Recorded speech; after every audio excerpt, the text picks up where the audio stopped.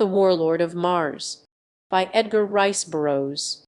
Contents: On the River Is, Under the Mountains. The Temple of the Sun, the secret tower on the Cowlian road, a hero in Kale new allies, the magnet switch the tide of battle rewards. The new ruler on the River Is.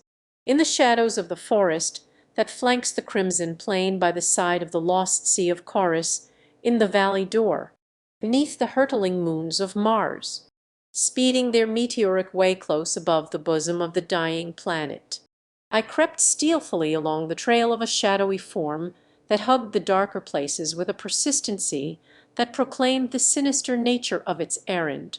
For 6 long Martian months I had haunted the vicinity of the hateful Temple of the Sun, within whose slow revolving shaft, far beneath the surface of Mars, my princess lay entomb, but whether alive or dead I knew not. Had Phaedra's slim blade found that beloved heart, time only would reveal the truth. 687 Martian days must come and go before the cell's door would again come opposite the tunnel's end where last I had seen my ever beautiful Digiathores. Half of them had passed, or would on the morrow, yet vivid in my memory, obliterating every event that had come before or after. There remained the last scene before the gust of smoke blinded my eyes, and the narrow slit that had given me sight of the interior of her cell closed between me and the Princess of Helium for a long Martian year. As if it were yesterday, I still saw the beautiful face of Phaedra, daughter of Mate Shang, distorted with jealous rage and hatred as she sprang forward with raised dagger upon the woman I loved. I saw the red girl, Thuvia of Tarth, leap forward to prevent the hideous deed. The smoke from the burning temple had come then to blot out the tragedy.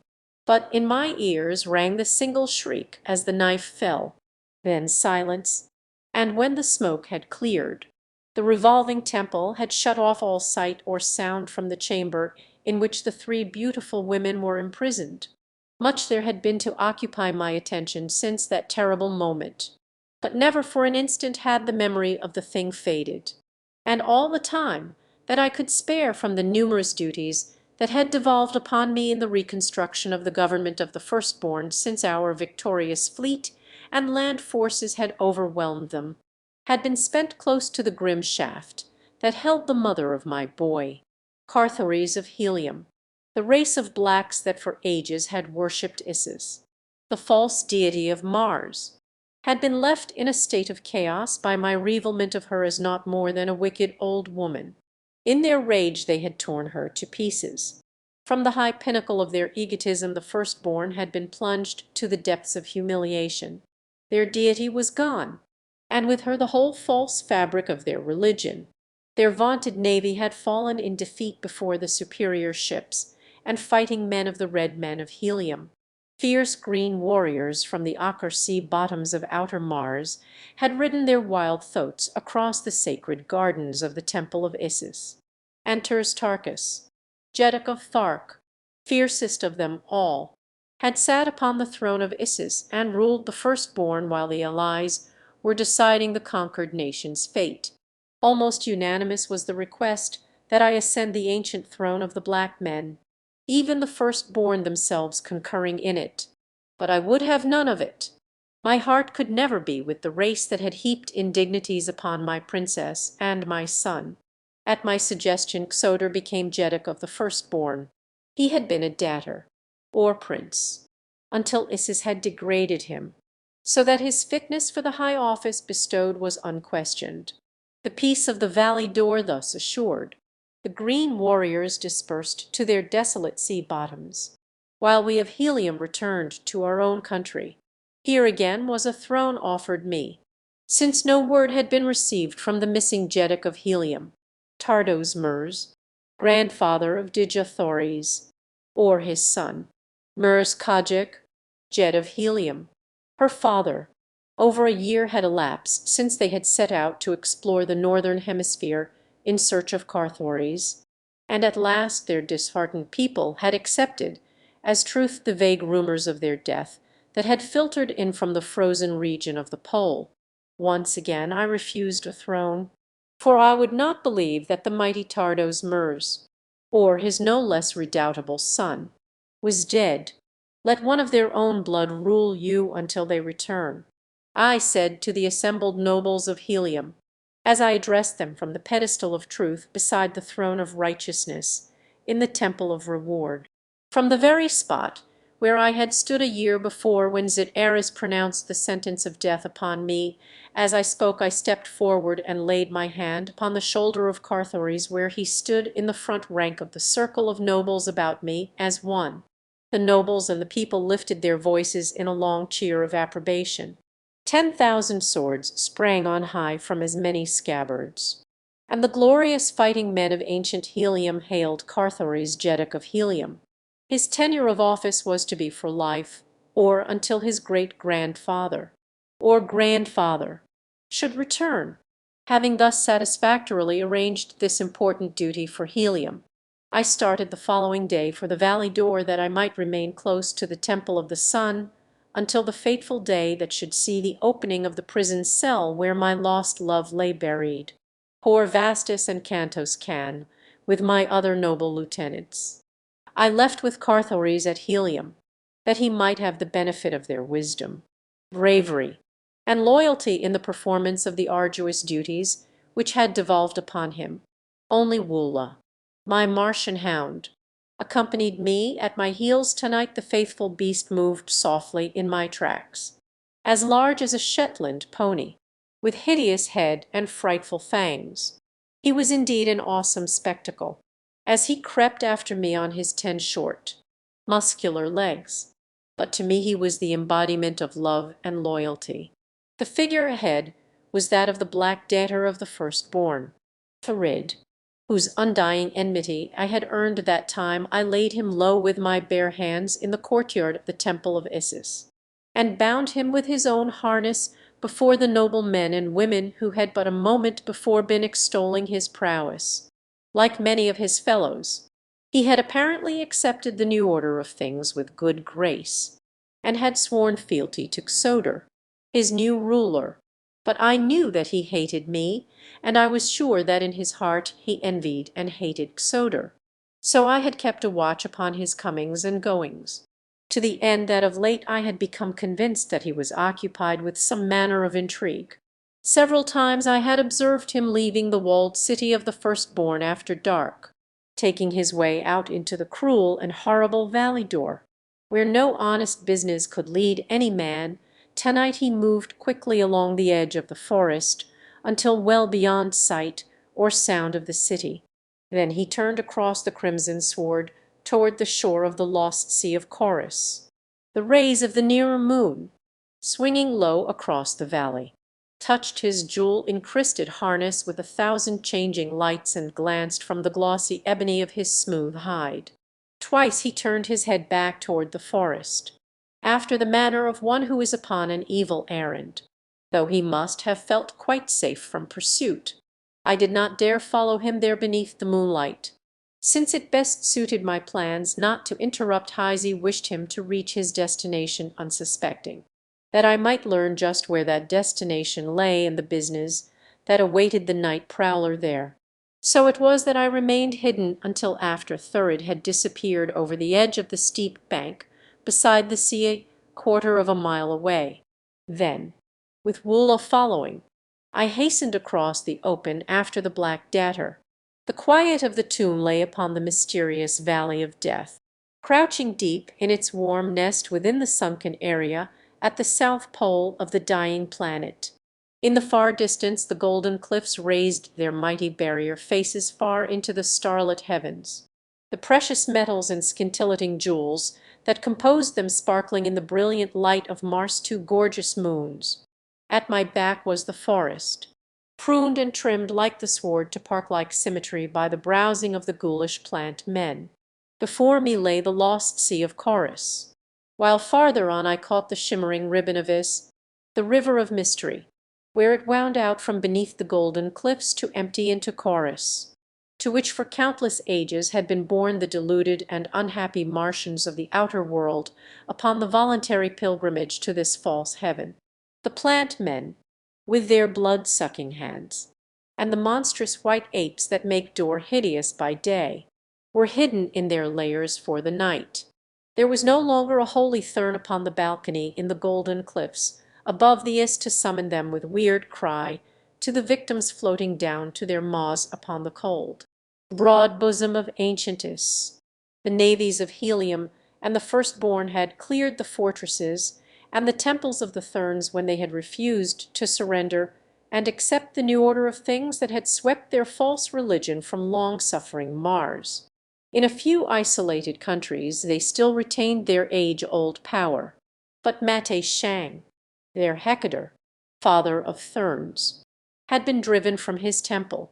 Strenuous had been our endeavors to capture him, but with a few of the faithful he had escaped, and was in hiding where we knew not.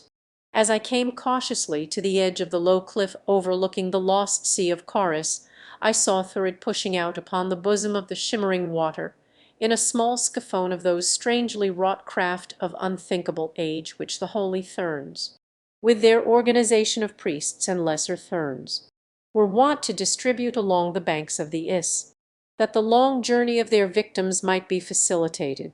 Drawn up on the beach below me were a score of similar boats, each with its long pole, at one end of which was a pike, at the other a paddle.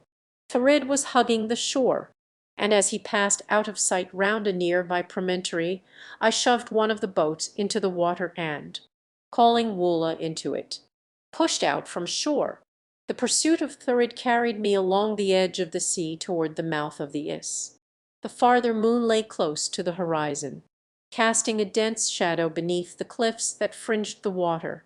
Thuria, the nearer moon, had set, nor would it rise again for near 4 hours, so that I was ensured concealing darkness for that length of time at least. On and on went the black warrior. Now he was opposite the mouth of the Is, without an instant's hesitation, paddling hard against the strong current. After him came Woola and I, closer now, for the man was too intent upon forcing his craft up the river to have any eyes for what might be transpiring behind him. He hugged the shore where the current was less strong. Presently he came to the dark cavernous portal in the face of the golden cliffs, through which the river poured. On into the Stygian darkness beyond he urged his craft. It seemed hopeless to attempt to follow him here where I could not see my hand before my face, and I was almost on the point of giving up the pursuit and drifting back to the mouth of the river, there to await his return, when a sudden bend showed a faint luminosity ahead. My quarry was plainly visible again, and in the increasing light from the phosphorescent rock that lay embedded in great patches in the roughly arched roof of the cavern, I had no difficulty in following him.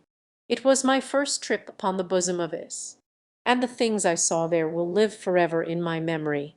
Terrible as they were, they could not have commenced to approximate the horrible conditions which must have obtained before Tarkus, the great green warrior, Sodor, the black debtor, and I brought the light of truth to the outer world and stopped the mad rush of millions upon the voluntary pilgrimage to what they believed would end in a beautiful valley of peace and happiness and love.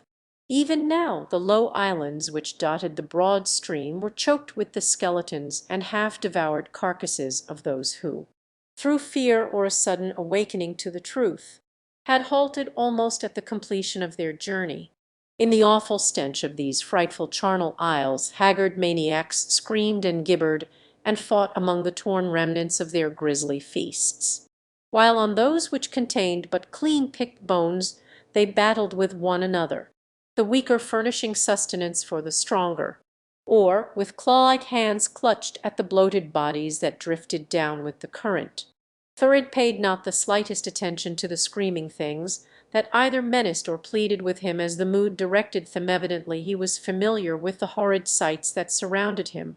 He continued up the river for perhaps a mile, and then, crossing over to the left bank, drew his craft up on a low ledge that lay almost on a level with the water.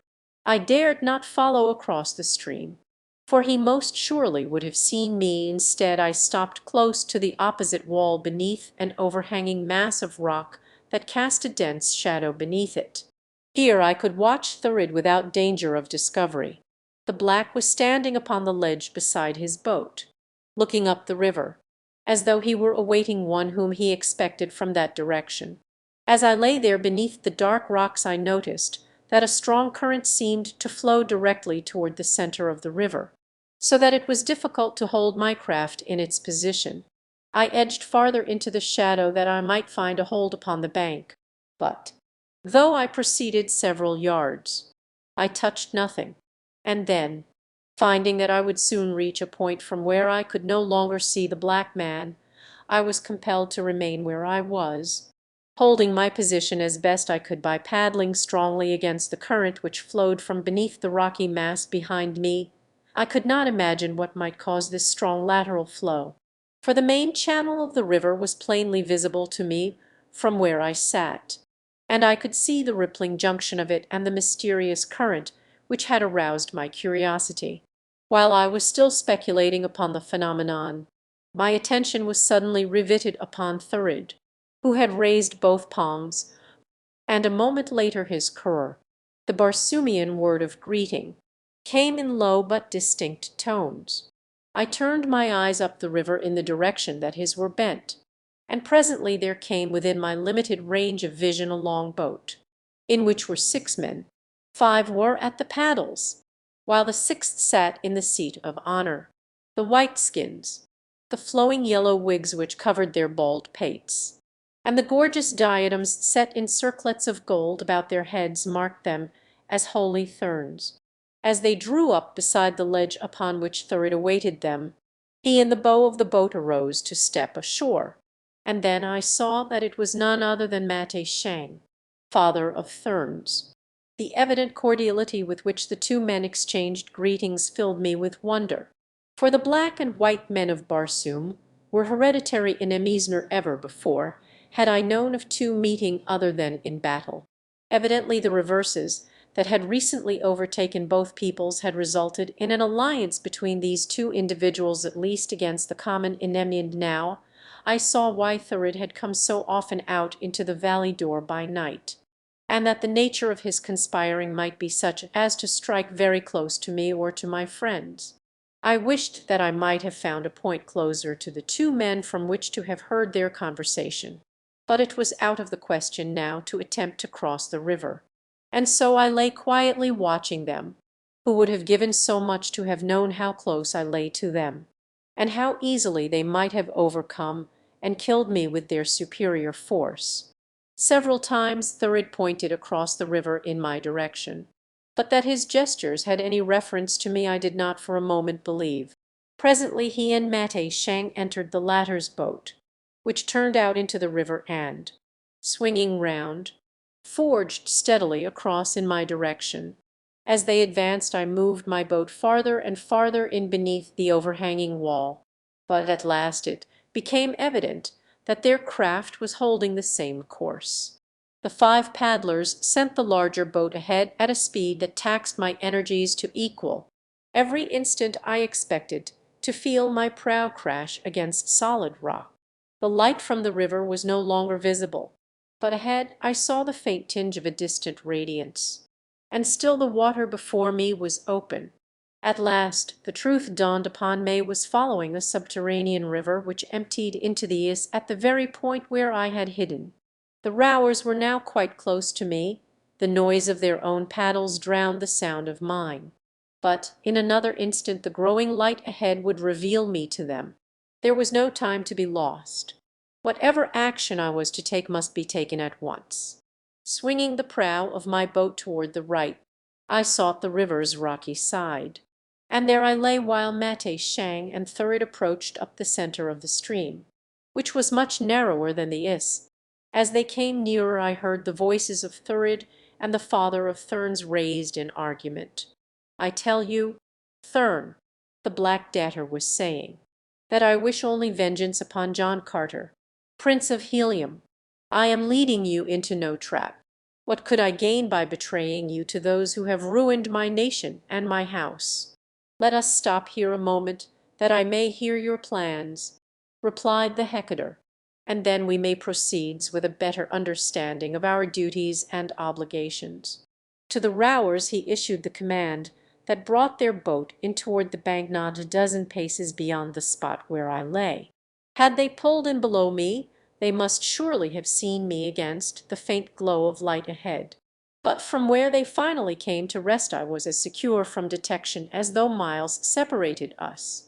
The few words I had already overheard whetted my curiosity, and I was anxious to learn what manner of vengeance Thurid was planning against me, nor had I long to wait. I listened intently. "There are no obligations, father of Therns," continued the firstborn. "Thurid, debtor of Isis, has no price. When the thing has been accomplished I shall be glad if you will see to it that I am well received, as is befitting my ancient lineage and noble rank, at some court that is yet loyal to thy ancient faith, for I cannot return to the valley door or elsewhere within the power of the Prince of Helium.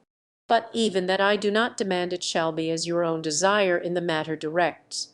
"It shall be as you wish, debtor," replied Mate Shang, "nor as that all power and riches shall be yours if you restore my daughter, Phaedr, to me and place within my power Dejathories, Princess of Helium. Ah," he continued with a malicious snarl, "but the Earth man shall suffer for the indignities he has put upon the Holy of Holies, nor shall any vileness be too vile to inflict upon his princess. Would that it were in my power to force him to witness the humiliation and degradation of the Red Woman. You shall have your way with her before another day has passed." "Mate Shang," said Thurid, "if you but say the word. I have heard of the Temple of the Sun." "Debtor," replied Mate Shang, "but never have I heard that its prisoners could be released before the allotted year of their incarceration had elapsed." "How, then, may you accomplish the impossible?" "Access may be had to any cell of the temple at any time," replied Thurid. "Only Isis knew this, nor was it ever Isis' way to divulge more of her secrets than were necessary. By chance, after her death, I came upon an ancient plan of the temple, and there I found, plainly writ, the most minute directions for reaching the cells at any time. And more I learned that many men had gone thither for Isis in the past, always on errands of death and torture to the prisoners. But those who thus learned the secret way were wont to die mysteriously immediately they had returned and made their reports to cruel Isis. "Let us proceed, then," said Mate Shang at last. "I must trust you, yet at the same time you must trust me, for we are six to your one." "I do not fear," replied Thurid, "nor need you. Our hatred of the common enemy is sufficient bond to ensure our loyalty to each other. And after we have defiled the Princess of Helium, there will be still greater reason for the maintenance of our allegiance unless I greatly mistake the temper of her lord." Mate Shang spoke to the paddlers. The boat moved on up the tributary. It was with difficulty that I restrained myself from rushing upon them and slaying the two vile plotters. But quickly I saw the mad rashness of such an act, which would cut down the only man who could lead the way to Dija. Thori's prison before the long Martian year had swung its interminable circle.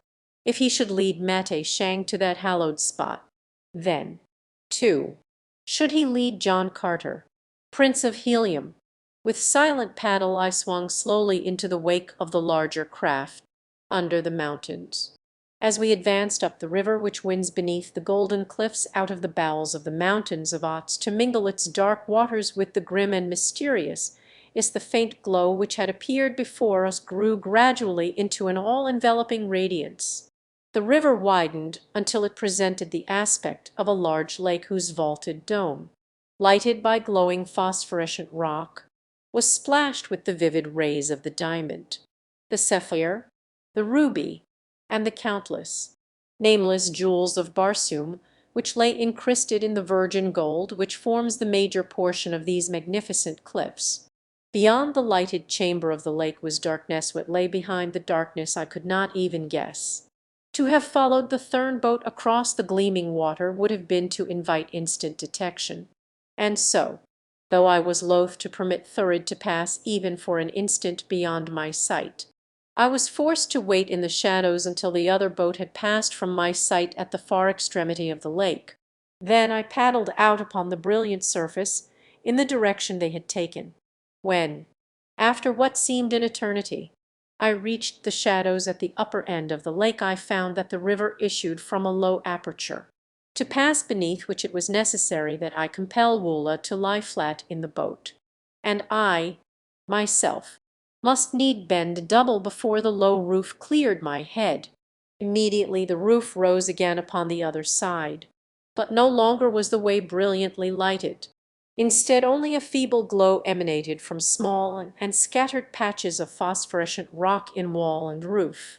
Directly before me the river ran into this smaller chamber through 3 separate arched openings. Thurid and the Thurns were nowhere to be seen in tow. Which of the dark holes had they disappeared? There was no means by which I might know, and so I chose the center opening as being as likely to lead me in the right direction as another. Here the way was through utter darkness. The stream was narrow, so narrow that in the blackness I was constantly bumping first one rock wall and then another as the river wound hither and thither along its flinty bed. Far ahead I presently heard a deep and sullen roar, which increased in volume as I advanced, and then broke upon my ears with all the intensity of its mad fury as I swung round a sharp curve into a dimly lighted stretch of water. Directly before me the river thundered down from above in a mighty waterfall that filled the narrow gorge from side to side, rising far above me several hundred feet, as magnificent a spectacle as I ever had seen. But the awful, deafening roar of those tumbling waters penned in the rocky, subterranean vault, had the fall not entirely blocked my further passage and shown me that I had followed the wrong course, I believe that I should have fled anyway before the maddening tumult. Thurid and the Thurns could not have come this way. By stumbling upon the wrong course I had lost the trail, and they had gained so much ahead of me that now I might not be able to find them before it was too late. If, in fact, I could find them at all. It had taken several hours to force my way up to the falls against the strong current, and other hours would be required for the descent, although the pace would be much swifter. With a sigh I turned the prow of my craft downstream, and with mighty strokes hastened with reckless speed through the dark and tortuous channel until once again I came to the chamber into which flowed the 3 branches of the river. 2 unexplored channels still remained from which to choose, nor was there any means by which I could judge which was the more likely to lead me to the plotters. Never in my life, that I can recall, have I suffered such an agony of indecision. So much depended upon a correct choice. So much depended upon haste. The hours that I had already lost might seal the fate of the incomparable Dejah were she not already to sacrifice other hours. And maybe days in a fruitless exploration of another blind lead would unquestionably prove fatal. Several times I essayed the right-hand entrance only to turn back as though warned by some strange intuitive sense that this was not the way. At last, convinced by the oft-recurring phenomenon, I cast my all upon the left-hand archway. Yet it was with a lingering doubt that I turned a parting look at the sullen waters which rolled, dark and forbidding, from beneath the grim, low archway on the right, and as I looked there came bobbing out upon the current from the Stygian darkness of the interior the shell of one of the great, succulent fruits of the sorapus tree. I could scarce restrain a shout of elation as this silent, insensate messenger floated past me on toward the Is and Chorus, for it told me that journeying Martians were above me on that very stream. They had eaten of this marvelous fruit which nature concentrates within the hard shell of the sorapus nut, and having eaten had cast the husk overboard. It could have come from no others than the party I sought. Quickly I abandoned all thought of the left-hand passage, and a moment later had turned into the right. The stream soon widened, and recurring areas of phosphorescent rock lighted my way. I made good time, but was convinced that I was nearly a day behind those I was tracking. Neither Woola nor I had eaten since the previous day, but in so far as he was concerned it mattered but little, since practically all the animals of the Dead Sea bottoms of Mars are able to go for incredible periods without nourishment. Nor did I suffer. The water of the river was sweet and cold, for it was unpolluted by decaying bodies like the Isendes for food, while the mere thought that I was nearing my beloved princess raised me above every material want.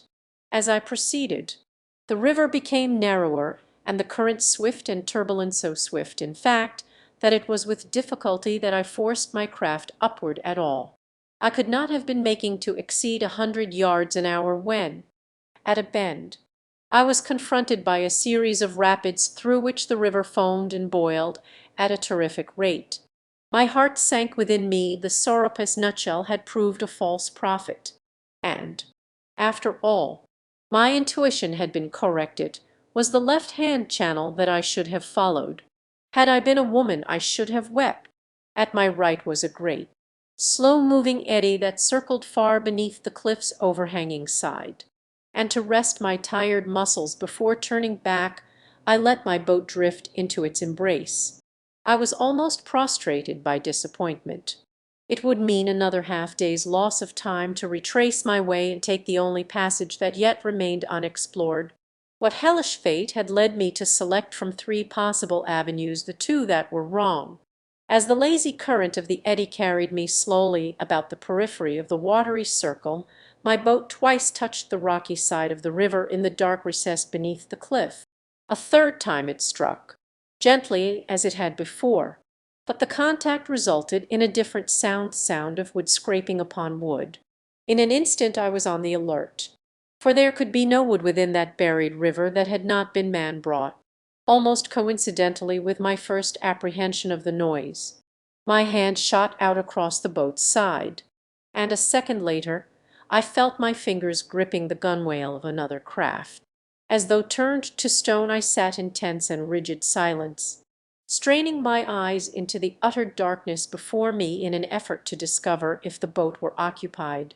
It was entirely possible that there might be men on board it who were still ignorant of my presence, for the boat was scraping gently against the rocks upon one side, so that the gentle touch of my boat upon the other easily could have gone unnoticed. Peer as I would, I could not penetrate the darkness, and then I listened intently for the sound of breathing near me, but except for the noise of the rapids, the soft scraping of the boats, and the lapping of the water at their sides, I could distinguish no sound. As usual, I thought rapidly.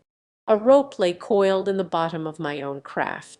Very softly I gathered it up, and making one end fast to the bronze ring in the prow, I stepped gingerly into the boat. Beside me, in one hand, I grasped the rope, in the other my keen long sword.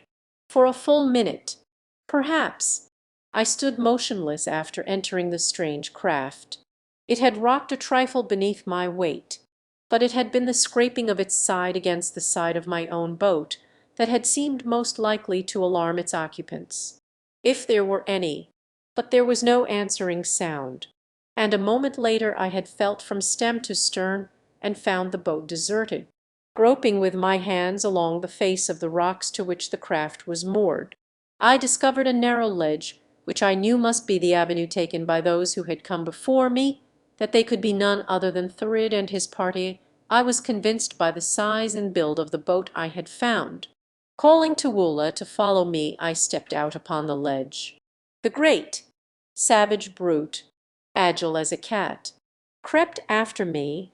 As he passed through the boat that had been occupied by Thurid and the Therns, he emitted a single low growl, and when he came beside me upon the ledge and my hand rested upon his neck, I felt his short mane bristling with anger.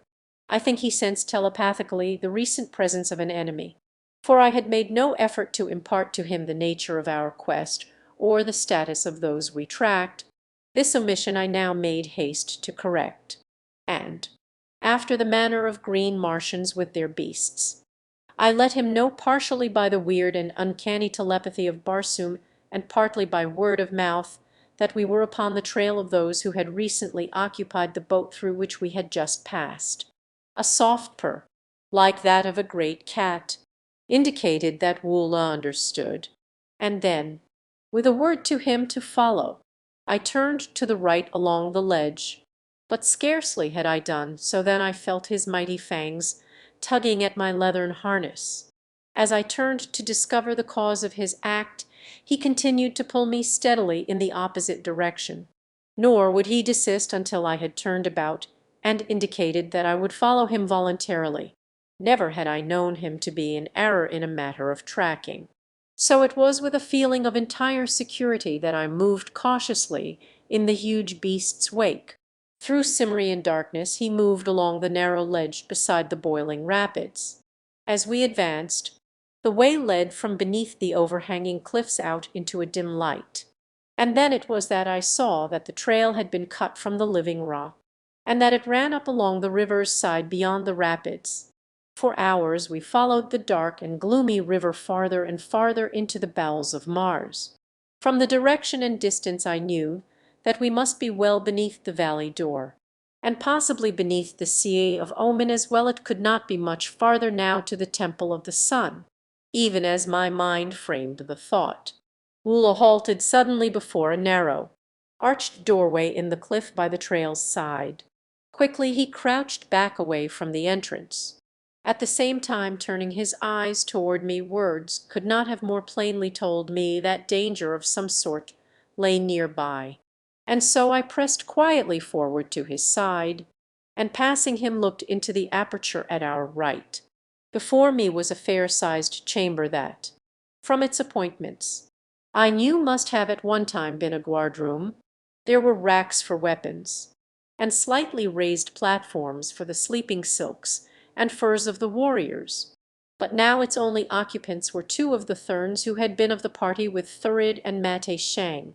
The men were in earnest conversation, and from their tones it was apparent that they were entirely unaware that they had listeners. "I tell you," one of them was saying, "I do not trust the Black One. There was no necessity for leaving us here to guard the way." "Against what, pray, should we guard this long forgotten, abysmal path? It was but a ruse to divide our numbers. He will have Mate Shang leave others elsewhere on some pretext or other, and then at last he will fall upon us with his confederates and slay us all." "I believe you, Laker," replied the other. "There can never be aught else than deadly hatred between Thurn and Firstborn. And what think you of the ridiculous matter of the light? Let the light shine with the intensity of 3 radium units for 50 tals, and for 1 xit let it shine with the intensity of 1 radium unit, and then for 25 tals with 9 units. Those were his very words. And to think that wise old Mate Shang should listen to such foolishness. "Indeed, it is silly," replied Laker. "It will open nothing other than the way to a quick death for us all." He had to make some answer when Mate Shang asked him flatly what he should do when he came to the Temple of the Sun, and so he made his answer quickly from his imagination. He would wager a hecatom's diadem that he could not now repeat it himself. "Let us not remain here longer, Laker," spoke the other Thurn. "Perchance if we hasten after them we may come in time to rescue Mate Shang, and wreak our own vengeance upon the Black Debtor. What say you?" "Never in a long life," answered Laker, "have I disobeyed a single command of the father of Therns.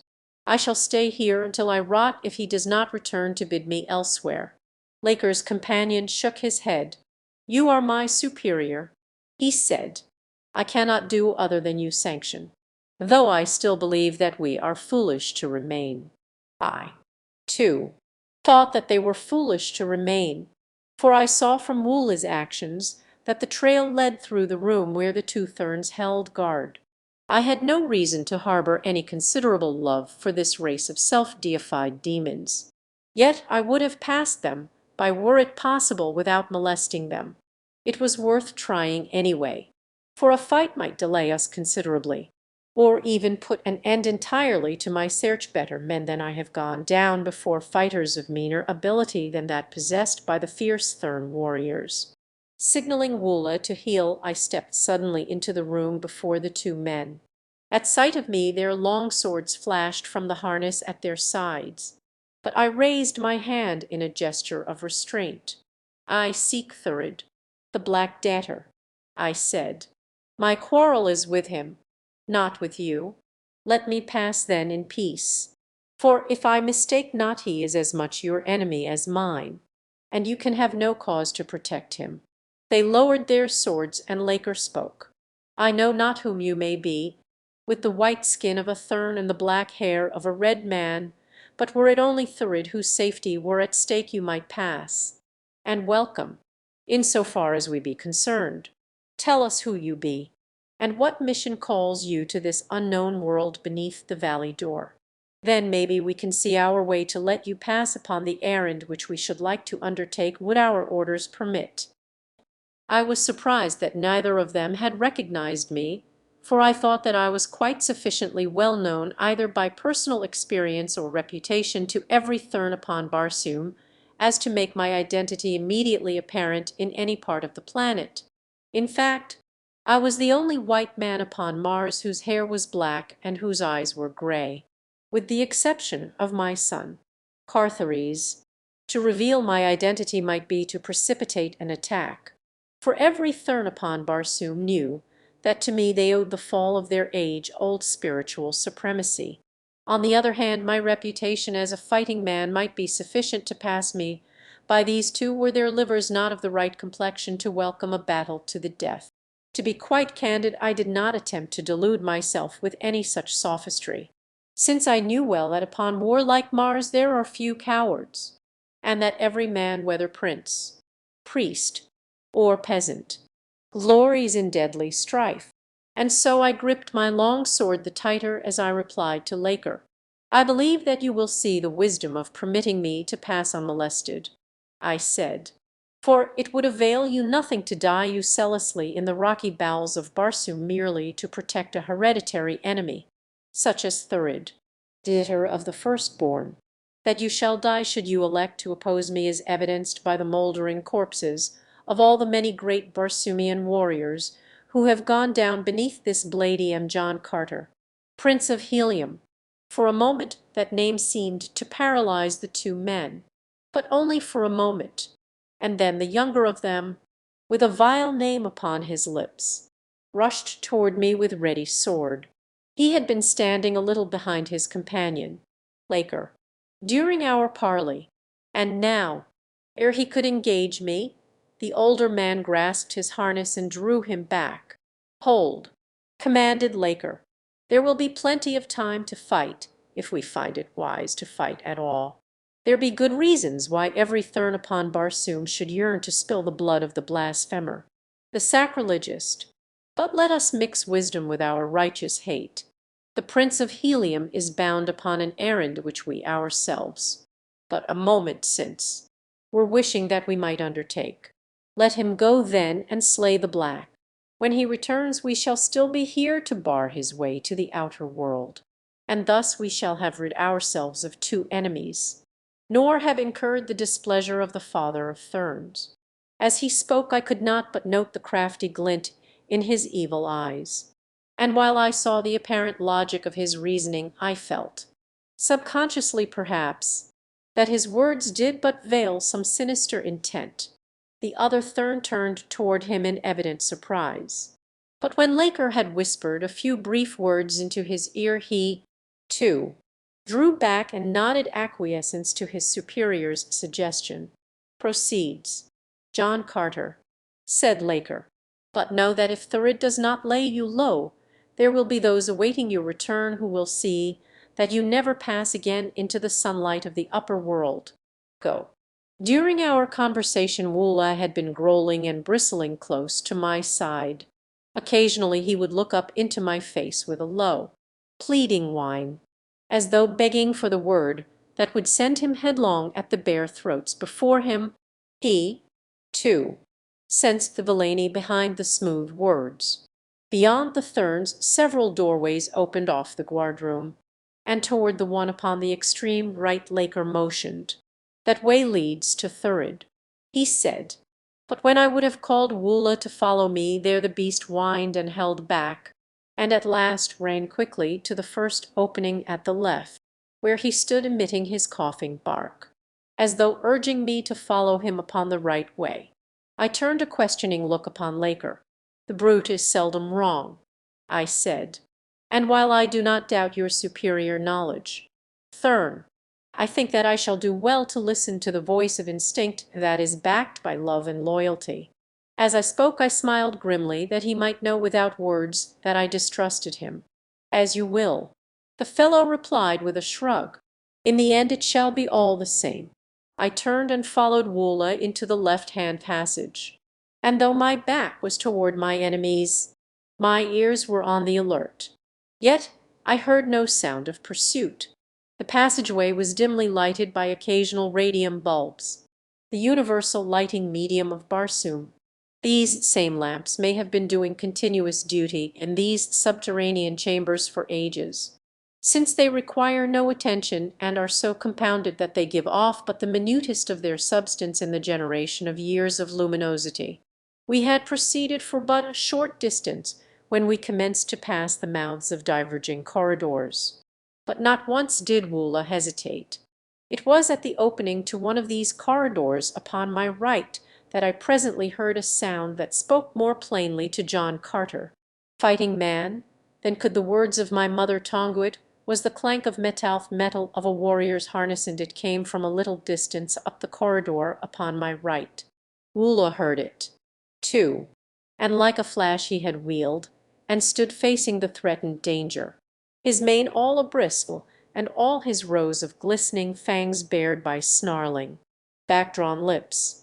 With a gesture I silenced him, and together we drew aside into another corridor a few paces farther on. Here we waited, nor did we have long to wait, for presently we saw the shadows of two men fall upon the floor of the main corridor athwart the doorway of our hiding-place. Very cautiously they were moving now. The accidental clank that had alarmed me was not repeated. Presently they came opposite our station, nor was I surprised to see that the two were Laker and his companion of the guard-room. They walked very softly, and in the right hand of each gleamed a keen long sword. They halted quite close to the entrance of our retreat, whispering to each other. "Can it be that we have distanced them already?" said Laker. "Either that or the beast has led the man upon a wrong trail," replied the other, "for the way which we took is by far the shorter to this point for him who knows it." John Carter would have found it a short road to death. "Yes," said Laker. "No amount of fighting ability would have saved him from the pivoted flagstone. He surely would have stepped upon it, and by now, if the pit beneath it has a bottom, which Thurid denies, he should have been rapidly approaching it. Curses on that callet of his that warned him toward the safer avenue. There be other dangers ahead of him, though," spoke Laker's fellow, "which he may not so easily escape shalled he succeed in escaping our two good swords.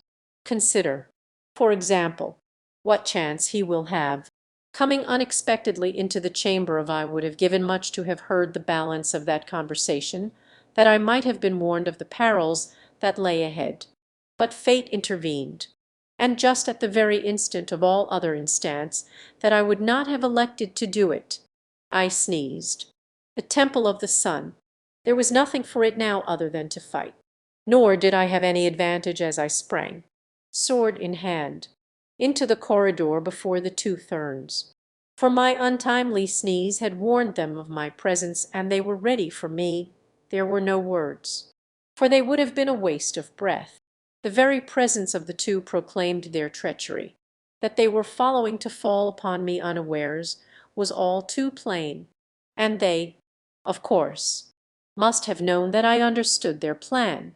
In an instant I was engaged with both, and though I loathe the very name of Thurn, I must in all fairness admit that they are mighty swordsmen, and these two were no exception. unless it were that they were even more skilled and fearless than the average among their race. While it lasted, it was indeed as joyous a conflict as I ever had experienced.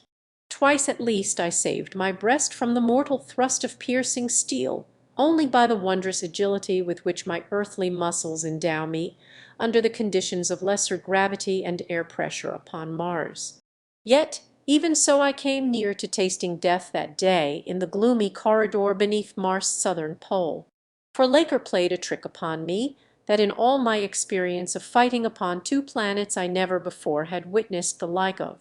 The other Thurn was engaging me at the time, and I was forcing him back, touching him here and there with my point until he was bleeding from a dozen wounds, yet not being able to penetrate his marvelous guard to reach a vulnerable spot for the brief instant that would have been sufficient to send him to his ancestors. It was then that Laker quickly unslung a belt from his harness, and as I stepped back to parry a wicked thrust he lashed one end of it about my left ankle so that it wound there for an instant, while he jerked suddenly upon the other end, throwing me heavily upon my back.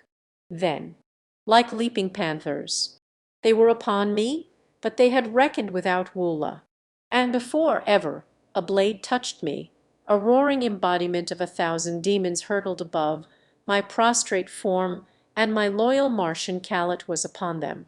Imagine, if you can, a huge grizzly with 10 legs armed with mighty talons, and an enormous frog-like mouth splitting his head from ear to ear, exposing 3 rows of long, white tusks. Then endow this creature of your imagination with the agility and ferocity of a half-starved Bengal tiger and the strength of a span of bulls, and you will have some faint conception of Woola in action.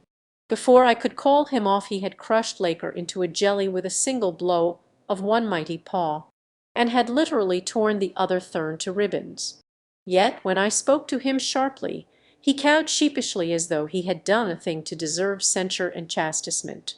Never had I had the heart to punish Woola during the long years that had passed since that first day upon Mars when the green jet of the Tharks had placed him on guard over me, and I had won his love and loyalty from the cruel and loveless masters of his former life.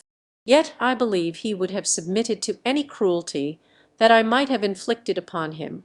So wondrous was his affection for me. The diadem in the center of the circlet of gold upon the brow of Laker proclaimed him a holy Thurn, while his companion, not thus adorned, was a lesser Thurn, though from his harness I gleaned that he had reached the 9th cycle, which is but one below that of the holy Thurns. As I stood for a moment looking at the gruesome havoc Woola had wrought, there recurred to me the memory of that other occasion upon which I had masqueraded in the wig, diadem, and harness of Satyr Thrigg, the holy Thurn whom Thuvia of Tarth had slain, and now it occurred to me that it might prove of worth to utilize Laker's trappings for the same purpose.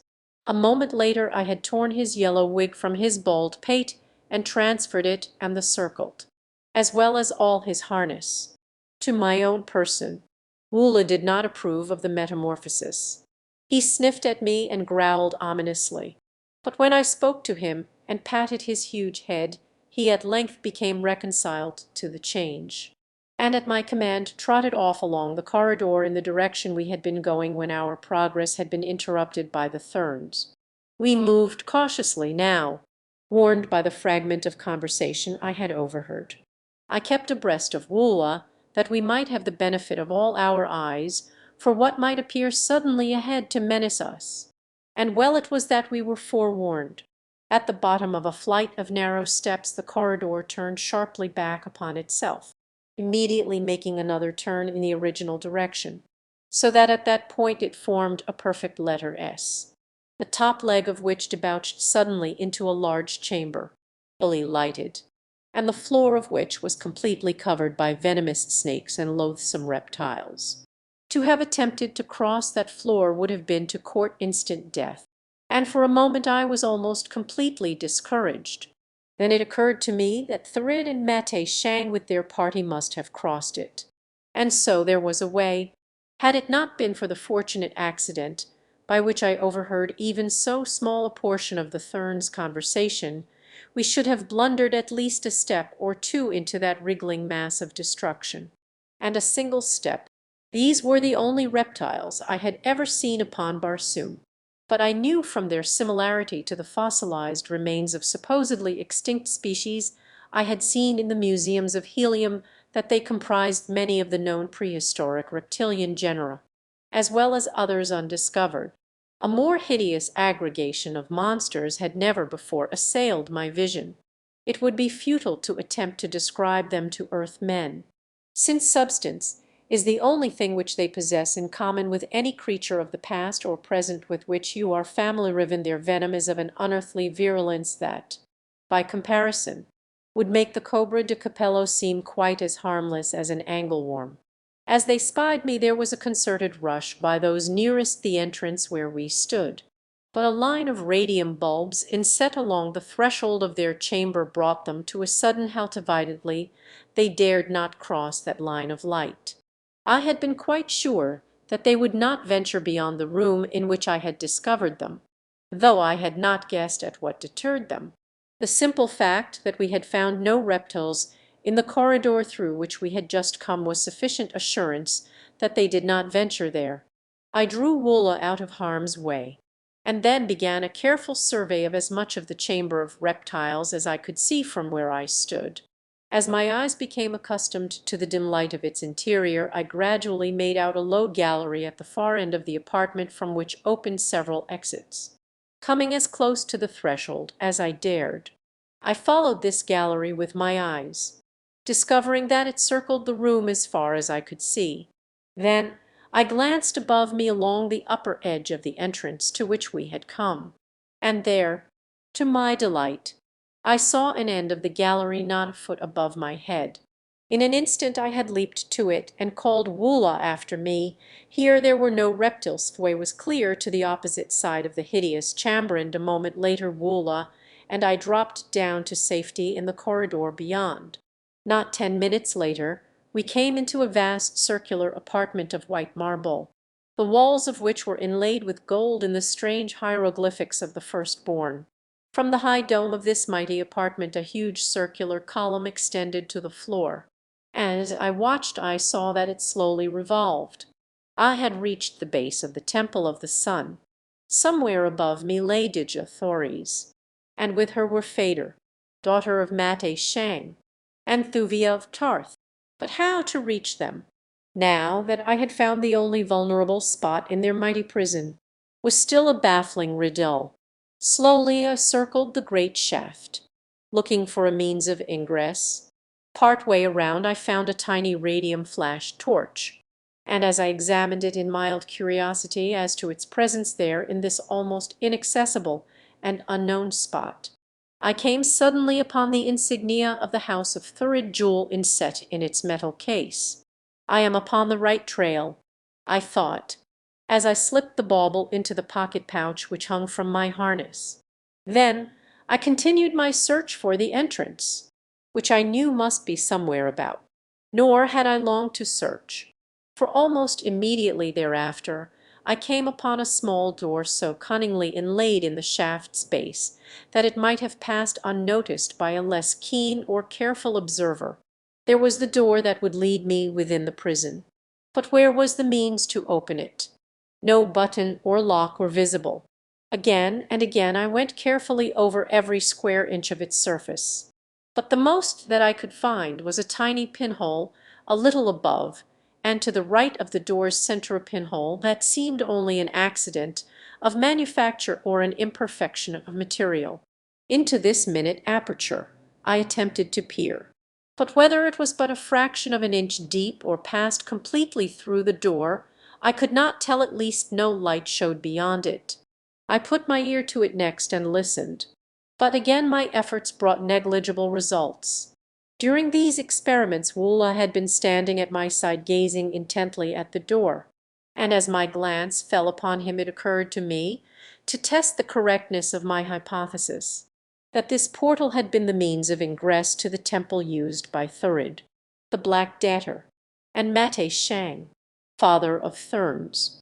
Turning away abruptly, I called to him to follow me. For a moment he hesitated, and then leaped after me, whining and tugging at my harness to draw me back. I walked on, however, some distance from the door before I let him have his way, that I might see precisely what he would do. Then I permitted him to lead me wherever he would. Straight back to that baffling portal he dragged me, again taking up his position facing the blank stone, gazing straight at its shining surface. For an hour I worked to solve the mystery of the combination that would open the way before me. Carefully I recalled every circumstance of my pursuit of Thurid, and my conclusion was identical with my original belief that Thurid had come this way without other assistance than his own knowledge, and passed unaided from within. But how had he accomplished it? I recalled the incident of the Chamber of Mystery and the Golden Cliffs, that time I had freed Thuvia of Tarth from the dungeon of the Therns, and she had taken a slender, needle-like key from the kyring of her dead jailer to open the door leading back into the Chamber of Mystery where Turs Tarkas fought for his life with the great Banths. Such a tiny keyhole as now defied me had opened the way to the intricate lock in that other door. Hastily I dumped the contents of my pocket-pouch upon the ground before me. Could I but find a slender bit of steel I might yet fashion a key that would give me ingress to the temple prison. As I examined the heterogeneous collection of odds and ends that is always to be found in the pocket-pouch of a Martian warrior, my hand fell upon the emblazoned radium flash torch of the Black Datter. As I was about to lay the thing aside as of no value in my present predicament, my eyes chanced upon a few strange characters roughly and freshly scratched upon the soft gold of the case. Casual curiosity prompted me to decipher them, but what I read carried no immediate meaning to my mind. There were three sets of characters, one below another. 350 T1 1X925 T. For only an instant my curiosity was piqued, and then I replaced the torch in my pocket pouch. But my fingers had not unclasped from it when there rushed to my memory the recollection of the conversation between Laker and his companion, when the Lesser Thurn had quoted the words of Thurid and scoffed at them. And what think you of the ridiculous matter of the light? Let the light shine with the intensity of 3 radium units for 50 talsa. There was the first line of characters upon the Torx metal cassette 350T. And for 1 xit let it shine with the intensity of 1 radium unit. There was the second line, and then for 25 tals with 9 units. The formula was complete, but what did it mean? I thought I knew, and, seizing a powerful magnifying glass from the litter of my pocket pouch, I applied myself to a careful examination of the marble immediately about the pinhole in the door. I could have cried aloud in exultation when my scrutiny disclosed the almost invisible incrustation of particles of carbonized electrons which are thrown off by these Martian torches. It was evident that for countless ages radium torches had been applied to this pinhole, and for what purpose there could be but a single answer. Mechanism of the lock was actuated by light rays, and I, John Carter, Prince of Helium, held the combination in my hand, scratched by the hand of my enemy upon his own torch case.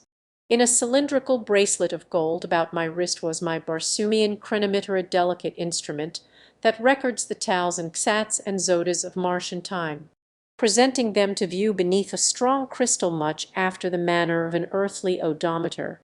Timing my operations carefully, I held the torch to the small aperture in the door, regulating the intensity of the light by means of the thumb lever upon the side of the case.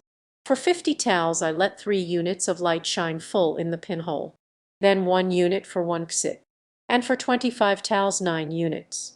Those last 25 tals were the longest 25 seconds of my life. Would the lock click at the end of those seemingly interminable intervals of time?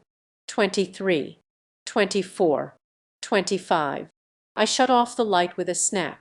For 7 tals I wait. There had been no appreciable effect upon the lock's mechanism. Could it be that my theory was entirely wrong? Hold. Had the nervous strain resulted in a hallucination, or did the door really move? Slowly the solid stone sank noiselessly back into the wall. There was no hallucination here. Back and back it slid for 10 feet, until it had disclosed at its right a narrow doorway leading into a dark and narrow corridor that paralleled the outer wall. Scarcely was the entrance uncovered than Woola and I had leaped through than the door slipped quietly back into place. Down the corridor at some distance I saw the faint reflection of a light, and toward this we made our way. At the point where the light shone was a sharp turn, and a little distance beyond this a brilliantly lighted chamber. Here we discovered a spiral stairway leading up from the center of the circular room. Immediately I knew that we had reached the center of the base of the Temple of the Sun's spiral runway led upward past the inner walls of the prison cells. Somewhere above me was Dejathories. Unless Thurid and Mate Shang had already succeeded in stealing her, we had scarcely started up the runway when Woola suddenly displayed the wildest excitement. He leaped back and forth, snapping at my legs and harness, until I thought that he was mad, and finally when I pushed him from me and started once more to ascend, he grasped my sword arm between his jaws and dragged me back. No amount of scolding or cuffing would suffice to make him release me, and I was entirely at the mercy of his brute strength unless I cared to use my dagger upon him with my left hand. But, mad or no, I had not the heart to run the sharp blade into that faithful body. Down into the chamber he dragged me, and across it to the side opposite that at which we had entered. Here was another doorway leading into a corridor which ran directly down a steep incline. Without a moment's hesitation Woola jerked me along this rocky passage. Presently he stopped and released me, standing between me and the way we had come, looking up into my face as though to ask if I would now follow him voluntarily or if he must still resort to force. Looking ruefully at the marks of his great teeth upon my bare arm, I decided to do as he seemed to wish me to do. After all, his strange instinct might be more dependable than my faulty human judgment, and well it was that I had been forced to follow him. But a short distance from the circular chamber we came suddenly into a brilliantly lighted labyrinth of crystal glass partitioned passages. At first I thought it was one vast, unbroken chamber. So clear and transparent were the walls of the winding corridors. But after I had nearly brained myself a couple of times by attempting to pass through solid vitreous walls, I went more carefully. We had proceeded but a few yards along the corridor that had given us entrance to this strange maze when Woola gave mouth to a most frightful roar, at the same time dashing against the clear partition at our left. The resounding echoes of that fearsome cry were still reverberating through the subterranean chambers when I saw the thing that had startled it from the faithful beast. Far in the distance, dimly through the many thicknesses of intervening crystal, as in a haze that made them seem unreal and ghostly, I discerned the figures of 8 people, 3 females and 5 men. At the same instant, evidently startled by Woola's fierce cry, they halted and looked about. Then, of a sudden, one of them held her arms out toward me, and even at that great distance I could see that her lips moved. It was Dejathories, my ever beautiful and ever youthful princess of Helium. With her were Thuvia of Tarth, Phaedr, daughter of Mate Shang, and Thurid, and the father of Therns, and the 3 lesser Therns that had accompanied them. Thurid shook his fist at me, and then 2 of the Therns grasped Dejathories and Thuvia roughly by their arms and hurried them on. A moment later they had disappeared into a stone corridor beyond the labyrinth of glass. They say that love is blind, but so great a love as that of Dejathories that knew me even beneath the Thern disguise I wore and across the misty vista of that crystal maze must indeed be far from blind. The secret tower. I have no stomach to narrate the monotonous events of the tedious days that Woola and I spent ferreting our way across the labyrinth of glass, through the dark and devious ways beyond that led beneath the valley door and golden cliffs to emerge at last upon the flank of the Ots mountains, or return to the various lands of the outer world from whence they came. Here the trail of Djathory's abductors led along the mountain's base, across steep and rugged ravines, by the side of appalling precipice, and sometimes out into the valley, where we found fighting aplenty with the members of the various tribes that make up the population of this vale of hopelessness. But through it all we came at last to where the way led up a narrow gorge that grew steeper and more impracticable at every step, until before us loomed a mighty fortress buried beneath the side of an overhanging cliff. Here was the secret hiding place of Mate Shang, father of Therns. Here, surrounded by a handful of the faithful, the Hecator of the ancient faith, who had once been served by millions of vassals and dependents, dispensed the spiritual words among the half-dozen nations of Barsoom that still clung tenaciously to their false and discredited religion. Darkness was just falling as we came in sight of the seemingly impregnable walls of this mountain stronghold, and lest we be seen I drew back with Woola behind a jutting granite promontory, into a clump of the hardy, purple scrub that thrives upon the barren sides of Ots. Here we lay until the quick transition from daylight to darkness had passed. Then I crept out to approach the fortress walls in search of a way within, either through carelessness or overconfidence in the supposed inaccessibility of their hiding place. The triple barred gate stood ajar. Beyond were a handful of guards, laughing and talking over one of their incomprehensible Barsoomian games. I saw that none of the guardsmen had been of the party that accompanied Thurid and Mate Shang, and so, relying entirely upon my disguise, I walked boldly through the gateway and up to the Thurn guard. The men stopped their game and looked up at me, but there was no sign of suspicion. Similarly they looked at Woola, rolling at my heel. "Kur," I said in true Martian greeting, and the warriors arose and saluted me. "I have but just found my way hither from the Golden Cliffs," I continued, "and seek audience with the Hecator, Mate Shang, father of Therns. Where may he be found?" "Follow me," said one of the guard, and, turning, led me across the outer courtyard toward a second buttressed wall. Why the apparent ease with which I seemingly deceived them did not rouse my suspicions, I know not, unless it was that my mind was still so full of that fleeting glimpse of my beloved princess that there was room in it for naught else. Be that as it may, the fact is that I marched buoyantly behind my guide straight into the jaws of death. Afterward I learned that Thurn spies had been aware of my coming for hours before I reached the hidden fortress. The gate had been purposely left ajar to tempt me on. The guards had been schooled well in their part of the conspiracy, and I, more like a schoolboy than a seasoned warrior, ran headlong into the trap. At the far side of the outer court a narrow door let into the angle made by one of the buttresses with the wall. Here my guide produced a key and opened the way within. Then, stepping back, he motioned me to enter. "Mate Shang is in the temple court beyond," he said, and as Woola and I passed through, the fellow closed the door quickly upon us. The nasty laugh that came to my ears through the heavy planking of the door, after the lock clicked, was my first intimation that all was not as it should be. I found myself in a small, circular chamber within the buttress. Before me a door opened, presumably upon the inner court beyond. For a moment I hesitated, all my suspicions now suddenly, though tardily, roused. Then, with a shrug of my shoulders, I opened the door and stepped out into the glare of torches that lighted the inner court. Directly opposite me a massive tower rose to a height of 300 feet.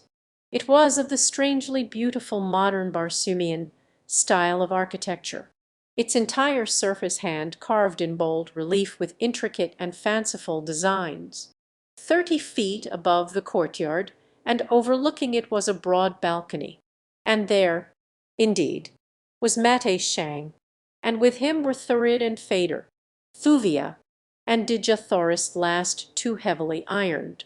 A handful of Thurn warriors stood just behind the little party, As I entered the enclosure the eyes of those in the balcony were full upon me, an ugly smile distorted the cruel lips of Mate Shang. Thurid hurled a taunt at me and placed a familiar hand upon the shoulder of my princess. Like a tigress she turned upon him, striking the beast a heavy blow with the manacles upon her wrist. He would have struck back had not Mate Shang interfered, and then I saw that the two men were not over friendly. For the manner of the Thurn was arrogant and domineering as he made it plain to the firstborn that the Princess of Helium was the personal property of the father of Thurns, and Thurid's bearing toward the ancient Hector savoured not at all of liking or respect. When the altercation in the balcony had subsided, Mate Shang turned again to me, Earth Man. He cried, "You have earned a more ignoble death than now lies within our weakened power to inflict upon you. But that the death you die tonight may be doubly bitter, know you that when you have passed, your widow becomes the wife of Mate Shang, Hector of the Holy Thurns, for a Martian year. At the end of that time, as you know, she shall be discarded, as is the law among us, but not, as is usual, to lead a quiet and honored life as high priestess of some hallowed shrine.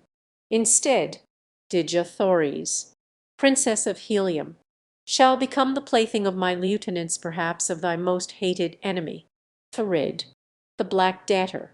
As he ceased speaking he awaited in silence, evidently for some outbreak of rage upon my part something that would have added to the spice of his revenge.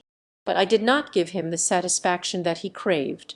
Instead, I did the one thing of all others that might rouse his anger and increase his hatred of me, for I knew that if I died, Dejah, too, would find a way to die before they could heap further tortures or indignities upon her.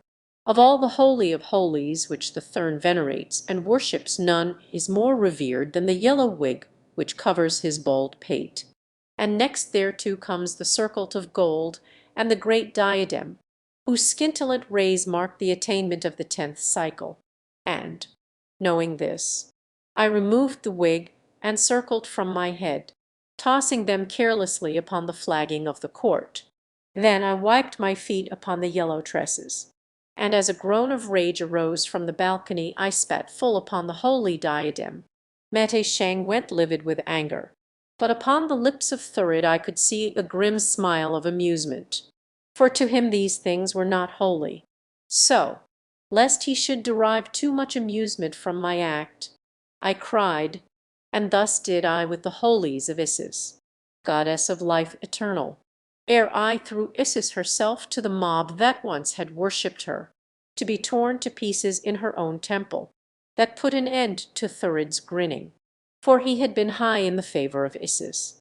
Let us have an end to this blaspheming, he cried, turning to the father of Thurns.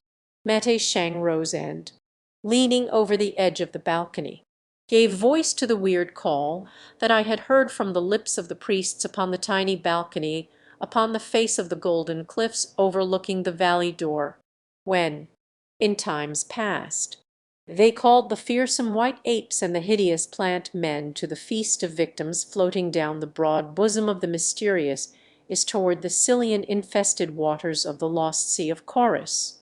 Let loose the death, he cried, and immediately a dozen doors in the base of the tower swung open, and a dozen grim and terrible banths sprang into the arena. This was not the first time that I had faced the ferocious Barsoomian lion, but never had I been pitted, single-handed, against a full dozen of them, even with the assistance of the fierce Woola. There could be but a single outcome to so unequal a struggle. For a moment the beasts hesitated beneath the brilliant glare of the torches, but presently their eyes, becoming accustomed to the light, fell upon Woola and me, and with bristling manes and deep-throated roars they advanced, lashing their tawny sides with their powerful tails. In the brief interval of life that was left me I shot a last, parting glance toward my Dejah. Her beautiful face was set in an expression of horror, and as my eyes met hers she extended both arms toward me as, struggling with the guards who now held her, She endeavored to cast herself, that she might share my death with me then. As the Banths were about to close upon me, she turned and buried her dear face in her arms. Suddenly my attention was drawn toward Thuvia of Tarth. The beautiful girl was leaning far over the edge of the balcony, her eyes bright with excitement. In another instant the Banths would be upon me, but I could not force my gaze from the features of the Red Girl, for I knew that her expression meant anything but the enjoyment of the grim tragedy that would so soon be enacted below her. There was some deeper, hidden meaning which I sought to solve. For an instant I thought of relying on my earthly muscles and agility to escape the Banths and reach the balcony, which I could easily have done.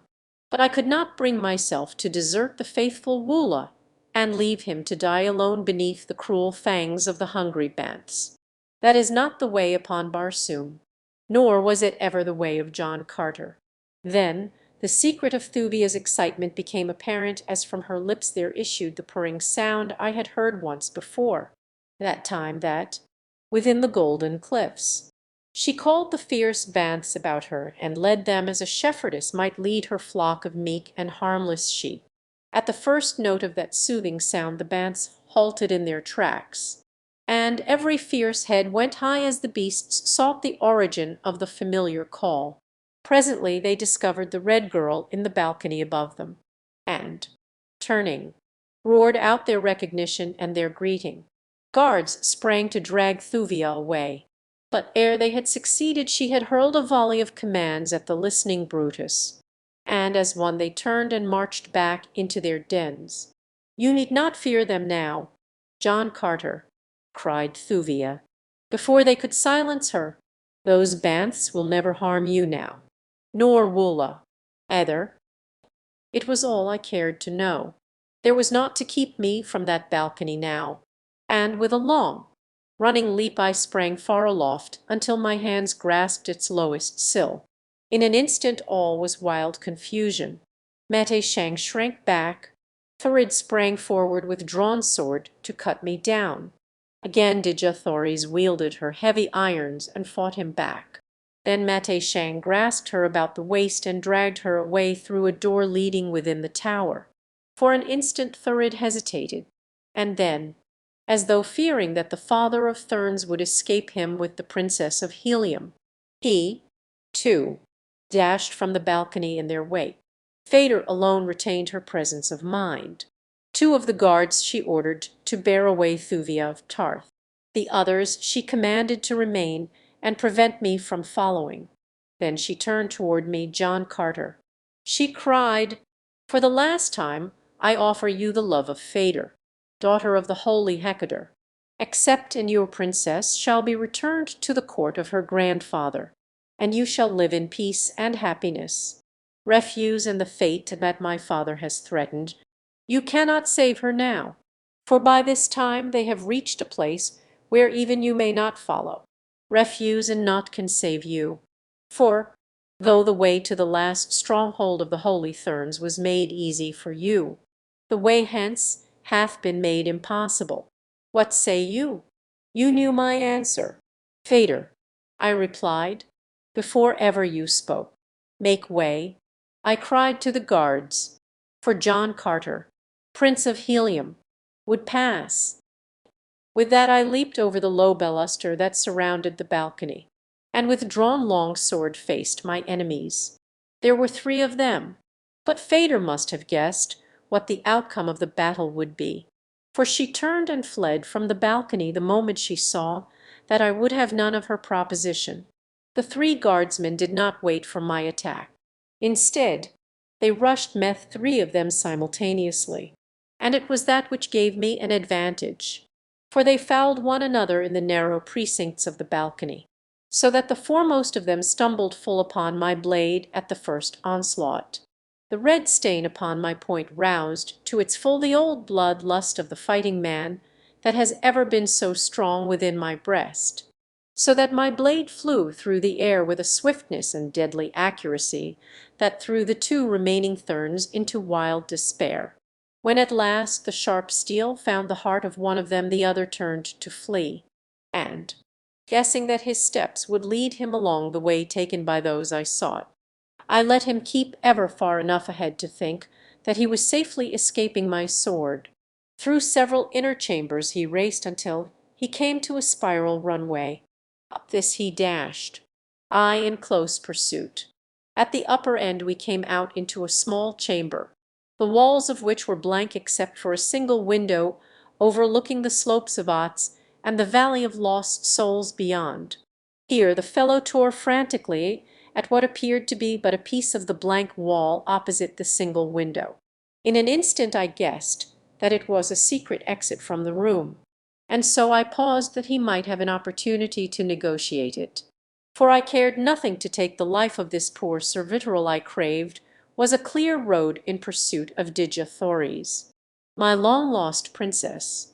But, try as he would, the panel would yield neither to cunning nor force, so that eventually he gave it up and turned to face me. Go thy way, Thurn, I said to him, pointing toward the entrance to the runway up which we had but just come. I have no quarrel with you, nor do I crave your life. Go. For answer he sprang upon me with his sword, and so suddenly, at that I was like to have gone down before his first rush. So there was nothing for it but to give him what he sought, and that as quickly as might be, that I might not be delayed too long in this chamber while Mate Shang and Thurid made way with Dejethores and Thuvia of Tarth. The fellow was a clever swordsman, resourceful and extremely tricky. In fact, he seemed never to have heard that there existed such a thing as a code of honor, for he repeatedly outraged a dozen Barsoomian fighting customs that an honorable man would rather die than ignore. He even went so far as to snatch his holy wig from his head and throw it in my face, so as to blind me for a moment while he thrust at my unprotected breast. When he thrust, however, I was not there, for I had fought with Thurns before, and while none had ever resorted to precisely that same expedient, I knew them to be the least honorable and most treacherous fighters upon Mars, and so was ever on the alert for some new and devilish subterfuge when I was engaged with one of their race. But at length he overdid the thing, for, drawing his short sword, he hurled it, javelin-wise, at my body, at the same instant rushing upon me with his long sword. A single sweeping circle of my own blade caught the flying weapon and hurled it clattering against the far wall. And then, as I sidestepped my antagonist's impetuous rush, I let him have my point full in the stomach as he hurtled by. Clear to the hilt, my weapon passed through his body, and with a frightful shriek he sank to the floor, dead, halting only for the brief instant that was required to wrench my sword from the carcass of my late antagonist. I sprang across the chamber to the blank wall beyond, through which the Thurn had attempted to pass. Here I sought for the secret of its lock, but all to no avail. In despair I tried to force the thing, but the cold, unyielding stone might well have laughed at my puny endeavors. In fact, I could have sworn that I caught the faint suggestion of taunting laughter from beyond the baffling panel. In disgust I desisted from my useless efforts and stepped to the chamber's single window. The slopes of Ots and the distant valley of lost souls held nothing to compel my interest then. But, towering far above me, the tower's carved wall riveted my keenest attention. Somewhere within that massive pile was Dejethores. Above me I could see windows. There, possibly, lay the only way by which I could reach her. The risk was great, but not too great when the fate of a world's most wondrous woman was at stake. I glanced below. 100 feet beneath lay jagged granite boulders at the brink of a frightful chasm upon which the tower abutted. And if not upon the boulders, then at the chasm's bottom lay death, should a foot slip but once, or clutching fingers loose their hold for the fraction of an instant. But there was no other way, and with a shrug, which I must admit was half shudder, I stepped to the window's outer sill and began my perilous ascent. To my dismay I found that, unlike the ornamentation upon most heliomitic structures. The edges of the carvings were quite generally rounded, so that at best my every hold was most precarious. 50 feet above me commenced a series of projecting cylindrical stones some 6 inches in diameter. These apparently circled the tower at 6-foot intervals, in bands 6 feet apart, and as each stone cylinder protruded some 4 or 5 inches beyond the surface of the other ornamentation, they presented a comparatively easy mode of ascent could I but reach them. Laboriously I climbed toward them by way of some windows which lay below them, for I hoped that I might find ingress to the tower through one of these, and thence an easier avenue along which to prosecute my search.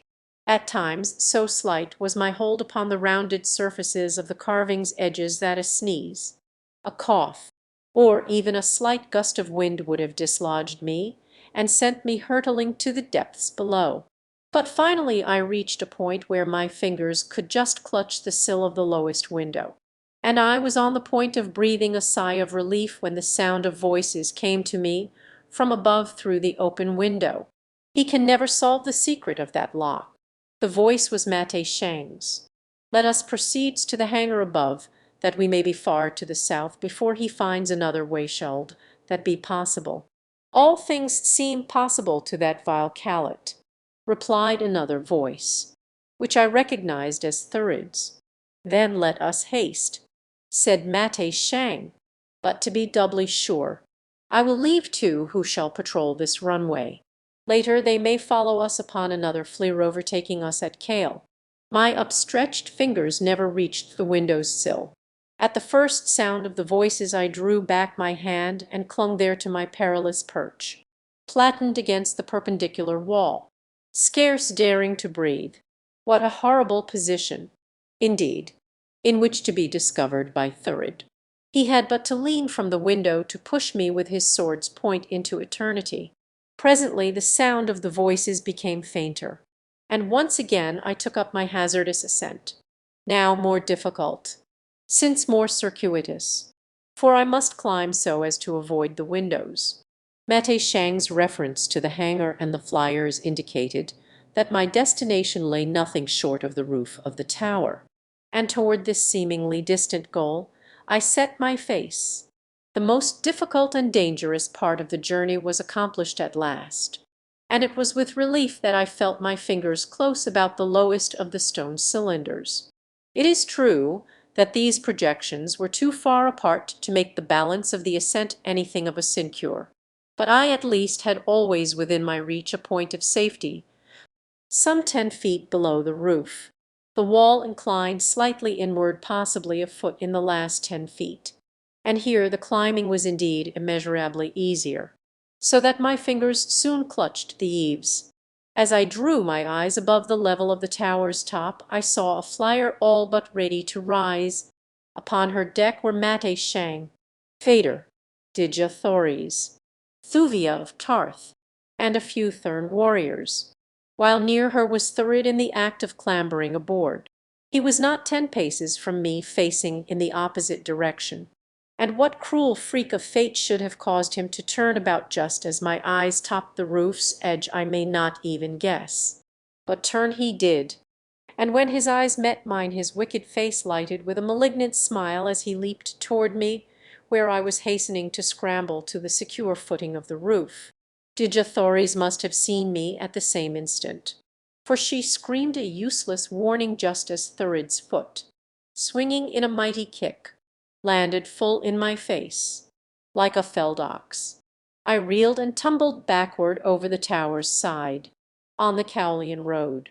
If there be a fate that is sometimes cruel to me, there surely is a kind and merciful Providence which watches over me as I toppled from the tower into the horrid abyss below. I counted myself already dead, and Thurid must have done likewise, for he evidently did not even trouble himself to look after me, but must have turned and mounted the waiting flyer at once. 10 feet only I fell, and then a loop of my tough leathern harness caught upon one of the cylindrical stone projections in the tower's surface and held. Even when I had ceased to fall I could not believe the miracle that had preserved me from instant death. And for a moment I hung there, cold sweat exuding from every pore of my body. But when at last I had worked myself back to a firm position I hesitated to ascend, since I could not know that Thurid was not still awaiting me above. Presently, however, there came to my ears the whirring of the propellers of a flyer, and as each moment the sound grew fainter I realized that the party had proceeded toward the south without assuring themselves as to my fate. Cautiously I retraced my way to the roof, and I must admit that it was with no pleasant sensation that I raised my eyes once more above its edge. But, to my relief, there was no one in sight, and a moment later I stood safely upon its broad surface. To reach the hangar and drag forth the only other flyer which it contained was the work of but an instant. And just as the two Thurn warriors whom Mate Shang had left to prevent this very contingency emerged upon the roof, I rose above them with a taunting laugh. Then I dived rapidly to the inner court where I had last seen Woola, and to my immense relief found the faithful beast still there. The 12 great banths lay in the doorways of their lairs, eyeing him and growling ominously, but they had not disobeyed Thuvia's injunction, and I thanked the fate that had made her their keeper within the golden cliffs, and endowed her with the kind and sympathetic nature that had won the loyalty and affection of these fierce beasts for her. Woola leaped in frantic joy when he discovered me, and as the flyer touched the pavement of the court for a brief instant he bounded to the deck beside me, and in the bear-like manifestation of his exuberant happiness all but caused me to wreck the vessel against the courtyard's rocky wall. Amid the angry shouting of Thurn guardsmen we rose high above the last fortress of the Holy Thurns, and then raced straight toward the northeast and Kale, the destination which I had heard from the lips of Mate Shang. Far ahead, a tiny speck in the distance, I made out another flyer late in the afternoon. It could be none other than that which bore my lost love and my enemies. I had gained considerably on the craft by night, and then, knowing that they must have sighted me and would show no lights after dark, I set my destination compass upon her that wonderful little Martian mechanism which, once attuned to the object of destination, points away toward it, irrespective of every change in its location. All that night we raced through the Barsoomian void, passing over low hills and dead sea bottoms, above long deserted cities and populous centers of red Martian habitation upon the ribbon-like lines of cultivated land which border the globe-encircling waterways, which Earthmen call the canals of Mars. Dawn showed that I had gained appreciably upon the flyer ahead of me. It was a larger craft than mine, and not so swift, but even so, it had covered an immense distance since the flight began. The change in vegetation below showed me that we were rapidly nearing the equator. I was now near enough to my quarry to have used my bow gun, but, though I could see that Digathories was not on deck, I feared to fire upon the craft which bore her. Thurid was deterred by no such scruples, and though it must have been difficult for him to believe that it was really I who followed them, he could not very well doubt the witness of his own eyes, and so he trained their stern gun upon me with his own hands, and an instant later an explosive radium projectile was perilously close above my deck. The black's next shot was more accurate, striking my flyer full upon the prow and exploding with the instant of contact, ripping wide open the bow buoyancy tanks and disabling the engine. So quickly did my bow drop after the shot that I scarce had time to lash Woola to the deck and buckle my own harness to a gunwale ring before the craft was hanging stern up and making her last long drop to ground. Her stern buoyancy tanks prevented her dropping with great rapidity, but Thurid was firing rapidly now in an attempt to burst these also, that I might be dashed to death in the swift fall that would instantly follow a successful shot. Shot after shot tore past or into us, but by a miracle neither Woola nor I was hit, nor were the after tanks punctured. This good fortune could not last indefinitely, and, assured that Thurid would not again leave me alive, I awaited the bursting of the next shell that hit, and then, throwing my hands above my head, I let go my hold and crumpled, limp and inert, dangling in my harness like a corpse. The ruse worked, and Thurid fired no more at us. Presently I heard the diminishing sound of whirring propellers and realized that again I was safe. Slowly the stricken flyer sank to the ground, and when I had freed myself and Woolel from the entangling wreckage I found that we were upon the verge of a natural force so rare a thing upon the bosom of dying Mars that, outside of the forest in the valley door beside the lost sea of Chorus, I never before had seen its like upon the planet.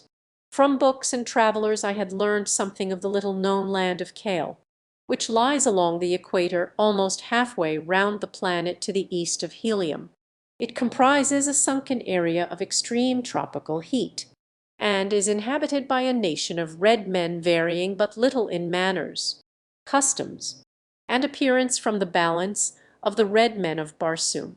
I knew that they were among those of the outer world who still clung tenaciously to the discredited religion of the Holy Therns, and that Mate Shang would find a ready welcome and safe refuge among them, while John Carter could look for nothing better than an ignoble death at their hands. The isolation of the Cowlians is rendered almost complete by the fact that no waterway connects their land with that of any other nation, nor have they any need of a waterway since the low, swampy land which comprises the entire area of their domain self-waters their abundant tropical crops. For great distances in all directions rugged hills and arid stretches of dead sea bottom discourage intercourse with them, and since there is practically no such thing as foreign commerce upon warlike Barsoom, where each nation is sufficient to itself, really little has been known relative to the court of the Jeddak of Kale and the numerous strange, but interesting, people over whom he rules. Occasional hunting parties have traveled to this out-of-the-way corner of the globe, but the hostility of the natives has usually brought disaster upon them, so that even the sport of hunting the strange and savage creatures which haunt the jungle fastnesses of Kale has of later years proved insufficient lure even to the most intrepid warriors. It was upon the verge of the land of the Kales that I now knew myself to be. But in what direction to search for Digathories, or how far into the heart of the great forest I might have to penetrate, I had not the faintest idea. But not so Woola.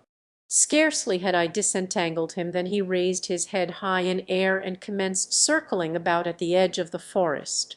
Presently he halted, and, turning to see if I were following, set off straight into the maze of trees in the direction we had been going before Thurid's shot had put an end to our flyer. As best I could, I stumbled after him down a steep declivity beginning at the forest's edge. Immense trees reared their mighty heads far above us, their broad fronds completely shutting off the slightest glimpse of the sky. It was easy to see why the Cowlians needed no navy. Their cities, hidden in the midst of this towering forest, must be entirely invisible from above, nor could a landing be made by any but the smallest flyers, and then only with the greatest risk of accident. How Thurid and Mate Shang were to land I could not imagine, though later I was to learn that to the level of the forest top there rises in each city of Kale a slender watchtower which guards the Cowlians by day and by night against the secret approach of a hostile fleet. To one of these the Hecator of the Holy Therns had no difficulty in approaching, and by its means the party was safely lowered to the ground. As Woola and I approached the bottom of the declivity the ground became soft and mushy, so that it was with the greatest difficulty that we made any headway whatever. Slender purple grasses topped with red and yellow fern-like fronds grew rankly all about us to the height of several feet above my head. Myriad creepers hung festooned in graceful loops from tree to tree, and among them were several varieties of the Martian man-flower, whose blooms have eyes and hands with which to see and seize the insects which form their diet. The repulsive callet tree was, too, much in evidence. It is a carnivorous plant of about the bigness of a large sagebrush such as dots our western plains. Each branch ends in a set of strong jaws, which have been known to drag down and devour large and formidable beasts of prey. Both Woola and I had several narrow escapes from these greedy, arborous monsters. Occasional areas of firm sod gave us intervals of rest from the arduous labor of traversing this gorgeous, twilight swamp, and it was upon one of these that I finally decided to make camp for the night which my chronometer warned me would soon be upon us.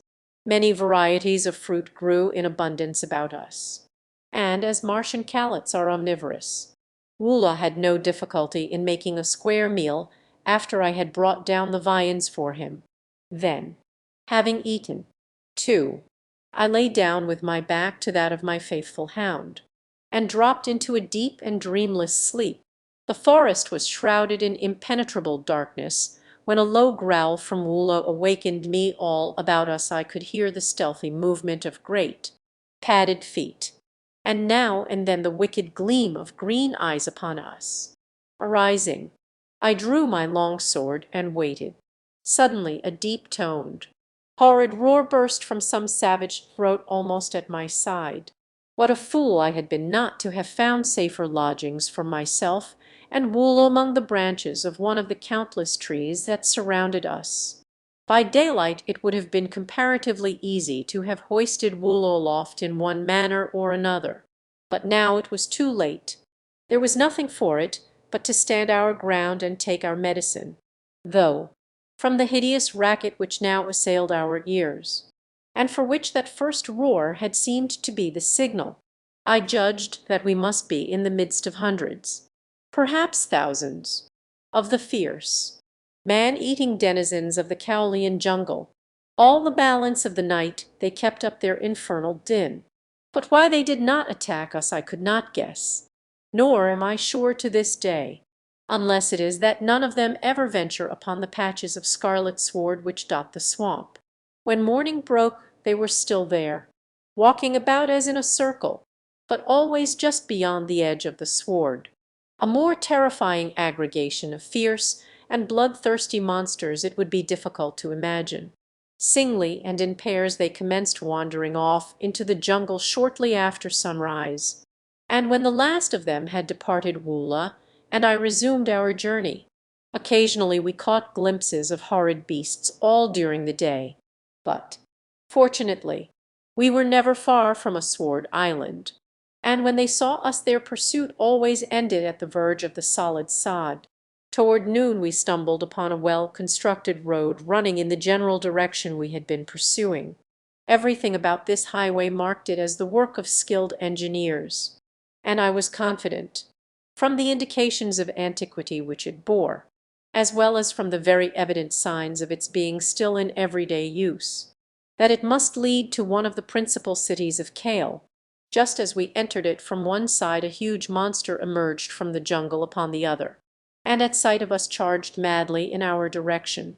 Imagine, if you can, a bald-faced hornet of your earthly experience grown to the size of a prize Hereford bull, and you will have some faint conception of the ferocious appearance and awesome formidability of the winged monster that bore down upon me, frightful jaws in front and mighty poison sting behind made my relatively puny longsword, nor could I hope to escape the lightning-like movements or hide from those myriad facet eyes which covered 3/4 of the hideous head, permitting the creature to see in all directions at one and the same time. Even my powerful and ferocious Woola was as helpless as a kitten before that frightful thing. But to flee were useless, even had it ever been to my liking to turn my back upon a danger. So I stood my ground, Woola snarling at my side. My only hope to die as I had always live fighting. The creature was upon us now, and at the instant there seemed to me a single slight chance for victory. If I could but remove the terrible menace of certain death hidden in the poison sacs that fed the sting, the struggle would be less unequal. At the thought I called to Woola to leap upon the creature's head and hang there, and as his mighty jaws closed upon that fiendish face, and glistening fangs buried themselves in the bone and cartilage and lower part of one of the huge eyes, I dived beneath the great body as the creature rose, dragging Woola from the ground, that it might bring its sting beneath and pierce the body of the thing hanging to its head. To put myself in the path of that poison-laden lance was to court instant death. But it was the only way, and as the thing shot lightning-like toward me, I swung my long sword in a terrific cut that severed the deadly member close to the gorgeously marked body. Then, like a battering ram, one of the powerful hind legs caught me full in the chest and hurled me, half-stunned and wholly winded, clear across the broad highway and into the underbrush of the jungle that fringes it. Fortunately, I passed between the boles of trees. Had I struck one of them, I should have been badly injured, if not killed. So swiftly had I been catapulted by that enormous hind leg. Dazed though I was, I stumbled to my feet and staggered back to Woola's assistance, to find his savage antagonist circling 10 feet above the ground, beating madly at the clinging callet with all 6 powerful legs. Even during my sudden flight through the air I had not once released my grip upon my long sword, and now I ran beneath the 2 battling monsters, jabbing the winged terror repeatedly with its sharp point. The thing might easily have risen out of my reach, but evidently it knew as little concerning retreat in the face of danger as either Woola or I, for it dropped quickly toward me, and before I could escape had grasped my shoulder between its powerful jaws. Time and again the now useless stub of its giant sting struck futilely against my body, but the blows alone were almost as effective as the kick of a horse, so that when I say futilely, I refer only to the natural function of the disabled member. Eventually the thing would have hammered me to a pulp. Nor was it far from accomplishing this when an interruption occurred that put an end forever to its hostilities. From where I hung a few feet above the road I could see along the highway a few hundred yards to where it turned toward the east, and just as I had about given up all hope of escaping the perilous position in which I now was, I saw a red warrior come into view from around the bend. He was mounted on a splendid thoat, one of the smaller species used by red men, and in his hand was a wondrous long, light lance. His mount was walking sedately when I first perceived them, but the instant that the red man's eyes fell upon us a word to the thoat brought the animal at full charge down upon us. The long lance of the warrior dipped toward us, and as thoat and rider hurtled beneath, the point passed through the body of our antagonist. With a convulsive shudder the thing stiffened, the jaws relaxed, dropping me to the ground, and then, careening once in mid-air, the creature plunged headforemost to the road, full upon Woola, who still clung tenaciously to its gory head. By the time I had regained my feet the red man had turned and ridden back to us. Woola, finding his enemy inert and lifeless, released his hold at my command and wriggled from beneath the body that had covered him, and together we faced the warrior looking down upon us. I started to thank the stranger for his timely assistance, but he cut me off peremptorily. "Who are you?" he asked. "Who dare enter the land of Kale and hunt in the royal forest of the Jeddak?" Then, as he noted my white skin through the coating of grime and blood that covered me, his eyes went wide, and in an altered tone he whispered, "Can it be that you are a holy Thurn?" I might have deceived the fellow for a time, as I had deceived others, but I had cast away the yellow wig and the holy diadem in the presence of Mate Shang, and I knew that it would not be long ere my new acquaintance discovered that I was no Thurn at all. "I am not a Thurn," I replied, and then, flinging caution to the winds, I said, "I am John Carter, Prince of Helium, whose name may not be entirely unknown to you." If his eyes had gone wide when he thought that I was a holy Thurn, they fairly popped now that he knew that I was John Carter. I grasped my long sword more firmly as I spoke the words which I was sure would precipitate an attack, but to my surprise they precipitated nothing of the kind. "John Carter, Prince of Helium," he repeated slowly, as though he could not quite grasp the truth of the statement. John Carter, the mightiest warrior of Barsoom." And then he dismounted and placed his hand upon my shoulder after the manner of most friendly greeting upon Mars. "It is my duty, and it should be my pleasure, to kill you, John Carter," he said, "but always in my heart of hearts have I admired your prowess and believed in your sincerity. It would mean my instant death, but if I may serve you, Prince, you have but to command Torquer Bar, door of the Cowlian Road." Truth and honesty were writ large upon the warrior's noble countenance, so that I could not but have trusted him, enemy though he should have been. His title of captain of the Cowlian Road explained his timely presence in the heart of the savage forest. For every highway upon Barsoom is patrolled by doughty warriors of the noble class. Nor is there any service more honourable than this lonely and dangerous duty in the less frequented sections of the domains of the red men of Barsoom. Torquer Bar has already placed a great debt of gratitude upon my shoulders," I replied, pointing to the carcass of the creature from whose heart he was dragging his long spear. The red man smiled. "It was fortunate that I came when I did," he said.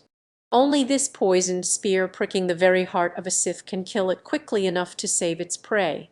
In this section of Kale we are all armed with a long scythe spear, whose point is smeared with the poison of the creature it is intended to kill.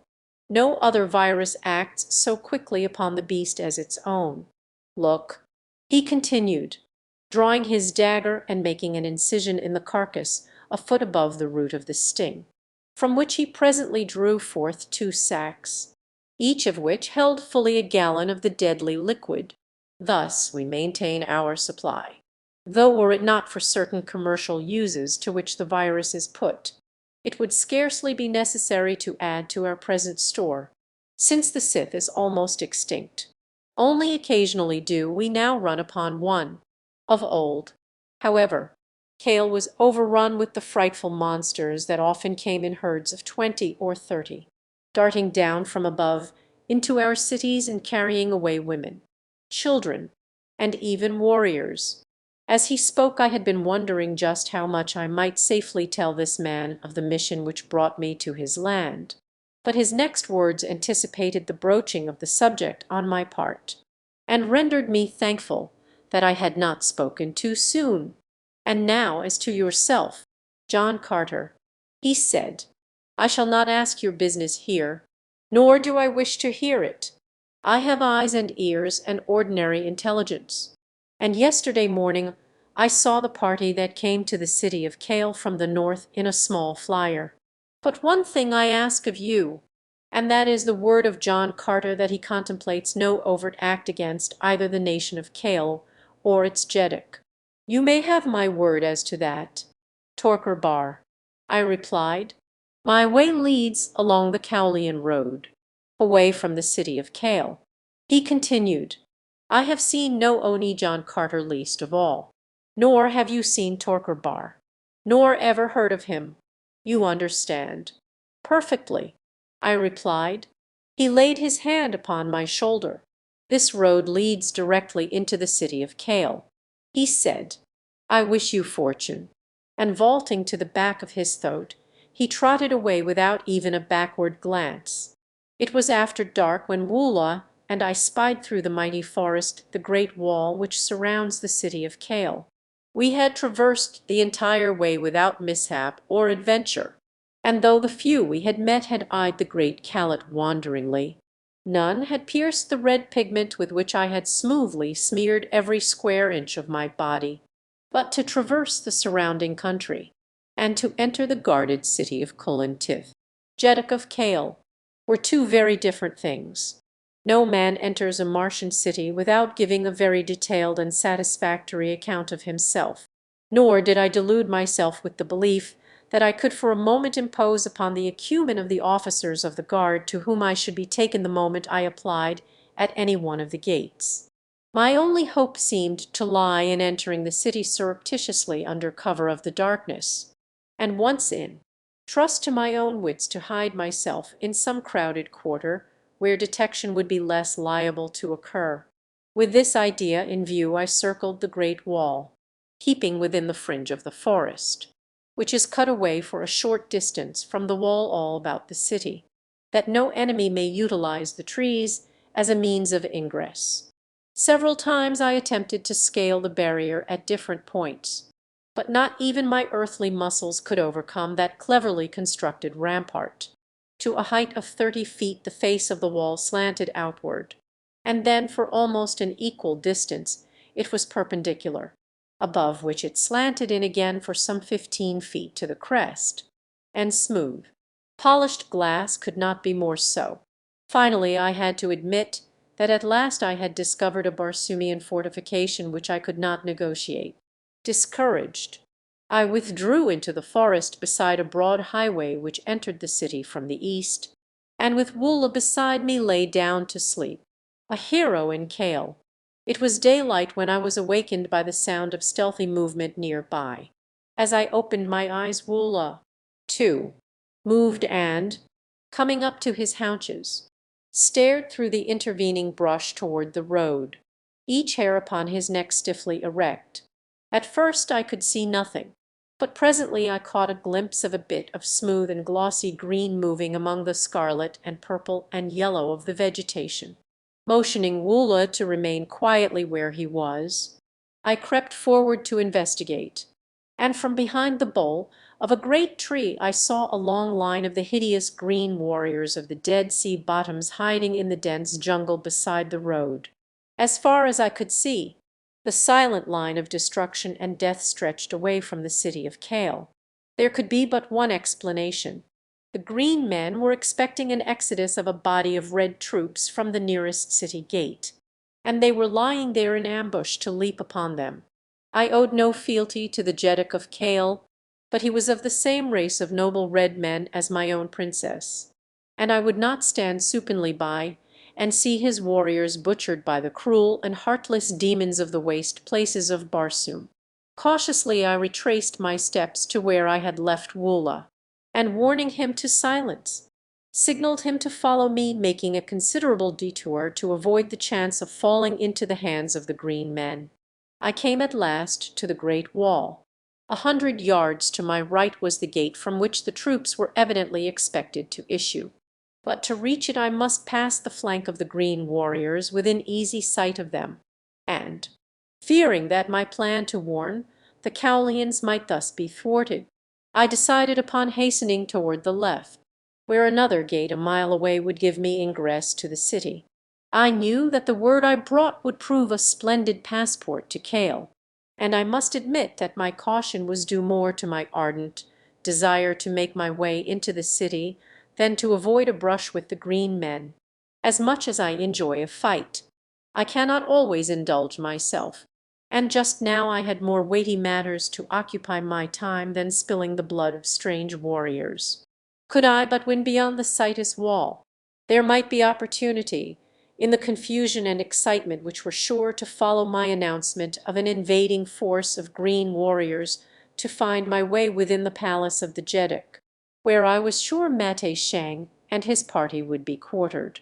But scarcely had I taken 100 steps in the direction of the farther gate when the sound of marching troops, the clank of metal, and the squealing of thoats just within the city apprised me of the fact that the Cowlians were already moving toward the other gate. There was no time to be lost. In another moment the gate would be opened and the head of the column pass out upon the death-bordered highway.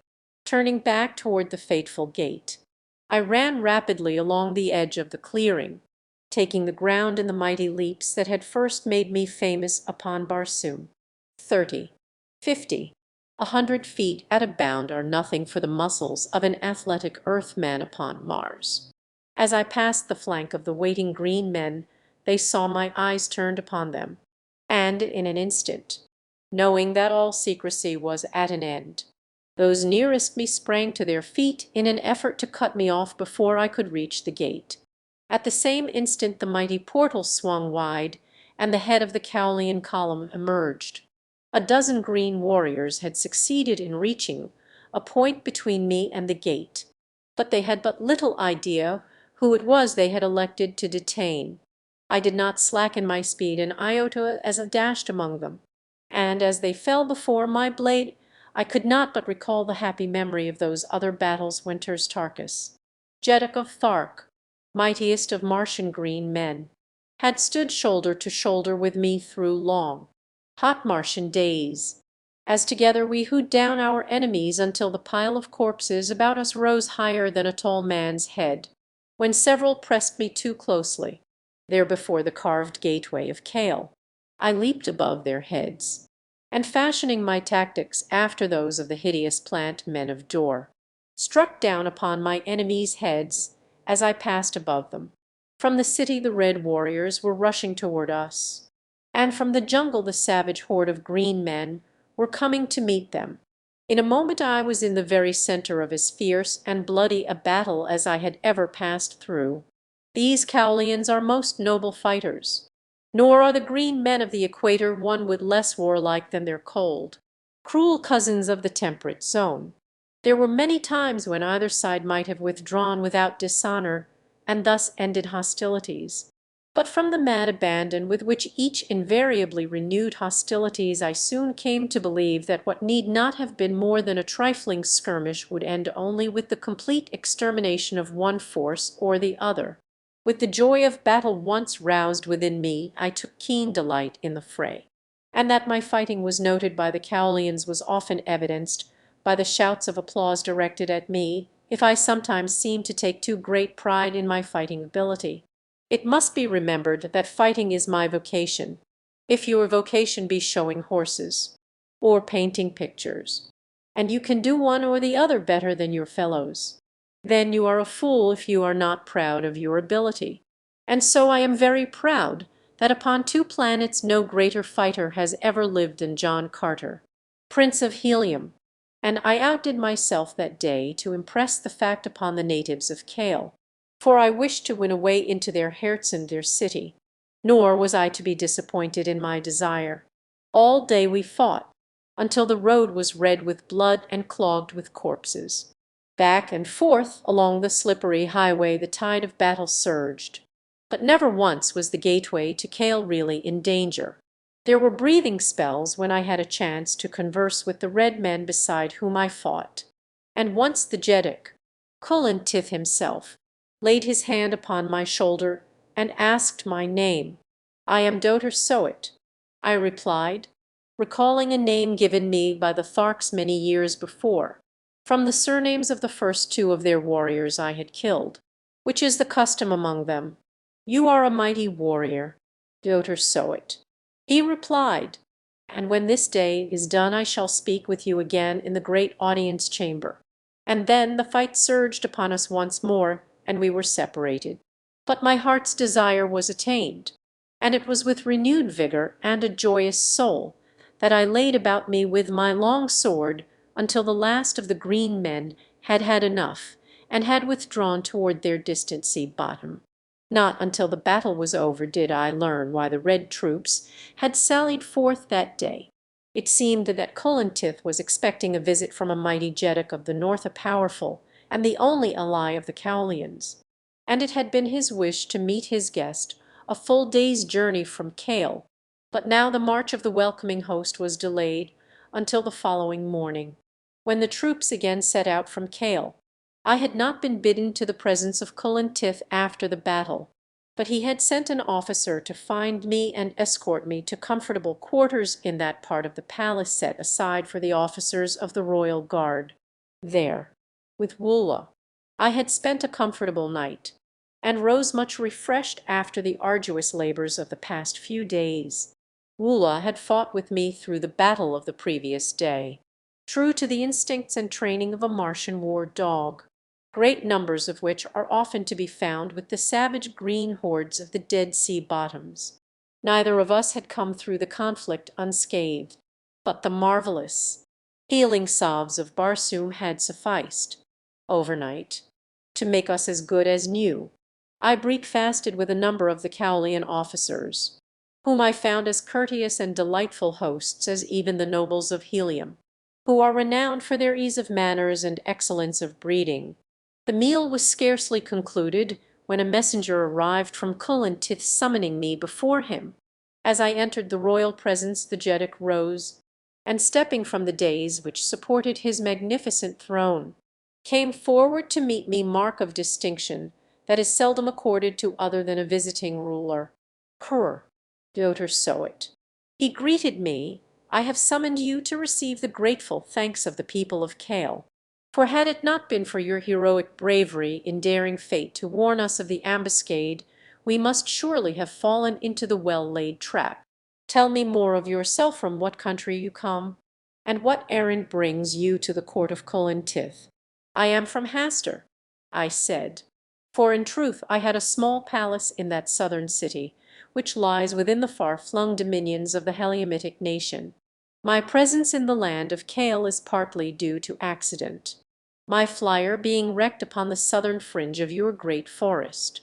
It was while seeking entrance to the city of Kale that I discovered the green horde lying in wait for your troops. If Cullen Tith wondered what business brought me in a flyer to the very edge of his domain, he was good enough not to press me further for an explanation, which I should indeed have had difficulty in rendering. During my audience with the Jeddak another party entered the chamber from behind me, commanding me to follow and be presented. As I turned toward them it was with difficulty that I controlled my features. For there, listening to Cullen Tith's eulogistic words concerning me, stood my arch-enemies, Mate Shang and Thurid, holy Hecator of the holy Therns. The Jeddak was saying, "Shower thy blessings upon Doter Soit, the Valurus stranger from distant Hastur, whose wondrous heroism and marvelous ferocity saved the day for Kale yesterday." Mate Shang stepped forward and laid his hand upon my shoulder. No slightest indication that he recognized me showed upon his countenance. Semi-disguise was evidently complete. He spoke kindly to me and then presented me to Thurid. The black, too, was evidently entirely deceived. Then Cullen Tith regaled them, much to my amusement, with details of my achievements upon the field of battle. The thing that seemed to have impressed him most was my remarkable agility, and time and again he described the wondrous way in which I had leaped completely over an antagonist, cleaving his skull wide open with my long sword as I passed above him. I thought that I saw Thurid's eyes widen a bit during the narrative, and several times I surprised him gazing intently into my face through narrowed lids. Was he commencing to suspect? And then Cullen Tith told of the savage Calet that fought beside me, and after that I saw suspicion in the eyes of Mate Shanger, did I but imagine it. At the close of the audience Cullen Tith announced that he would have me accompany him upon the way to meet his royal guest, and as I departed with an officer who was to procure proper trappings and a suitable mount for me, both Mate Shang and Thurid seemed most sincere in professing their pleasure at having had an opportunity to know me. It was with a sigh of relief that I quitted the chamber, convinced that nothing more than a guilty conscience had prompted my belief that either of my enemies suspected my true identity. A half-hour later I rode out of the city gate with the column that accompanied Cullen Tith upon the way to meet his friend and ally.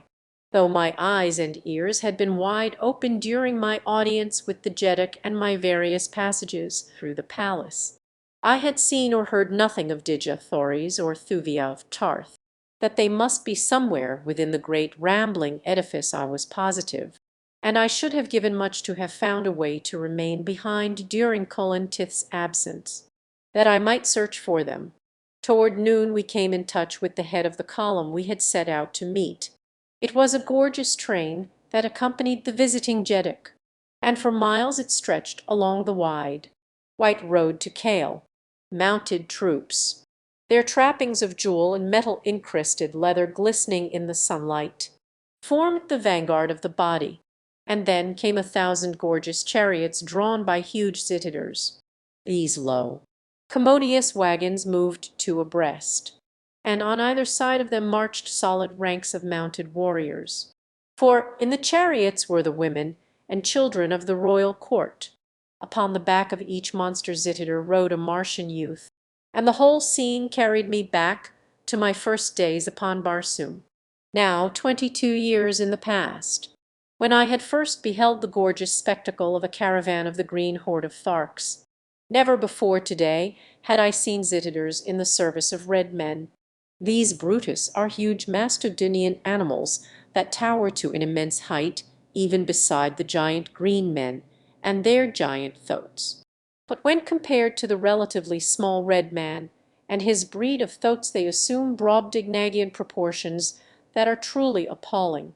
The beasts were hung with jewelled trappings and saddlepads of gay silk, embroidered in fanciful designs with strings of diamonds, pearls, rubies, emeralds, and the countless unnamed jewels of Mars, while from each chariot rose a dozen standards from which streamers, flags, and pennons fluttered in the breeze. Just in front of the chariots the visiting Jeddak rode alone upon a pure white Thotnether, unusual sight upon Barsoom, and after them came interminable ranks of mounted spearmen, riflemen, and swordsmen. It was indeed a most imposing sight, except for the clanking of accoutrements and the occasional squeal of an angry thoat or the low guttural of a zittider. The passage of the cavalcade was almost noiseless, for neither thoat nor zittider is a hoofed animal, and the broad tires of the chariots are of an elastic composition, which gives forth no sound. Now and then the gay laughter of a woman or the chatter of children could be heard, for the red Martians are a social, pleasure-loving peopleen, direct antithesis to the cold and morbid race of green men. The forms and ceremonials connected with the meeting of the two Jeddaks consumed an hour, and then we turned and retraced our way toward the city of Kale, which the head of the column reached just before dark, though it must have been nearly morning before the rear guard passed through the gateway. Fortunately, I was well up toward the head of the column, and after the great banquet, which I attended with the officers of the royal guard, I was free to seek repose. There was so much activity and bustle about the palace all during the night, with the constant arrival of the noble officers of the visiting Jeddak's retinue, that I dared not attempt to prosecute a search for Djathories. And so, as soon as it was seemly for me to do so, I returned to my quarters. As I passed along the corridors between the banquet hall and the apartments that had been allotted me, I had a sudden feeling that I was under surveillance, and, turning quickly in my tracks, caught a glimpse of a figure which darted into an open doorway the instant I wheeled about. Though I ran quickly back to the spot where the shadower had disappeared, I could find no trace of him. Yet in the brief glimpse that I had caught I could have sworn that I had seen a white face surmounted by a mass of yellow hair. The incident gave me considerable food for speculation, since if I were right in the conclusion induced by the cursory glimpse I had had of the spy, then Mate Shang and Thurid must suspect my identity. And if that were true, not even the service I had rendered Cullen Tith could save me from his religious fanaticism. But never did vague conjecture or fruitless fears for the future lie with sufficient weight upon my mind to keep me from my rest. And so tonight I threw myself upon my sleeping silks and furs and passed at once into dreamless slumber. Callets are not permitted within the walls of the palace proper, and so I had had to relegate poor Woola to quarters in the stables where the royal thoats are kept. He had comfortable, even luxurious apartments, but I would have given much to have had him with me, and if he had been, the thing which happened that night would not have come to pass. I could not have slept over a quarter of an hour when I was suddenly awakened by the passing of some cold and clammy thing across my forehead. Instantly I sprang to my feet, clutching in the direction I thought the presence lay. For an instant my hand touched against human flesh, and then, as I lunged headforemost through the darkness to seize my nocturnal visitor, my foot became entangled in my sleeping silks, and I fell sprawling to the floor. By the time I had resumed my feet and found the button which controlled the light, my caller had disappeared. Careful search of the room revealed nothing to explain either the identity or business of the person who had thus secretly sought me in the dead of night. That the purpose might be theft I could not believe, since thieves are practically unknown upon Barsoom. Assassination, however, is rampant, but even this could not have been the motive of my stealthy friend, for he might easily have killed me had he desired. I had about given up fruitless conjecture, and was on the point of returning to sleep when a dozen Cowlian guardsmen entered my apartment. The officer in charge was one of my genial hosts of the morning, but now upon his face was no sign of friendship. "Colin Tith commands your presence before him," he said. "Come." New allies. Surrounded by guardsmen, I marched back along the corridors of the palace of Colin Tith, Jeddak of Cale, to the great audience chamber in the center of the massive structure. As I entered the brilliantly lighted apartment, filled with the nobles of Cale and the officers of the visiting Jeddak, all eyes were turned upon me. Upon the great dais at the end of the chamber stood 3 thrins, upon which sat Colin Tith and his 2 guests, Mate Shang and the visiting Jeddak. Up the broad center aisle we marched beneath deadly silence, and at the foot of the thrins we halted. "Prefer thy charge," said Colin Tith, turning to one who stood among the nobles at his right, and then Thrid, the black dater of the firstborn, stepped forward and faced me. "Most noble Jeddak," he said, addressing Colin Tith, "from the first I suspected this stranger within thy palace. Your description of his fiendish prowess tallied with that of the arch enemy of truth upon Barsoom. But that there might be no mistake, I dispatched a priest of your own holy cult to make the test that should pierce his disguise and reveal the truth. Behold the result." And Thurid pointed a rigid finger at my forehead. All eyes followed the direction of that accusing digit. I alone seemed at a loss to guess what fatal sign rested upon my brow. The officer beside me guessed my perplexity, and as the brows of Colin Tith darkened in a menacing scowl as his eyes rested upon me, the noble drew a small mirror from his pocket pouch and held it before my face. One glance at the reflection it gave back to me was sufficient. From my forehead the hand of the sneaking Thurn had reached out through the concealing darkness of my bed-chamber and wiped away a patch of the disguising red pigment as broad as my palm. Beneath showed the tan texture of my own white skin. For a moment Thrid ceased speaking, to enhance, I suspect, the dramatic effect of his disclosure. Then he resumed. "Here, O Colin Tith," he cried, "is he who has desecrated the temples of the gods of Mars, who has violated the persons of the holy Therns themselves and turned a world against its age-old religion. Before you, in your power, Jeddak of Cale, defender of the holies, stands John Carter, Prince of Helium." Colin Tith looked toward Mate Shang as though for corroboration of these charges. The holy Thurn nodded his head. "It is indeed the arch-blasphemer," he said. "Even now he has followed me to the very heart of thy palace. Colin Tith, for the sole purpose of assassinating me he lies." I cried, "Colin Tith, listen that you may know the truth. Listen while I tell you why John Carter has followed Mate Shang to the heart of thy palace. Listen to me as well as to them, and then judge if my acts be not more in accord with true Barsoomian chivalry and honour than those of these revengeful devotees of the spurious creeds from whose cruel bonds I have freed your planet." "Silence!" roared the Jeddak, leaping to his feet and laying his hand upon the hilt of his sword. "Silence! Blasphemer! Colin Tith need not permit the air of his audience chamber to be defiled by the heresies that issue from your polluted throat to judge you. You stand already self-condemned. It but remains to determine the manner of your death. Even the service that you rendered the arms of Cale shall avail you naught. It was but a base subterfuge whereby you might win your way into my favour and reach the side of this holy man, to the pits with him," he concluded, addressing the officer of my guard. Here was a pretty pass. Indeed, what chance had I against a whole nation? What hope for me of mercy at the hands of the fanatical Colin Tith with such advisers as Mate Shang and Thurid? The black grinned malevolently in my face. You shall not escape this time. Earthman, he taunted. The guards closed toward me, a red haze blurred my vision. The fighting blood of my Virginian sires coursed hot through my veins. The lust of battle in all its mad fury was upon me.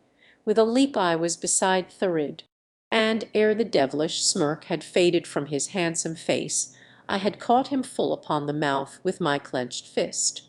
And as the good old American blow landed, the Black Debtor shot back a dozen feet, to crumple in a heap at the foot of Colintith's throne, spitting blood and teeth from his hurt mouth. Then I drew my sword and swung round, on guard, to face a nation. In an instant the guardsmen were upon me, but before a blow had been struck a mighty voice rose above the din of shouting warriors, and a giant figure leaped from the dais beside Colintith and, with drawn long sword, threw himself between me and my adversaries. It was the visiting Jeddak. "Hold," he cried, "if you value my friendship, Colintith, and the age-old peace that has existed between our peoples. Call off your swordsmen, for wherever or against whomsoever fights John Carter, Prince of Helium, there beside him and to the death fights Thuvin Din, Jeddak of Tarth." The shouting ceased, and the menacing points were lowered, as 1,000 eyes turned first toward Thuvin Din in surprise, and then toward Colintith in question. At first the Jeddak of Cale went white in rage, but before he spoke he had mastered himself, so that his tone was calm and even as befitted intercourse between two great Jeddaks. "Thuvin Din," he said slowly, "must have great provocation thus to desecrate the ancient customs which inspire the deportment of a guest within the palace of his host, lest I, too, should forget myself as has my royal friend. I should prefer to remain silent until the Jeddak of Tarth has won from me applause for his action by relating the causes which provoked it." I could see that the Jeddak of Tarth was of half a mind to throw his metal in Colintith's face, but he controlled himself even as well as had his host. "None knows better than Thuvin Din," he said, "the laws which govern the acts of men in the domains of their neighbours. But Thuvin Din owes allegiance to a higher law than Theseth law of gratitude. Nor to any man upon Barsoom does he owe a greater debt of gratitude than to John Carter, Prince of Helium, years ago.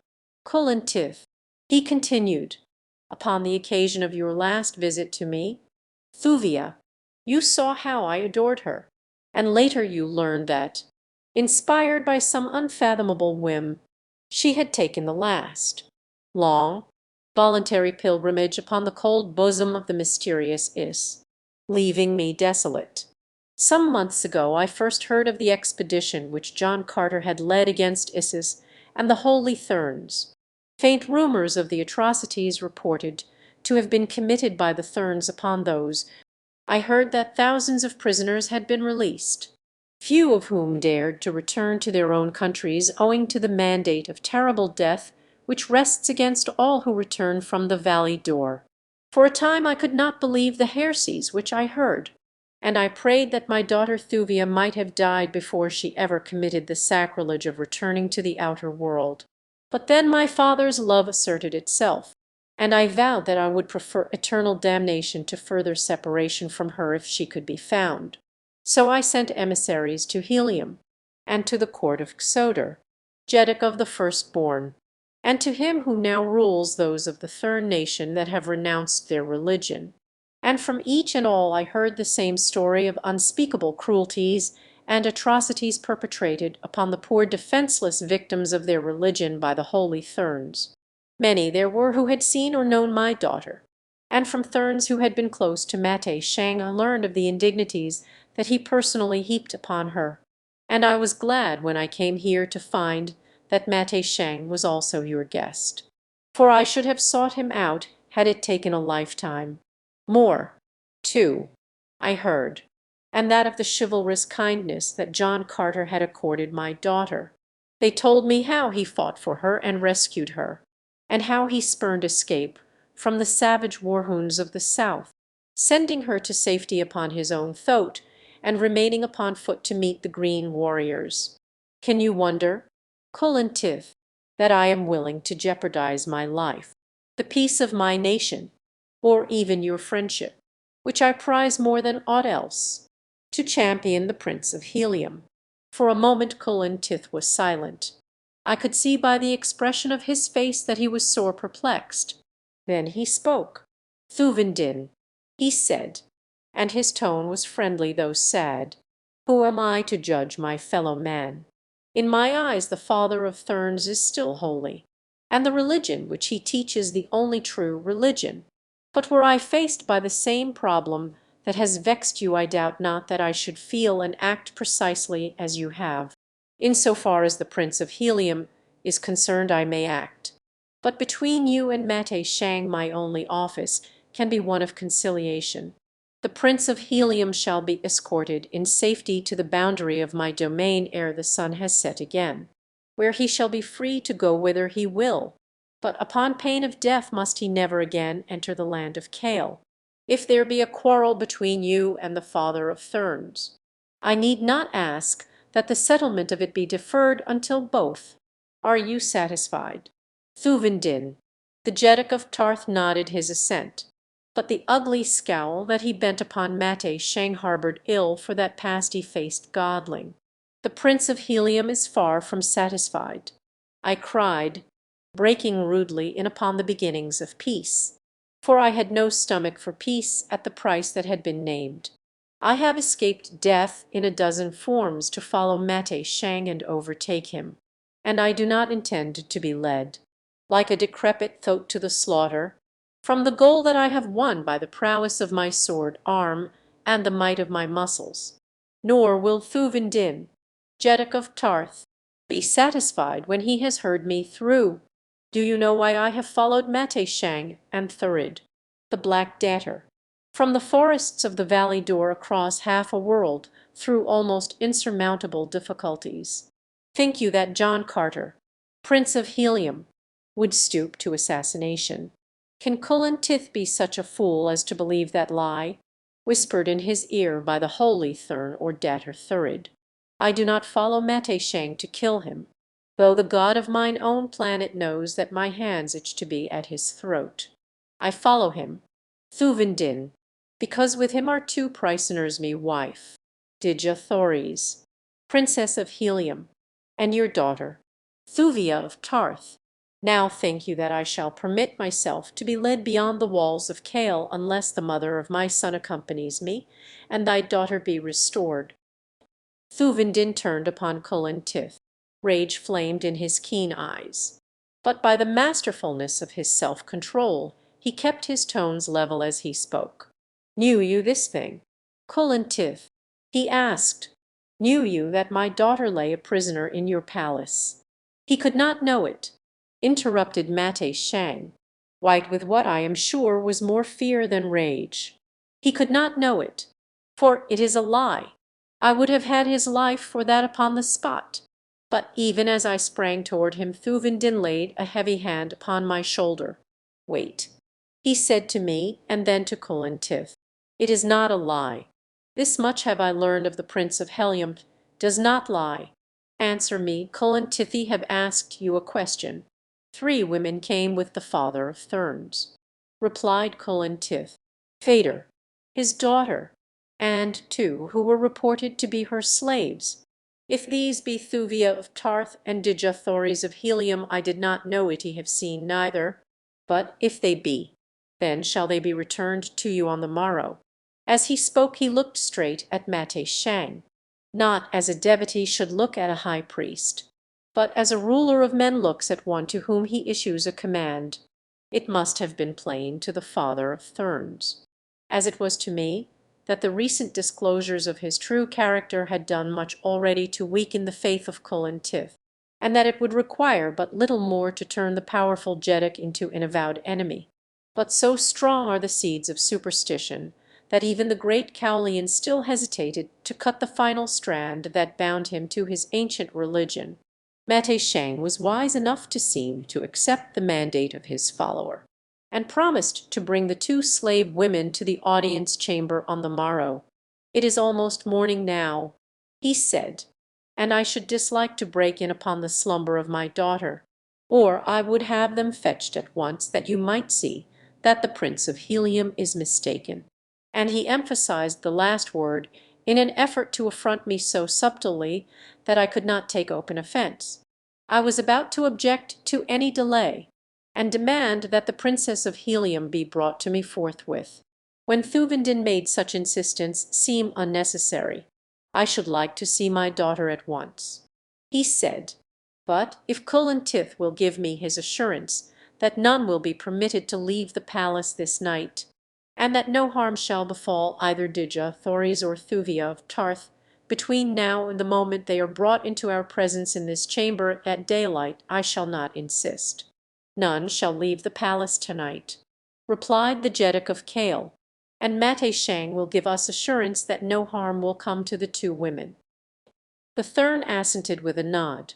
A few moments later Cullen Tith indicated that the audience was at an end, and at Thuvendin's invitation I accompanied the Jeddak of Tarth to his own apartments, where we sat until daylight, while he listened to the account of my experiences upon his planet, and to all that had befallen his daughter during the time that we had been together. I found the father of Thuvia a man after my own heart, and that night saw the beginning of a friendship which has grown until it is second only to that which obtains between Terstarchus, the green Jeddak of Thark, and myself. The first burst of Mar's sudden dawn brought messengers from Cullen Tith, summoning us to the audience chamber where Thuvendin was to receive his daughter after years of separation, and I was to be reunited with the glorious daughter of Helium after an almost unbroken separation of 12 years. My heart pounded within my bosom until I looked about me in embarrassment. So sure was I that all within the room must hear. My arms ached to enfold once more the divine form of her whose eternal youth and undying beauty were but outward manifestations of a perfect soul. At last the messenger dispatched to fetch Mate Shang returned. I craned my neck to catch the first glimpse of those who should be following, but the messenger was alone. Halting before the throne, he addressed his Jeddak in a voice that was plainly audible to all within the chamber. "O Cullen Tith, mightiest of Jeddaks," he cried, after the fashion of the court, "your messenger returns alone." For when he reached the apartments of the father of Thurns, he found them empty, as were those occupied by his suite. Cullen Tith went white.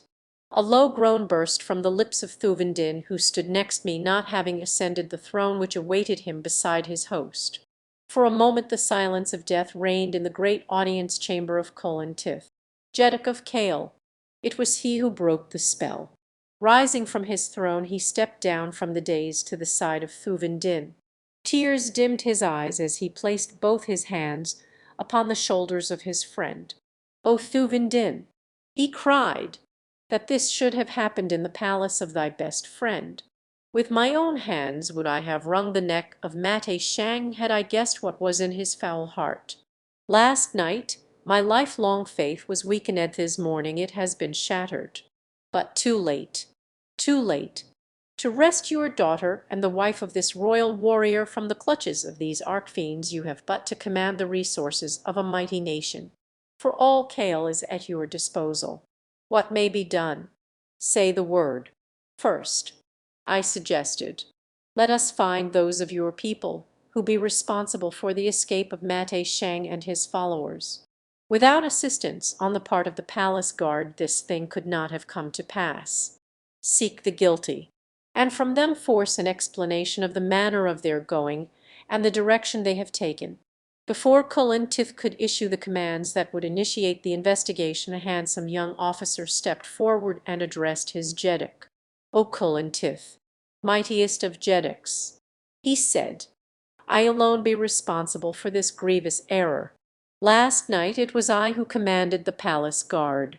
I was on duty in other parts of the palace during the audience of the early morning, and knew nothing of what transpired then, so that when the father of Thurns summoned me and explained that it was your wish that his party be hastened from the city because of the presence here of a deadly enemy who sought the holy Hecate's life, I did only what a lifetime of training has taught me was the proper thing to do. I obeyed him whom I believed to be the ruler of us all, mightier even than thou, mightiest of Jedicks. Let the consequences and the punishment fall on me alone, for I alone am guilty. Those others of the palace guard who assisted in the flight did so under my instructions. Cullen Tith looked first at me and then at Thuvin Din, as though to ask our judgment upon the man, but the error was so evidently excusable that neither of us had any mind to see the young officer suffer for a mistake that any might readily have made. "How left they?" asked Thuvin Din. "And what direction did they take?" "They left as they came," replied the officer, "upon their own flyer. For some time after they had departed I watched the vessel's lights, which vanished finally due north. Where north could Mate Shang find an asylum?" asked Thuvin Din of Cullen Tith. For some moments the Jeddak of Kale stood with bowed head, apparently deep in thought. Then a sudden light brightened his countenance. "I have it!" he cried. "Only yesterday Mate Shang let drop a hint of his destination, telling me of a race of people unlike ourselves, who dwell far to the north. They," he said, "had always been known to the holy Therns, and were devout and faithful followers of the ancient cult. Among them would he find a perpetual haven of refuge, where no lying heretics might seek him out. It is there that Mate Shang has gone, and in all Kale there be no flyer wherein to follow." I cried, "Nor nearer than Tarth," replied Thuvin Din. "Wait," I exclaimed. "Beyond the southern fringe of this great forest lies the wreck of the Thurn flyer which brought me that far upon my way. If you will loan me men to fetch it, and artificers to assist me, I can repair it in 2 days." Cullen Tith, I had been more than half suspicious of the seeming sincerity of the Cowlian Jeddick's sudden apostasy, but the alacrity with which he embraced my suggestion, and the dispatch with which a force of officers and men were placed at my disposal entirely removed the last vestige of my doubts. 2 days later the flyer rested upon the top of the watch-tower, ready to depart. Thuvin Din and Cullen Tith had offered me the entire resources of 2 nations' millions of fighting men were at my disposal, but my flyer could hold but one other than myself. As I stepped aboard her, Thuvin Din took his place beside me. I cast a look of questioning surprise upon him. He turned to the highest of his own officers who had accompanied him to Kale. "To you I entrust the return of my retinue to Tarth," he said. "There my son rules ably in my absence. The Prince of Helium shall not go alone into the land of his enemies.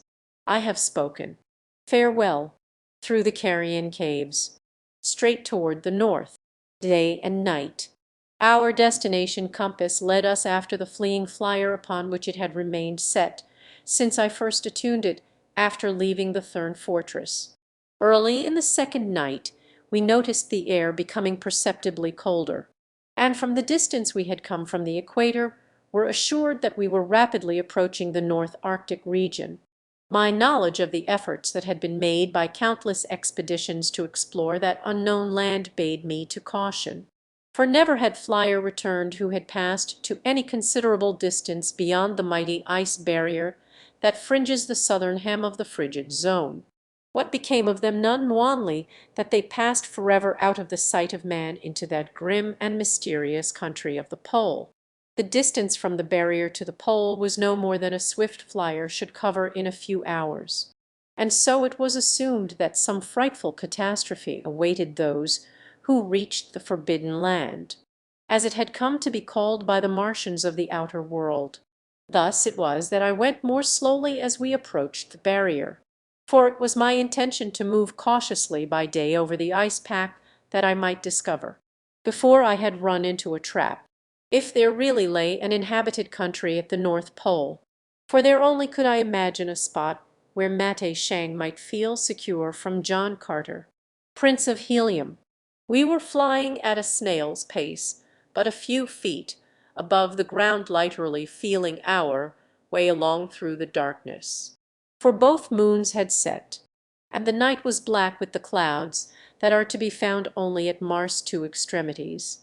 Suddenly a towering wall of white rose directly in our path, and though I threw the helm hard over, and reversed our engine, I was too late to avoid collision. With a sickening crash we struck the high-looming obstacle 3/4 on. The flyer reeled half over. The engine stopped. As one, the patched buoyancy tanks burst, and we plunged, head foremost, to the ground 20 feet beneath.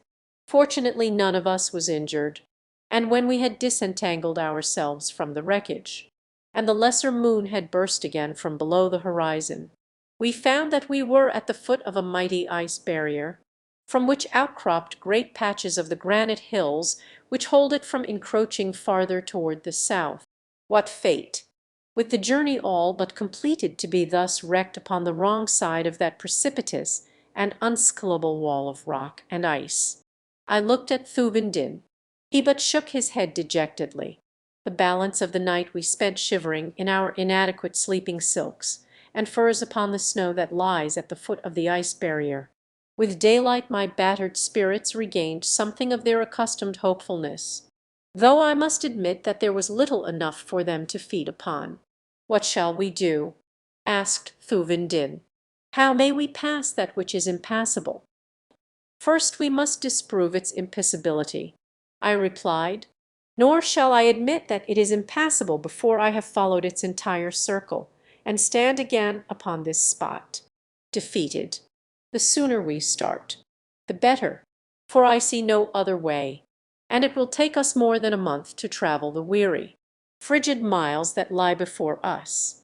For 5 days of cold and suffering and privation we traversed the rough and frozen way which lies at the foot of the ice barrier. Fierce, forbearing creatures attacked us by daylight and by dark. Never for a moment were we safe from the sudden charge of some huge demon of the north. The Apt was our most consistent and dangerous foe. It is a huge, white-furred creature with 6 limbs, 4 of which, short and heavy, carry it swiftly over the snow and ice, while the other 2, growing forward from its shoulders on either side of its long, powerful neck, terminate in white, hairless hands, with which it seizes and holds its prey. Its head and mouth are more similar in appearance to those of a hippopotamus than to any other earthly animal, except that from the sides of the lower jawbone 2 mighty horns curve slightly downward toward the front.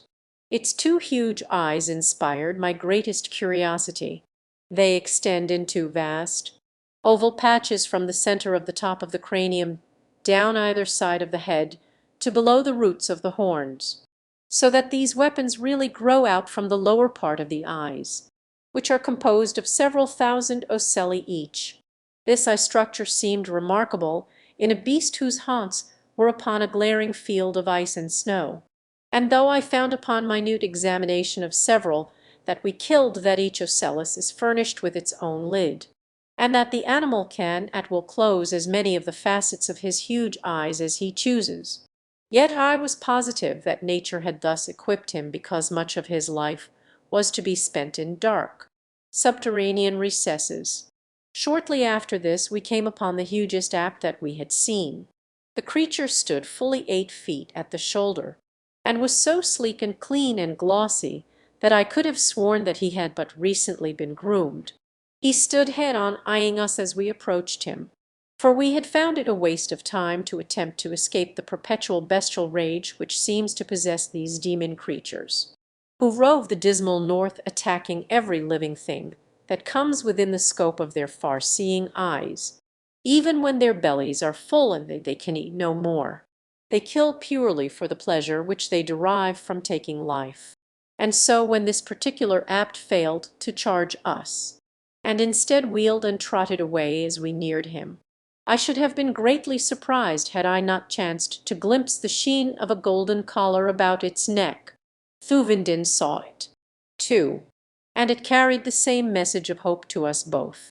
Only man could have placed that collar there, and as no race of Martians of which we knew aught ever had attempted to domesticate the ferocious ape, he must belong to a people of the north of whose very existence we were ignorant passibly to the fabled yellow men of Barsoom, that once powerful race which was supposed to be extinct, though sometimes, by theorists, thought still to exist in the frozen north. Simultaneously we started upon the trail of the great beast. Wulo was quickly made to understand our desires, so that it was unnecessary to attempt to keep in sight of the animal whose swift flight over the rough ground soon put him beyond our vision. For the better part of 2 hours the trail paralleled the barrier, and then suddenly turned toward it through the roughest and seemingly most impassable country I ever had beheld. Enormous granite boulders blocked the way on every hand. Deep rifts in the ice threatened to engulf us at the least misstep, and from the north a slight breeze wafted to our nostrils an unspeakable stench that almost choked us.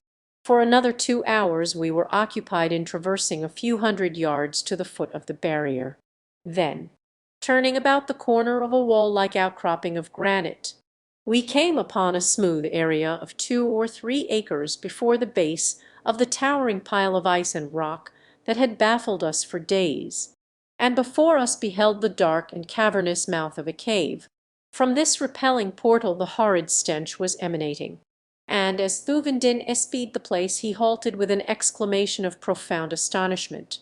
"By all my ancestors," he ejaculated, "that I should have lived to witness the reality of the fabled carrion caves. If these indeed be they, we have found a way beyond the ice barrier." The ancient chronicles of the first historians of Barsoom, so ancient that we have for ages considered them mythology, record the passing of the yellow men from the ravages of the green hordes that overran Barsoom, as the drying up of the great oceans drove the dominant races from their strongholds.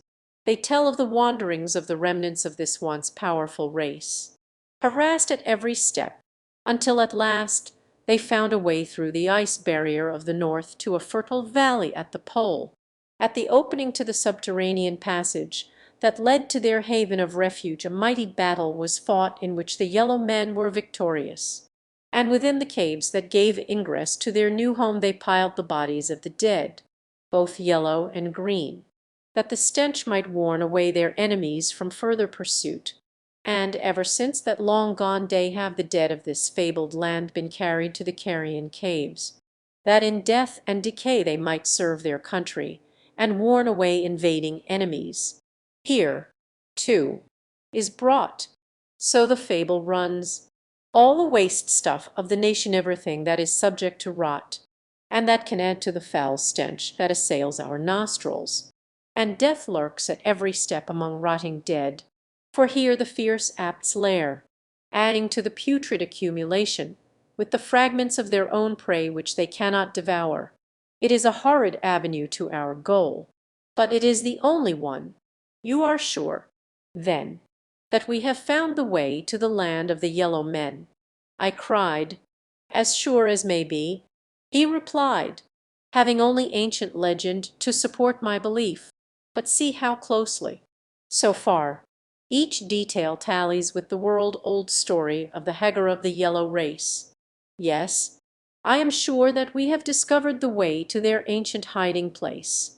If it be true, and let us pray that such may be the case," I said, "then here may we solve the mystery of the disappearance of Tardos Murs, Jeddak of Helium, and Murs Kajik, his son. For no other spot upon Barsoom has remained unexplored by the many expeditions and the countless spies that have been searching for them for nearly 2 years. The last word that came from them was that they sought Carthoris, my own brave son, beyond the ice barrier." As we talked we had been approaching the entrance to the cave, and as we crossed the threshold I ceased to wonder that the ancient green enemies of the yellow men had been halted by the horrors of that awful way. The bones of dead men lay man high upon the broad floor of the first cave, and over all was a putrid mush of decaying flesh, through which the apes had beaten a hideous trail toward the entrance to the second cave beyond. The roof of this first apartment was low, like all that we traversed subsequently, so that the foul odors were confined and condensed to such an extent that they seemed to possess tangible substance. One was almost tempted to draw his short sword and hew his way through in search of pure air beyond. "Can man breathe this polluted air and live?" asked Thuvin Din, choking. "Not for long, I imagine," I replied. "So let us make haste. I will go first, and you bring up the rear, with Woola between. Come!" And with the words I dashed forward, across the fetid mass of putrefaction. It was not until we had passed through 7 caves of different sizes and varying but little in the power and quality of their stenches that we met with any physical opposition. Then, within the 8th cave, we came upon a lair of apts. A full score of the mighty beasts were disposed about the chamber. Some were sleeping, while others tore at the fresh-killed carcasses of new-brought prey, or fought among themselves in their love-making. Here in the dim light of their subterranean home the value of their great eyes was apparent, for these inner caves are shrouded in perpetual gloom that is but little less than utter darkness. To attempt to pass through the midst of that fierce herd seemed, even to me, the height of folly, and so I proposed to Thuvin Din that he return to the outer world with Woola, that the two might find their way to civilization and come again with a sufficient force to overcome not only the apts, but any further obstacles that might lie between us and our goal. In the meantime, I continued, I may discover some means of winning my way alone to the land of the yellow men. But if I am unsuccessful, one life only will have been sacrificed. Should we all go on and perish, there will be none to guide a succoring party to Dija Thoris and your daughter. I shall not return and leave you here alone, John Carter, replied Thuvin Din. Whether you go on to victory or death, the Jeddak of Tarth remains at your side.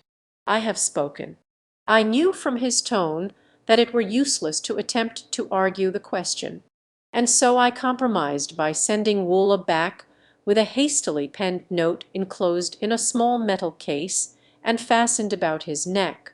I commanded the faithful creature to seek Carthoris at Helium, and though half a world and countless dangers lay between, I knew that if the thing could be done, Woola would do it, equipped as he was by nature with marvelous speed and endurance, and with frightful ferocity that made him a match for any single enemy of the way. His keen intelligence and wondrous instinct should easily furnish all else that was needed for the successful accomplishment of his mission. It was with evident reluctance that the great beast turned to leave me in compliance with my command, and ere he had gone I could not resist the inclination to throw my arms about his great neck in a parting hug. He rubbed his cheek against mine in a final caress, and a moment later was speeding through the carrion caves toward the outer world. In my note to Carthoris I had given explicit directions for locating the carrion caves, impressing upon him the necessity for making entrance to the country beyond through this avenue, and not to attempt under any circumstances to cross the ice barrier with a fleet. I told him that what lay beyond the 8th cave I could not even guess, but I was sure that somewhere upon the other side of the ice barrier his mother lay in the power of Mate Shang, and that possibly his grandfather and great-grandfather as well, if they lived. Further, I advised him to call upon Cullen Tith and the son of Thuvin Din for warriors and ships, that the expedition might be sufficiently strong to ensure success at the first blow. And, I concluded, if there be time, bring Turs Tarkas with you, for if I live until you reach me I can think of few greater pleasures than to fight once more, shoulder to shoulder, with my old friend. When Woola had left us, Thuvin Din and I, hiding in the 7th cave, discussed and discarded many plans for crossing the 8th chamber. From where we stood we saw that the fighting among the apts was growing less, and that many that had been feeding had ceased and lain down to sleep. Presently it became apparent that in a short time all the ferocious monsters might be peacefully slumbering, and thus a hazardous opportunity be presented to us to cross through their lair. One by one the remaining brutish stretched themselves upon the bubbling decomposition that covered the mass of bones upon the floor of their den, until but a single apt remained awake. This huge fellow roamed restlessly about, nosing among his companions and the abhorrent litter of the cave. Occasionally he would stop to peer intently toward first one of the exits from the chamber and then the other. His whole demeanor was as of one who acts as sentry. We were at last forced to the belief that he would not sleep while the other occupants of the lair slept, and so cast about in our minds for some scheme whereby we might trick him. Finally, I suggested a plan to Thuvin Din, and as it seemed as good as any that we had discussed, we decided to put it to the test. To this end Thuvin Din placed himself close against the cave's wall, beside the entrance to the 8th chamber, while I deliberately showed myself to the guardian apt as he looked toward our retreat. Then I sprang to the opposite side of the entrance. Flattening my body close to the wall, without a sound the great beast moved rapidly toward the 7th cave to see what manner of intruder had thus rashly penetrated so far within the precincts of his habitation. As he poked his head through the narrow aperture that connects the 2 caves, a heavy long sword was awaiting him upon either hand, and before he had an opportunity to emit even a single growl his severed head rolled at our feet. Quickly we glanced into the 8th chambernet and apt had moved. Crawling over the carcass of the huge beast that blocked the doorway, Thuvin Din and I cautiously entered the forbidding and dangerous den. Like snails we wound our silent and careful way among the huge, recumbent forms. The only sound above our breathing was the sucking noise of our feet as we lifted them from the ooze of decaying flesh through which we crept. Halfway across the chamber, and one of the mighty beasts directly before me moved restlessly at the very instant that my foot was poised above his head, over which I must step. Breathlessly I waited, balancing upon one foot, for I did not dare move a muscle. In my right hand was my keen short sword, the point hovering an inch above the thick fur beneath which beat the savage heart. Finally the apt relaxed, sighing as with the passing of a bad dream, and resumed the regular respiration of deep slumber. I planted my raised foot beyond the fierce head, and an instant later had stepped over the beast. Thuvin Din followed directly after me, and another moment found us at the further door, undetected. The carrion caves consist of a series of 27 connecting chambers, and present the appearance of having been eroded by running water in some far gone age when a mighty river found its way to the south through this single breach in the barrier of rock and ice that hems the country of the pole. Thuvin Din and I traversed the remaining 19 caverns without adventure or mishap. We were afterward to learn that but once a month is it possible to find all the apts of the carrion caves in a single chamber. At other times they roam singly or in pairs in and out of the caves, so that it would have been practically impossible for 2 men to have passed through the entire 27 chambers without encountering an apt in nearly every one of them. Once a month they sleep for a full day, and it was our good fortune to stumble by accident upon one of these occasions. Beyond the last cave we emerged into a desolate country of snow and ice, but found a well-marked trail leading north. The way was boulder-strewn, as had been that south of the barrier, so that we could see but a short distance ahead of us at any time. After a couple of hours we passed round a huge boulder to come to a steep declivity leading down into a valley. Directly before us we saw a half-dozen men, fierce, black-bearded fellows, with skins the color of a ripe lemon, the yellow men of Barsoom. Ejaculated Thuvin Din, as though even now that he saw them he found it scarce possible to believe that the very race we expected to find hidden in this remote and inaccessible land did really exist. We withdrew behind an adjacent boulder to watch the actions of the little party, which stood huddled at the foot of another huge rock, their backs toward us. One of them was peering round the edge of the granite mass as though watching one who approached from the opposite side.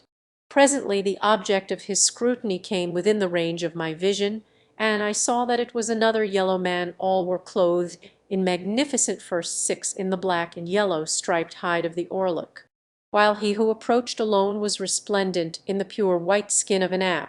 The yellow men were armed with 2 swords, and a short javelin was slung across the back of each, while from their left arms hung cup-like shields no larger than a dinner plate, the concave sides of which turned outward toward an antagonist. They seemed puny and futile implements of safety against an even ordinary swordsman, but I was later to see the purpose of them, and with what wondrous dexterity the yellow men manipulate them. One of the swords which each of the warriors carried caught my immediate attention. I call it a sword, but really it was a sharp-edged blade with a complete hook at the far end. The other sword was of about the same length as the hooked instrument, and somewhere between that of my long sword and my short sword. It was straight and 2-edged. In addition to the weapons I have enumerated, each man carried a dagger in his harness. As the white-furred one approached, the 6 grasped their swords more firm, live hooked instrument in the left hand, the straight sword in the right, while above the left wrist the small shield was held rigid upon a metal bracelet. As the lone warrior came opposite them, the 6 rushed out upon him with fiendish yells that resembled nothing more closely than the savage war cry of the Apaches of the Southwest. Instantly the attacked drew both his swords, and as the 6 fell upon him I witnessed as pretty fighting as one might care to see. With their sharp hooks the combatants attempted to take hold of an adversary, but like lightning the cup-shaped shield would spring before the darting weapon, and into its hollow the hook would plunge. Once the lone warrior caught an antagonist in the side with his hook, and drawing him close ran his sword through him. But the odds were too unequal, and, though he who fought alone was by far the best and bravest of them all, I saw that it was but a question of time before the remaining 5 would find an opening through his marvelous guard and bring him down. Now my sympathies have ever been with the weaker side of an argument, and though I knew nothing of the cause of the trouble, I could not stand idly by and see a brave man butchered by superior numbers. As a matter of fact, I presume I gave little attention to seeking an excuse, for I love a good fight too well to need any other reason for joining in when one is afoot. So it was that before Thuvendin knew what I was about he saw me standing by the side of the white-clad yellow man, battling like mad with his 5 adversaries.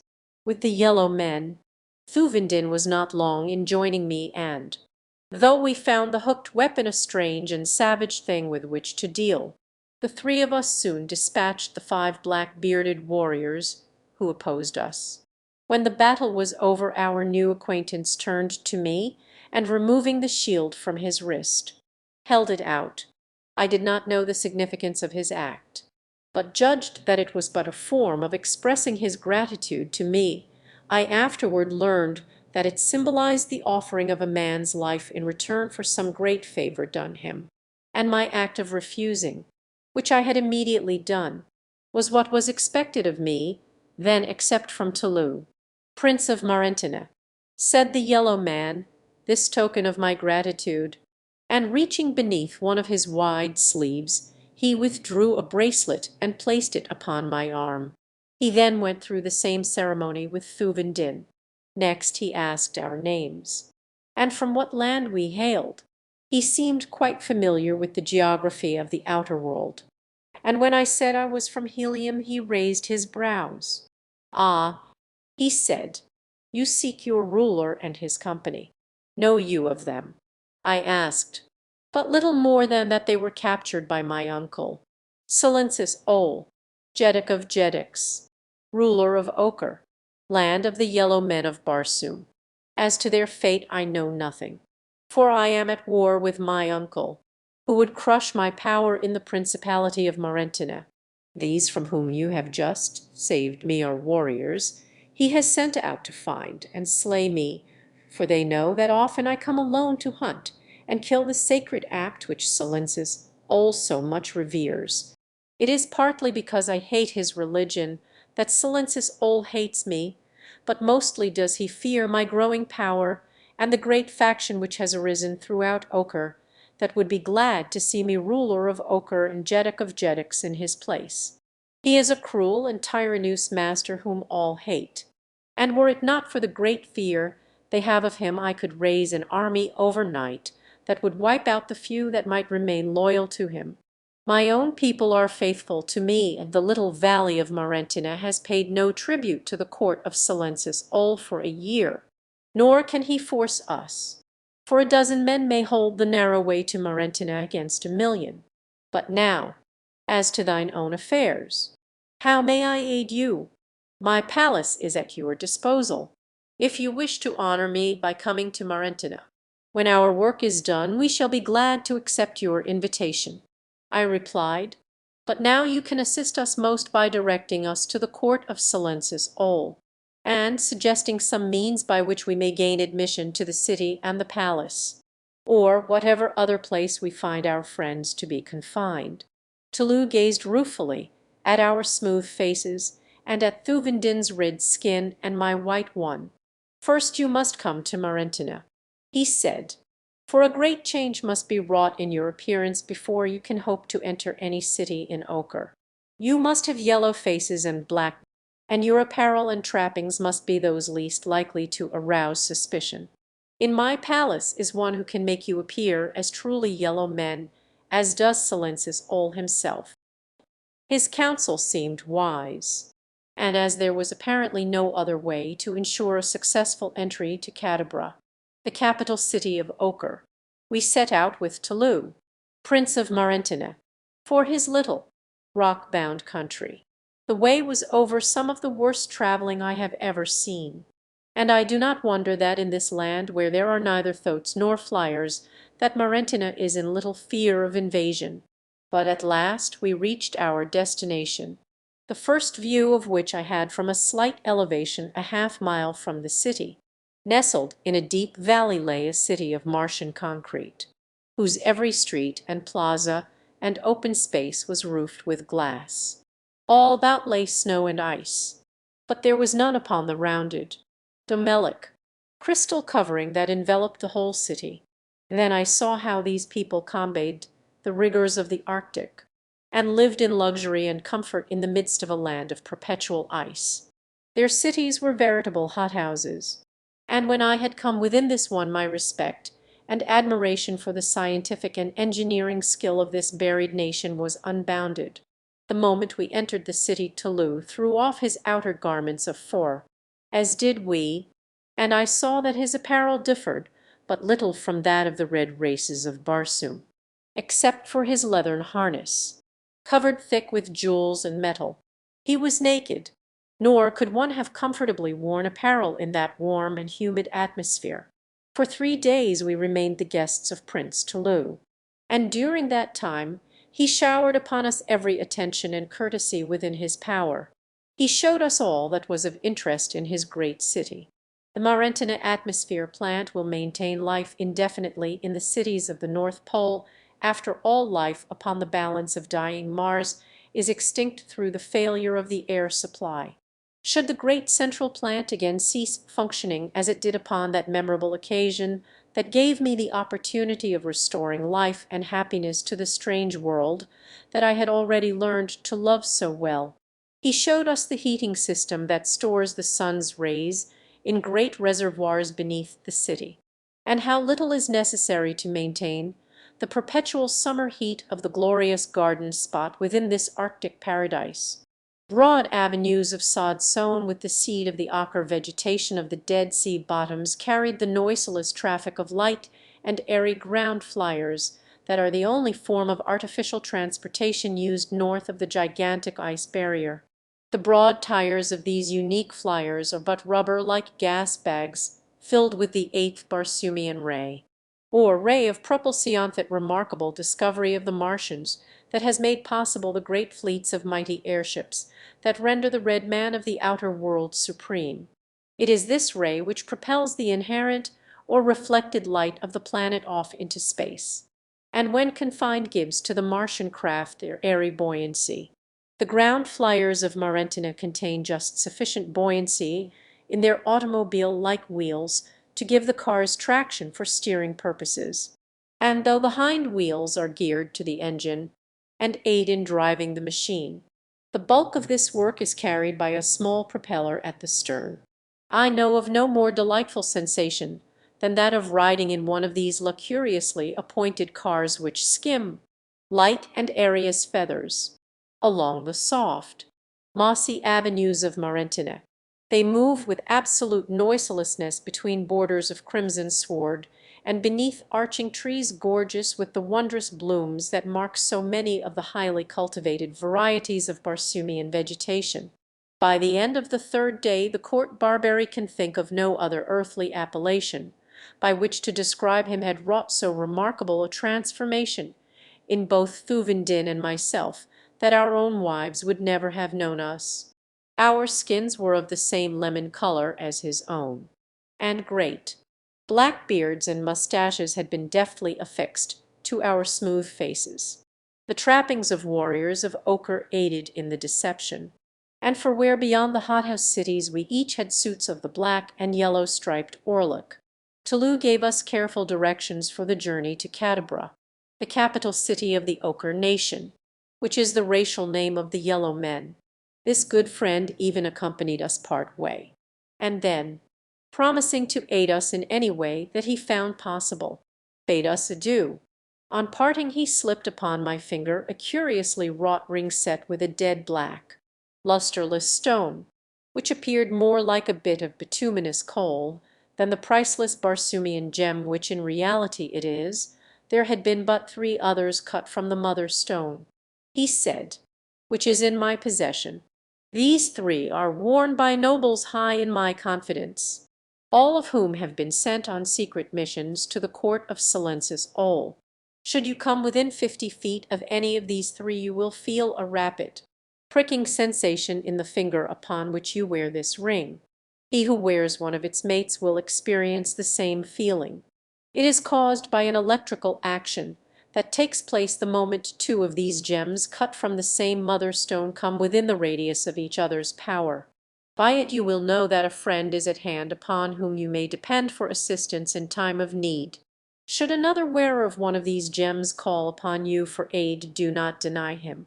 And should death threaten you, swallow the ring rather than let it fall into the hands of enemies. Guard it with your life, John Carter, for some day it may mean more than life to you. With this parting admonition our good friend turned back toward Marentina, and we set our faces in the direction of the city of Cadabra and the court of Silensis Ol, Jeddak of Jeddaks. That very evening we came within sight of the walled and glass-roofed city of Cadabra. It lies in a low depression near the pole, surrounded by rocky, snow-clad hills. From the pass through which we entered the valley we had a splendid view of this great city of the north. Its crystal domes sparkled in the brilliant sunlight gleaming above the frost-covered outer wall that circles the entire 100 miles of its circumference. At regular intervals great gates give entrance to the city, but even at the distance from which we looked upon the massive pile we could see that all were closed, and, in accordance with Talis's suggestion, we deferred attempting to enter the city until the following morning. As he had said, we found numerous caves in the hillsides about us, and into one of these we crept for the night. Our warm orluk skins kept us perfectly comfortable, and it was only after a most refreshing sleep that we awoke shortly after daylight on the following morning. Already the city was astir, and from several of the gates we saw parties of yellow men emerging, following closely each detail of the instructions given us by our good friend of Marentina. We remained concealed for several hours, until one party of some half-dozen warriors had passed along the trail below our hiding place and entered the hills by way of the pass along which we had come the previous evening. After giving them time to get well out of sight of our cave, Thuvendin and I crept out and followed them, overtaking them when they were well into the hills. When we had come almost to them I called aloud to their leader, when the whole party halted and turned toward us. The crucial test had come. Could we but deceive these men the rest would be comparatively easy. Krr. I cried as I came closer to them. "Curr," responded the officer in charge of the party. "We be from Illul," I continued, giving the name of the most remote city of Ochre, which has little or no intercourse with Cadabra. "Only yesterday we arrived, and this morning the captain of the gate told us that you were setting out to hunt orlux, which is a sport we do not find in our own neighborhood. We have hastened after you to pray that you allow us to accompany you." The officer was entirely deceived, and graciously permitted us to go with them for the day. The chance guess that they were bound upon an orluk hunt proved correct, and Tolu had said that the chances were 10 to 1 that such would be the mission of any party leaving Cadabra by the pass through which we entered the valley, since that way leads directly to the vast plains frequented by this elephantine beast of prey.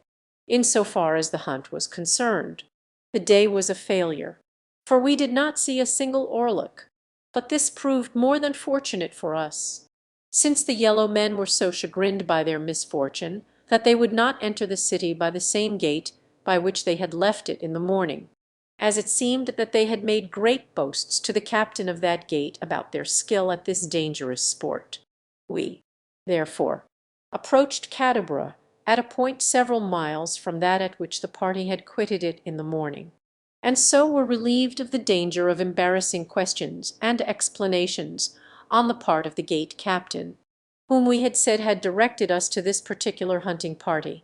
We had come quite close to the city when my attention was attracted toward a tall, black shaft that reared its head several hundred feet into the air from what appeared to be a tangled mass of junk or wreckage, now partially snow-covered. I did not dare venture an inquiry for fear of arousing suspicion by evident ignorance of something which as a yellow man I should have known.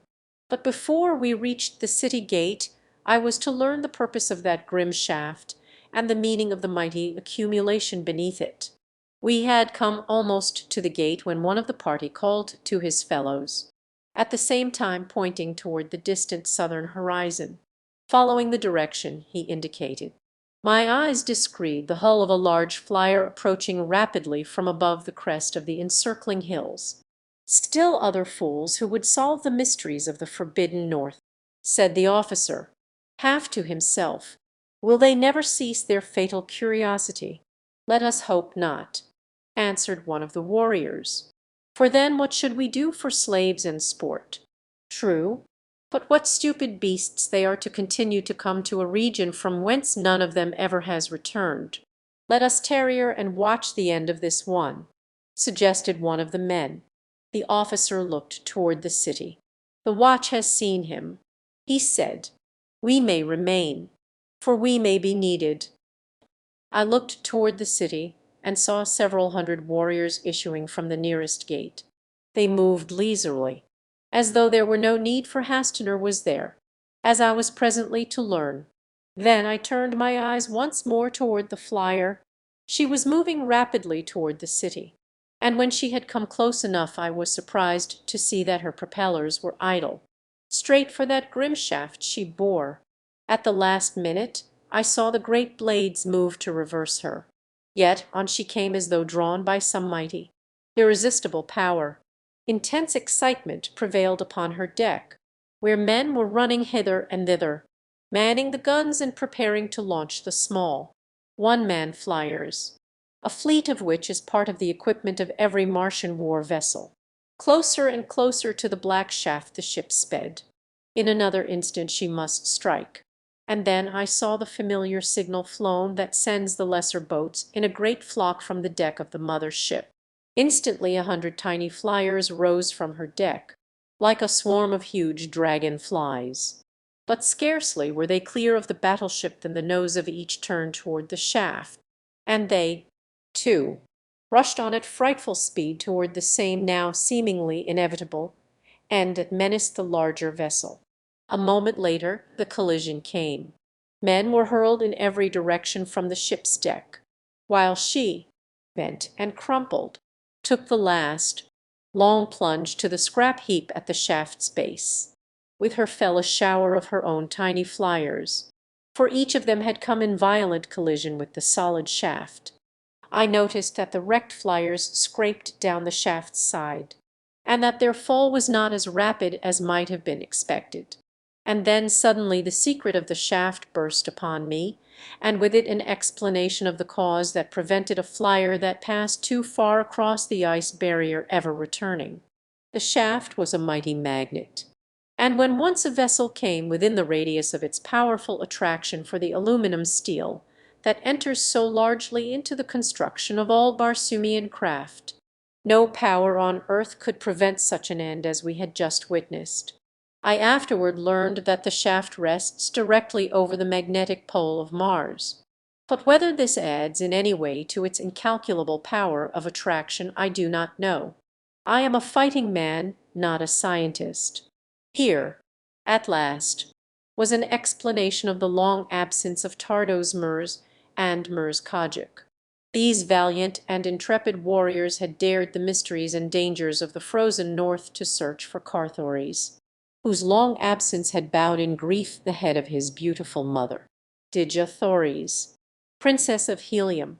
The moment that the last of the flyers came to rest at the base of the shaft, the black-bearded, yellow warriors swarmed over the mass of wreckage upon which they lay, making prisoners of those who were uninjured and occasionally dispatching with a sword thrust one of the wounded, who seemed prone to resent their taunts and insults. A few of the uninjured red men battled bravely against their cruel foes, but for the most part they seemed too overwhelmed by the horror of the catastrophe that had befallen them to do more than submit supinely to the golden chains with which they were manacled. When the last of the prisoners had been confined, the party returned to the city, at the gate of which we met a pack of fierce, gold-collared Apts, each of which marched between two warriors, who held them with strong chains of the same metal as their collars. Just beyond the gate the attendants loosened the whole terrible herd, and as they bounded off toward the grim, black shaft I did not need to ask to know their mission. Had there not been those within the cruel city of Cadabra who needed succor far worse than the poor unfortunate dead and dying out there in the cold upon the bent and broken carcasses of 1,000 flyers, I could not have restrained my desire to hasten back and do battle with those horrid creatures that had been dispatched to rend and devour them. As it was I could but follow the yellow warriors, with bowed head, and give thanks for the chance that had given Thuvendin and me such easy ingress to the capital of Silensis Ol, once within the gates. We had no difficulty in eluding our friends of the morning, and presently found ourselves in a Martian hostelry. Endurance, the public houses of Barsoom, I have found very but little. There is no privacy for other than married couples. Men without their wives are escorted to a large chamber, the floor of which is usually of white marble or heavy glass, kept scrupulously clean. Here are many small, raised platforms for the guest's sleeping silks and furs, and if he have none of his own clean, fresh ones are furnished at a nominal charge. Once a man's belongings have been deposited upon one of these platforms, he is a guest of the house, and that platform his own until he leaves. No one will disturb or molest his belongings, as there are no thieves upon Mars, as assassination is the one thing to be feared. The proprietors of the hostelries furnish armed guards, who pace back and forth through the sleeping rooms day and night. The number of guards and gorgeousness of their trappings quite usually denote the status of the hotel. No meals are served in these houses, but generally a public eating place adjoins them. Baths are connected with the sleeping chambers, and each guest is required to bathe daily or depart from the hotel. Usually on a second or third floor there is a large sleeping room for single women guests, but its appointments do not vary materially from the chamber occupied by men. The guards who watch the women remain in the corridor outside the sleeping chamber, while female slaves pace back and forth among the sleepers within, ready to notify the warriors should their presence be required. I was surprised to note that all the guards with the hotel at which we stopped were red men, and on inquiring of one of them I learned that they were slaves purchased by the proprietors of the hotels from the government. The man whose post was past my sleeping platform had been commander of the navy of a great Martian nation. But fate had carried his flagship across the ice barrier within the radius of power of the magnetic shaft, and now for many tedious years he had been a slave of the yellow men. He told me that princes, Jeds, and even Jeddiks of the outer world were among the menials who served the yellow race. But when I asked him if he had heard of the fate of Mers Kajik or Tardos Mers, he shook his head, saying that he never had heard of their being prisoners here, though he was very familiar with the reputations and fame they bore in the outer world. Neither had he heard any rumor of the coming of the father of Therns and the Black Danter of the firstborn. But he hastened to explain that he knew little of what took place within the palace. I could see that he wondered not a little that a yellow man should be so inquisitive about certain red prisoners from beyond the ice barrier, and that I should be so ignorant of customs and conditions among my own race. In fact, I had forgotten my disguise upon discovering a red man pacing before my sleeping platform, but his growing expression of surprise warned me in time, for I had no mind to reveal my identity to any unless some good could come of it. And I did not see how this poor fellow could serve me yet, though I had it in my mind that later I might be the means of serving him and all the other thousands of prisoners who do the bidding of their stern masters in Cadabra. Thuvendin and I discussed our plans as we sat together among our sleeping silks and furs that night in the midst of the hundreds of yellow men. We spoke in low whispers, but, as that is only what courtesy demands in a public sleeping place, we roused no suspicion. At last, determining that all must be but idle speculation, until after we had had a chance to explore the city and attempt to put into execution the plan Tolu had suggested, we bade each other good night and turned to sleep. After breakfasting the following morning, we set out to see Cadabra, and as, through the generosity of the Prince of Marentina, we were well supplied with the funds current in ochre, we purchased a handsome ground flyer, having learned to drive them while in Marentina. We spent a delightful and profitable day exploring the city, and late in the afternoon, at the hour Tolu told us we would find government officials in their offices, we stopped before a magnificent building on the plaza opposite the royal grounds and the palace. Here we walked boldly in past the armed guard at the door, to be met by a red slave within who asked our wishes. "Tell Sorov, your master, that 2 warriors from Ilil wish to take service in the palace guard," I said.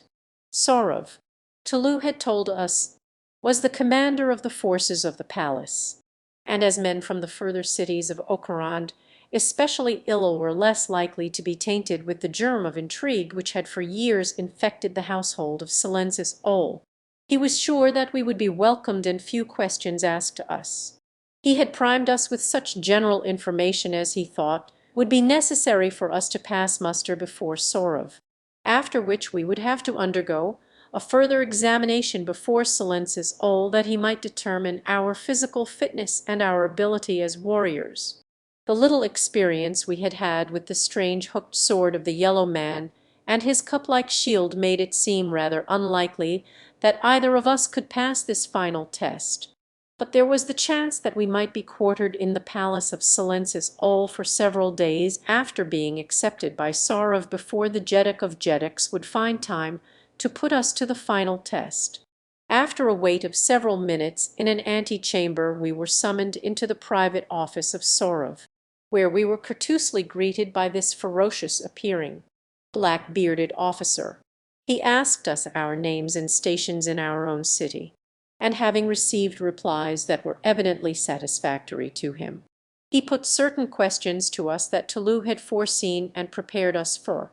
The interview could not have lasted over 10 minutes when Sorov summoned an aide whom he instructed to record us properly, and then escort us to the quarters in the palace which are set aside for aspirants to membership in the palace guard.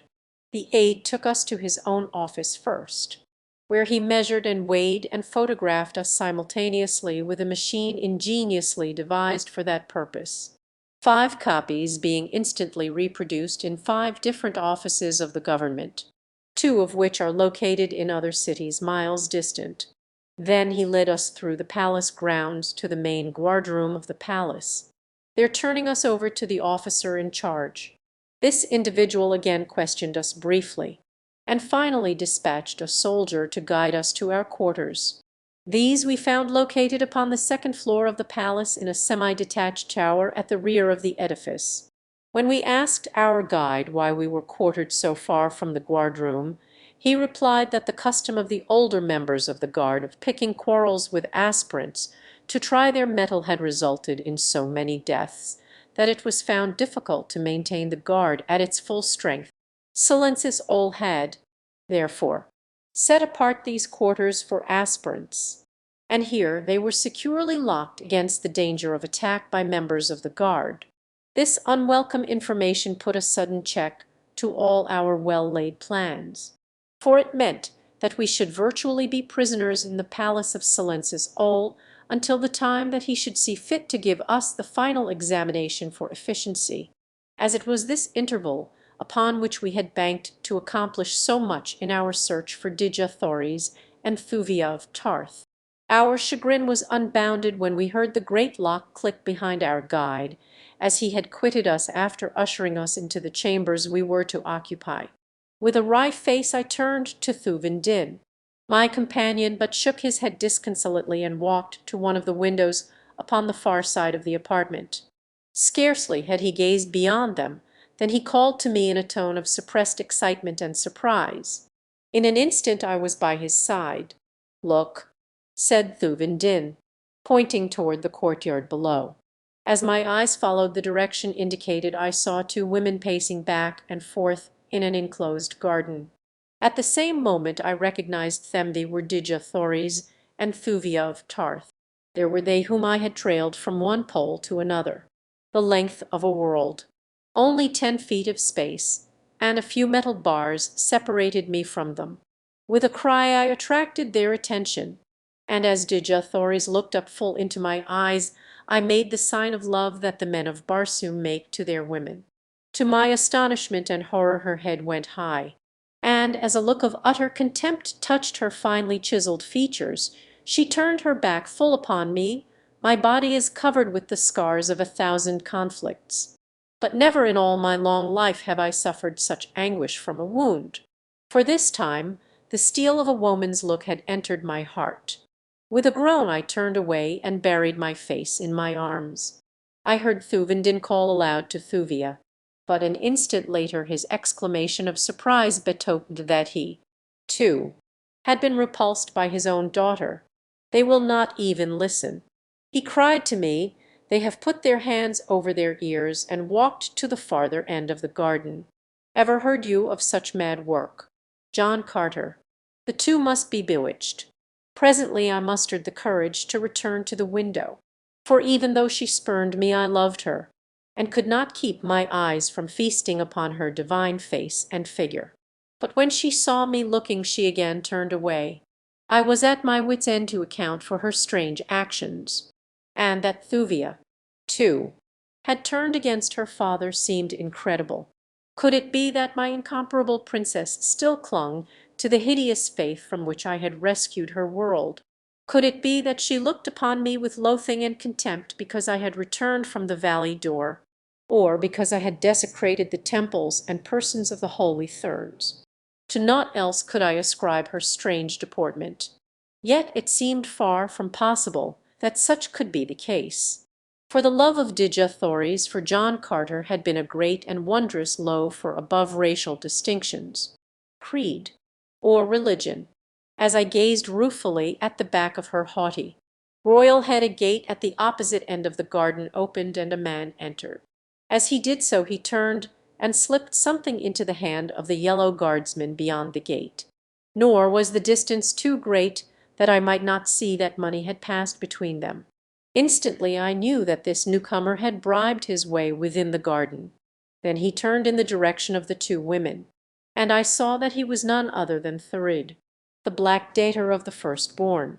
He approached quite close to them before he spoke, and as they turned at the sound of his voice, I saw Dejathories shrink from him. There was a nasty leer upon his face as he stepped close to her and spoke again. I could not hear his words, but her answer came clearly.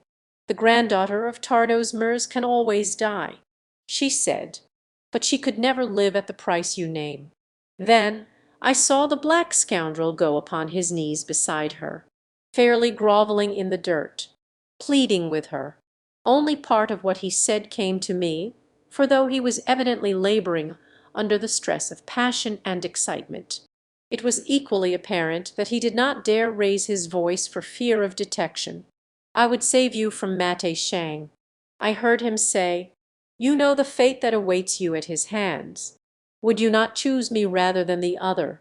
"I would choose neither," replied Dejathories, "even were I free to choose, as you know well I am not." "You are free," he cried. "John Carter, Prince of Helium, is dead.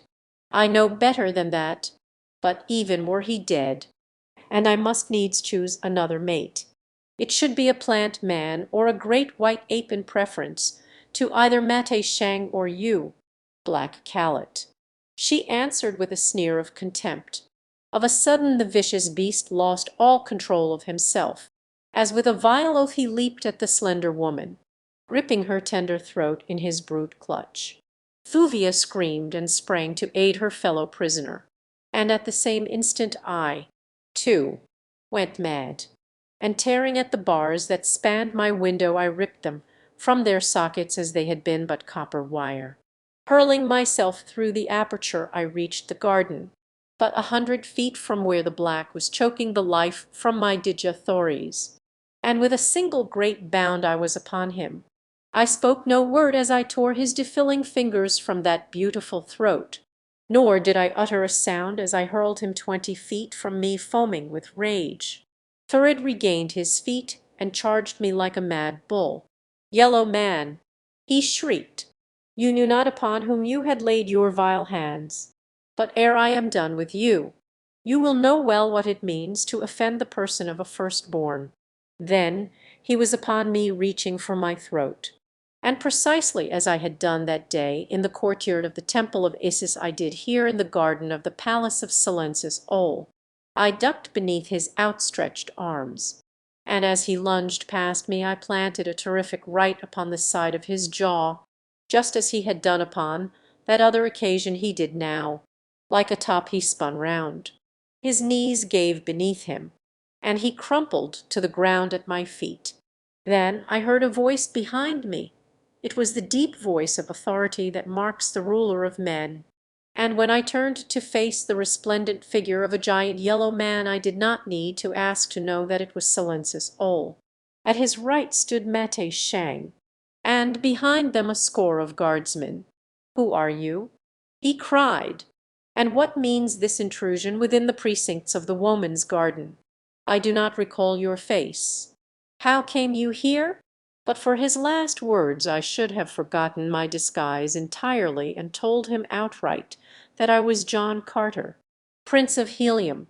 But his question recalled me to myself. I pointed to the dislodged bars of the window above.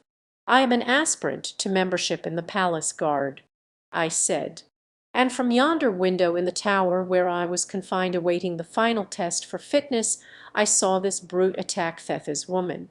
I could not stand idly by, O Jeddik, and see this thing done within the very palace grounds, and yet feel that I was fit to serve and guard your royal person." I had evidently made an impression upon the ruler of Ochre by my fair words, and when he had turned to Dejathories and Thuvia of Tarth, and both had corroborated my statements, it began to look pretty dark for Thurid. I saw the ugly gleam in Mate Shang's evil eyes as Dejathories narrated all that had passed between Thurid and herself, and when she came to that part which dealt with my interference with the data of the firstborn her gratitude was quite apparent, though I could see by her eyes that something puzzled her strangely. I did not wonder at her attitude toward me while others were present, but that she should have denied me while she and Thuvia were the only occupants of the garden still cut me sorely. As the examination proceeded, I cast a glance at Thurid and startled him looking wide-eyed and wonderingly at me, and then of a sudden he laughed full in my face. A moment later Silensis Ol turned toward the Black. "What have you to say in explanation of these charges?" he asked in a deep and terrible voice. "Dare you aspire to one whom the father of Therns has chosen known, who might even be a fit mate?" And then the black-bearded tyrant turned and cast a sudden greedy look upon Dejethores, as though with the words a new thought and a new desire had sprung up within his mind and breast. Thurid had been about to reply and, with a malicious grin upon his face, was pointing an accusing finger at me, when Silensis Ol's words and the expression of his face cut him short. A cunning look crept into his eyes, and I knew from the expression of his face that his next words were not the ones he had intended to speak. "O mightiest of Jedicks," he said, "the man and the women do not speak the truth. The fellow had come into the garden to assist them to escape. I was beyond and overheard their conversation, and when I entered, the woman screamed and the man sprang upon me and would have killed me, and I dare say that you will find him an enemy and a spy. Let him be put on trial, Silensis Ol, rather than your friend and guest, Thurid, Ditter of the Firstborn." Silensis Ol looked puzzled. He turned again and looked upon Dejethores, and then Thurid stepped quite close to him and whispered something in his earwit. I know not. Presently the yellow ruler turned to one of his officers. "See that this man be securely confined until we have time to go deeper into this affair," he commanded, "and as bars alone seem inadequate to restrain him, let chains be added." Then he turned and left the garden, taking Dejethores with him, his hand upon her shoulder. Thurid and Mate Shang went also, and as they reached the gateway the Black turned and laughed again aloud in my face. What could be the meaning of his sudden change toward me? Could he suspect my true identity? It must be that. And the thing that had betrayed me was the trick and blow that had laid him low for the second time. As the guards dragged me away my heart was very sad and bitter indeed. For now to the two relentless enemies that had hounded her for so long another, and a more powerful one had been added.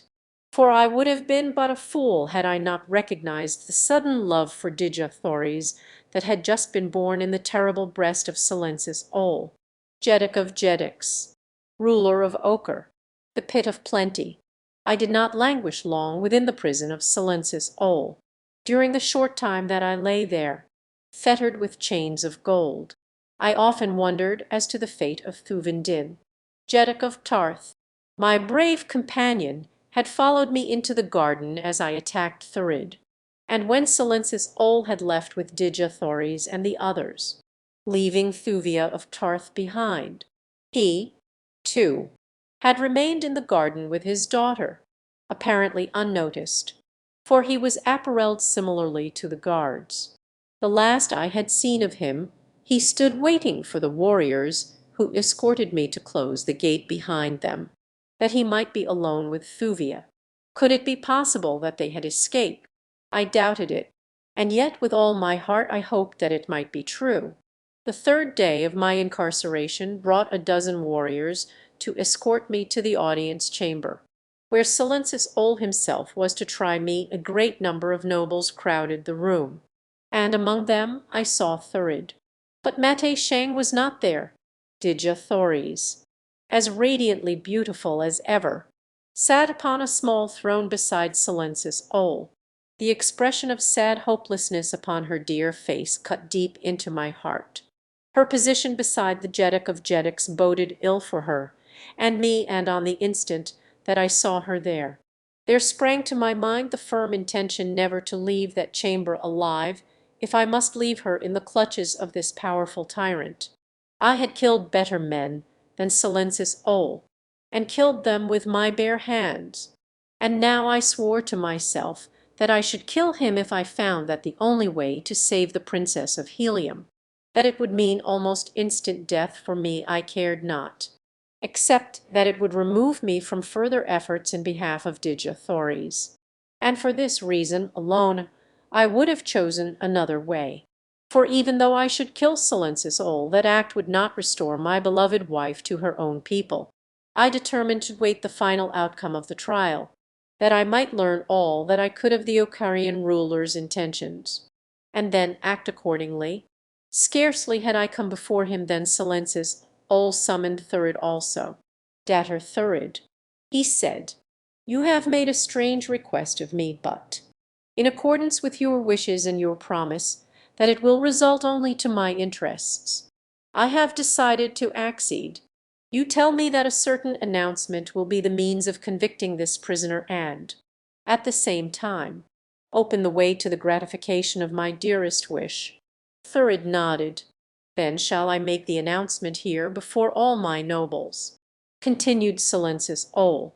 "For a year no queen has sat upon the throne beside me, and now it suits me to take to wife one who is reputed the most beautiful woman upon Barsoom, a statement which none may truthfully deny. Nobles of Ochre, unshed your swords and do homage to Dejothories, Princess of Helium and future Queen of Ochre, for at the end of the allotted 10 days she shall become the wife of Silensis Ol." As the nobles drew their blades and lifted them on high, in accordance with the ancient custom of Ochre when a Jeddak announces his intention to wed, Dejothories sprang to her feet and, raising her hand aloft, cried in a loud voice that they desist. "I may not be the wife of Silensis Ol," she pleaded, "for already I be a wife and mother. John Carter, Prince of Helium, still lives. I know it to be true, for I overheard Mate Shang tell his daughter Fader that he had seen him in Kurr, at the court of Kulan Tith. Jeddak, a Jeddak does not wed a married woman, nor will Silensis Ol thus violate the bonds of matrimony." Silensis Ol turned upon Thurid with an ugly look. "Is this the surprise you held in store for me?" he cried. "You assured me that no obstacle which might not be easily overcome stood between me and this woman, and now I find that the one insuperable obstacle intervenes. What mean you? Man, what have you to say? And should I deliver John Carter into your hands? Silensis Ol, would you not feel that I had more than satisfied the promise that I made you?" answered Thurid. "Talk not like a fool," cried the enraged Jeddak. "I am no child to be thus played with." "I am talking only as a man who knows," replied Thurid, "knows that he can do all that he claims. Then turn John Carter over to me within 10 days, or yourself suffer the end that I should mete out to him were he in my power," snapped the Jeddak of Jeddaks, with an ugly scowl. "You need not wait 10 days." "Silensis Ol," replied Thurid, and then, turning suddenly upon me as he extended a pointing finger, he cried, "There stands John Carter, Prince of Helium." "Fool!" shrieked Silensis Ol. "Fool! John Carter is a white man, this fellow be as yellow as myself. John Carter's face is Smoothmate Shang has described him to me. This prisoner has a beard and moustache as large and black as any in Ochre. Quick, guardsmen, to the pits with the black maniac who wishes to throw his life away for a poor joke upon your ruler." "Hold!" cried Thurid, and springing forward before I could guess his intention, he had grasped my beard and ripped the whole false fabric from my face and head, revealing my smooth, tan skin beneath and my close-cropped black hair. Instantly pandemonium reigned in the audience chamber of Silensis Ol. Warriors pressed forward with drawn blades, thinking that I might be contemplating the assassination of the Jeddak of Jeddaks, while others, out of curiosity to see one whose name was familiar from pole to pole, crowded behind their fellows. As my identity was revealed I saw Dejothories spring to her feet, amazement writ large upon her face, and then, through that jam of armed men, she forced her way before any could prevent. A moment only, and she was before me with outstretched arms and eyes filled with the light of her great love. "John Carter, John Carter," she cried as I folded her to my breast. And then of a sudden I knew why she had denied me in the garden beneath the tower. What a fool I had been, expecting that she would penetrate the marvelous disguise that had been wrought for me by the barber of Marentina. She had not known me, that was all. And when she saw the sign of love, indeed, but I had been a fool. And it was you, she cried, who spoke to me from the tower. How could I dream that my beloved Virginian lay behind that fierce beard and that yellow skin? She had been wont to call me her Virginian as a term of endearment, for she knew that I loved the sound of that beautiful name, made 1,000 times more beautiful and hallowed by her dear lips. And as I heard it again after all those long years, my eyes became dimmed with tears and my voice choked with emotion. But an instant did I crush that dear form to me ere Silence's Ole, trembling with rage and jealousy, shouldered his way to us. Seize the man, he cried to his warriors, and 100 ruthless hands tore us apart. Well it was for the nobles of the court of Ochre that John Carter had been disarmed. As it was, a dozen of them felt the weight of my clenched fists, and I had fought my way half up the steps before the throne to which Silence's Ole had carried Dejathories ere ever they could stop me. Then I went down, fighting, beneath 100 warriors. But before they had battered me into unconsciousness I heard that from the lips of Dejathories that made all my suffering well worth while, standing there beside the great tyrant, who clutched her by the arm. She pointed to where I fought alone against such awful odds. Think you, Silence's Ole, that the wife of such as he is, she cried, would ever dishonor his memory, were he 1,000 times dead, by mating with a lesser mortal? Lives there upon any world such another as John Carter, Prince of Helium?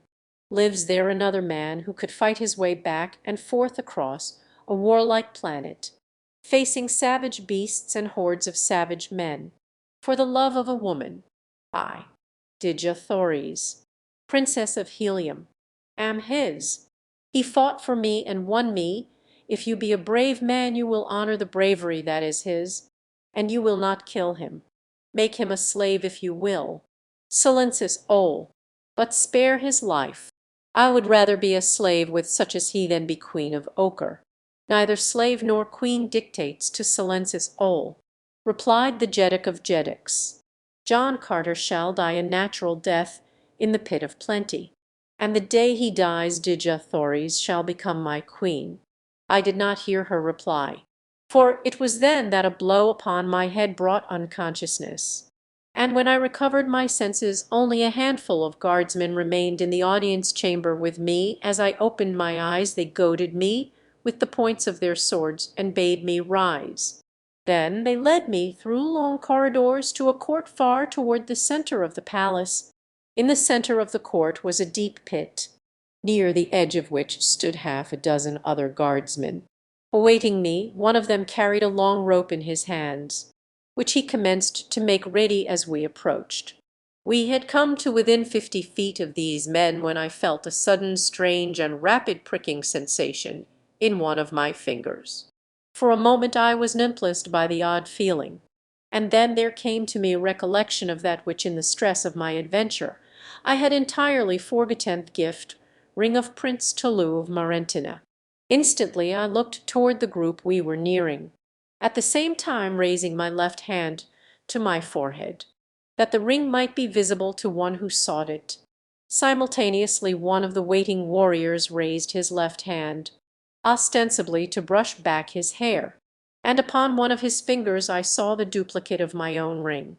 A quick look of intelligence passed between us, after which I kept my eyes turned away from the warrior and did not look at him again, for fear that I might arouse the suspicion of the Ocharians. When we reached the edge of the pit I saw that it was very deep, and presently I realized I was soon to judge just how far it extended below the surface of the court. For he who held the rope, and then, as all the warriors grasped it, he pushed me forward, and I fell into the yawning abyss. After the first jerk as I reached the end of the rope, that had been paid out to let me fall below the pit's edge, they lowered me quickly but smoothly the moment before the plunge. While 2 or 3 of the men had been assisting in adjusting the rope about me, one of them had brought his mouth close to my cheek, and in the brief interval before I was cast into the forbidding hole he breathed a single word into my ear: courage. The pit, which my imagination had pictured as bottomless, proved to be not more than 100 feet in depth, but as its walls were smoothly polished it might as well have been 1,000 feet, for I could never hope to escape without outside assistance. For a day I was left in darkness, and then, quite suddenly, a brilliant light illumined my strange cell. I was reasonably hungry and thirsty by this time, not having tasted food or drink since the day prior to my incarceration.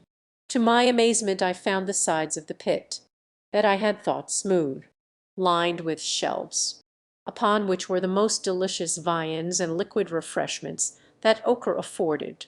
With an exclamation of delight I sprang forward to partake of some of the welcome food, but ere ever I reached it the light was extinguished, and, though I groped my way about the chamber, my hands came in contact with nothing beside the smooth, hard wall that I had felt on my first examination of my prison. Immediately the pangs of hunger and thirst began to assail me, where before I had had but a mild craving for food and drink, I now actually suffered for want of it, and all because of the tantalizing sight that I had had of food almost within my grasp. Once more darkness and silence enveloped me, a silence that was broken only by a single mocking laugh. For another day nothing occurred to break the monotony of my imprisonment or relieve the suffering superinduced by hunger and thirst. Slowly the pangs became less keen, as suffering deadened the activity of certain nerves. And then the light flashed on once again, and before me stood an array of new and tempting dishes, with great bottles of clear water and flagons of refreshing wine, upon the outside of which the cold sweat of condensation stood. Again, with the hunger madness of a wild beast, I sprang forward to seize those tempting dishes. But, as before, the light went out, and I came to a sudden stop against a hard wall. Then the mocking laugh rang out for a second time. The pit of plenty. Ah, what a cruel mind must have devised this exquisite, hellish torture! Day after day was the thing repeated, until I was on the verge of madness. And then, as I had done in the pits of the war-hoons, I took a new, firm hold upon my reason and forced it back into the channels of sanity.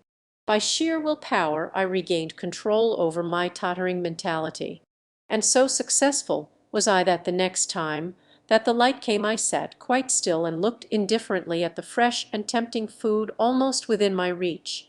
Glad I was that I had done so, for it gave me an opportunity to solve the seeming mystery of those vanishing banquets. As I made no move to reach the food, the torturers left the light turned on in the hope that at last I could refrain no longer from giving them the delicious thrill of enjoyment that my former futile efforts to obtain it had caused.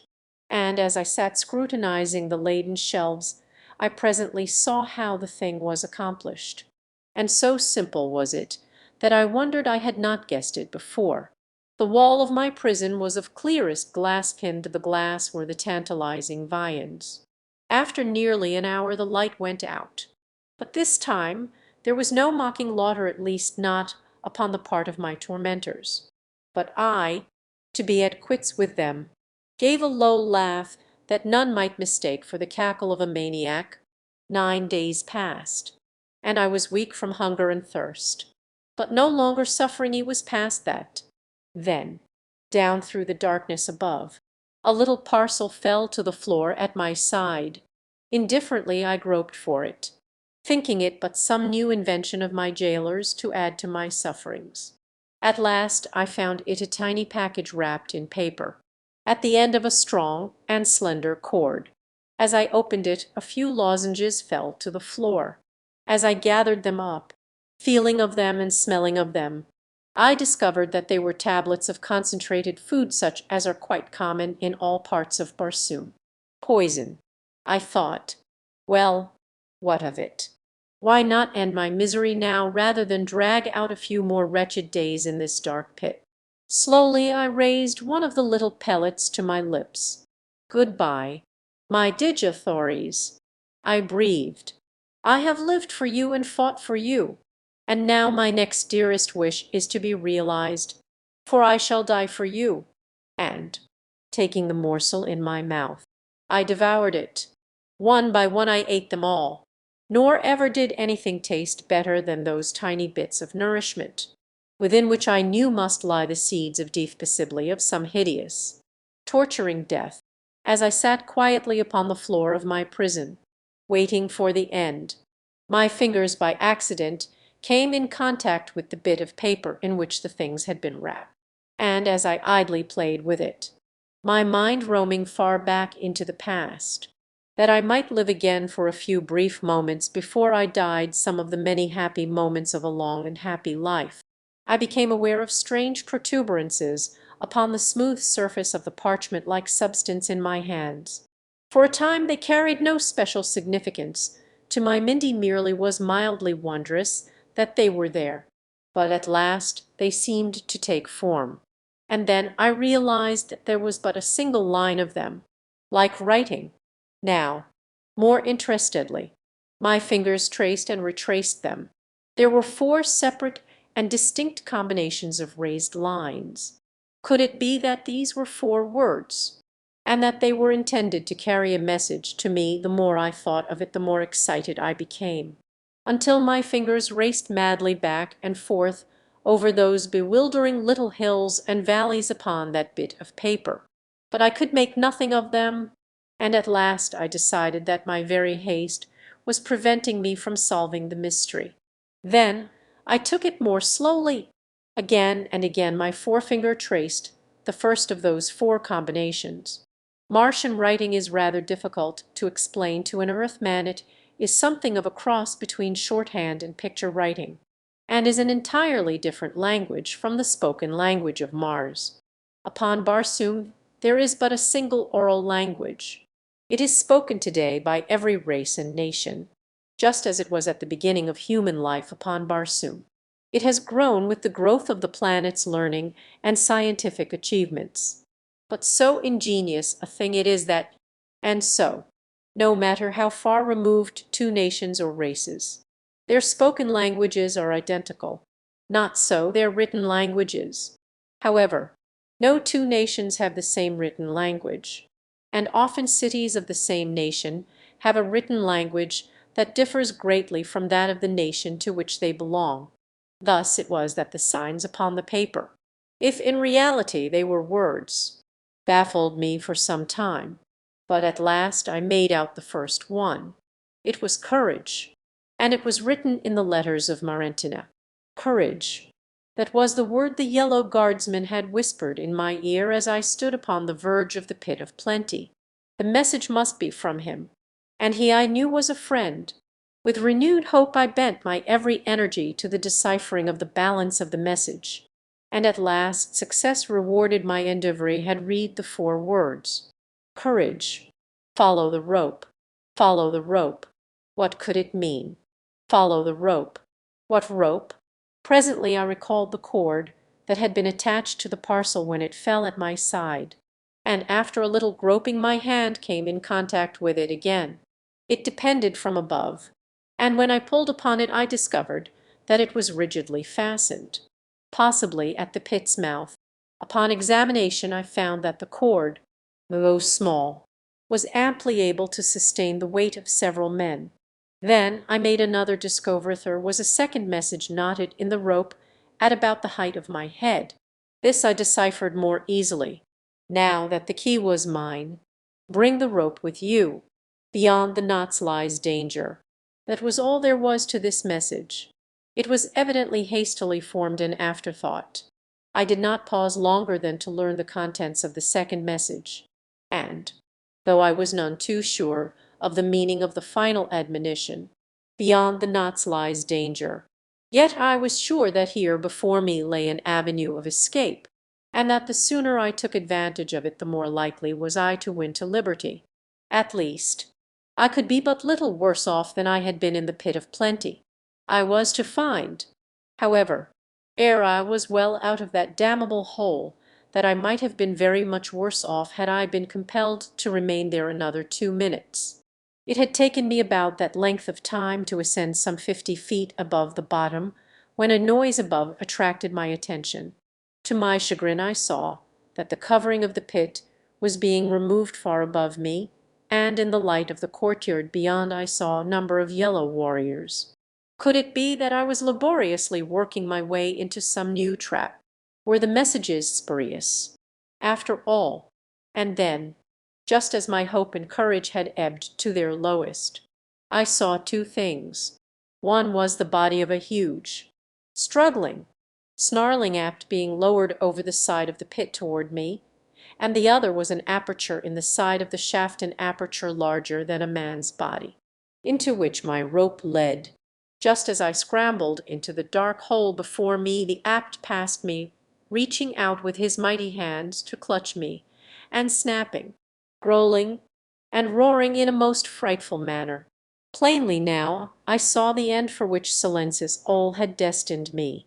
After first torturing me with starvation he had caused this fierce beast, and then another truth flashed upon me, had lived 9 days of the allotted 10 which must intervene before Silensis. The purpose of the apt was to ensure my death before the 10th day. I almost laughed aloud as I thought how Silensis All's measure of safety was to aid in defeating the very end he sought.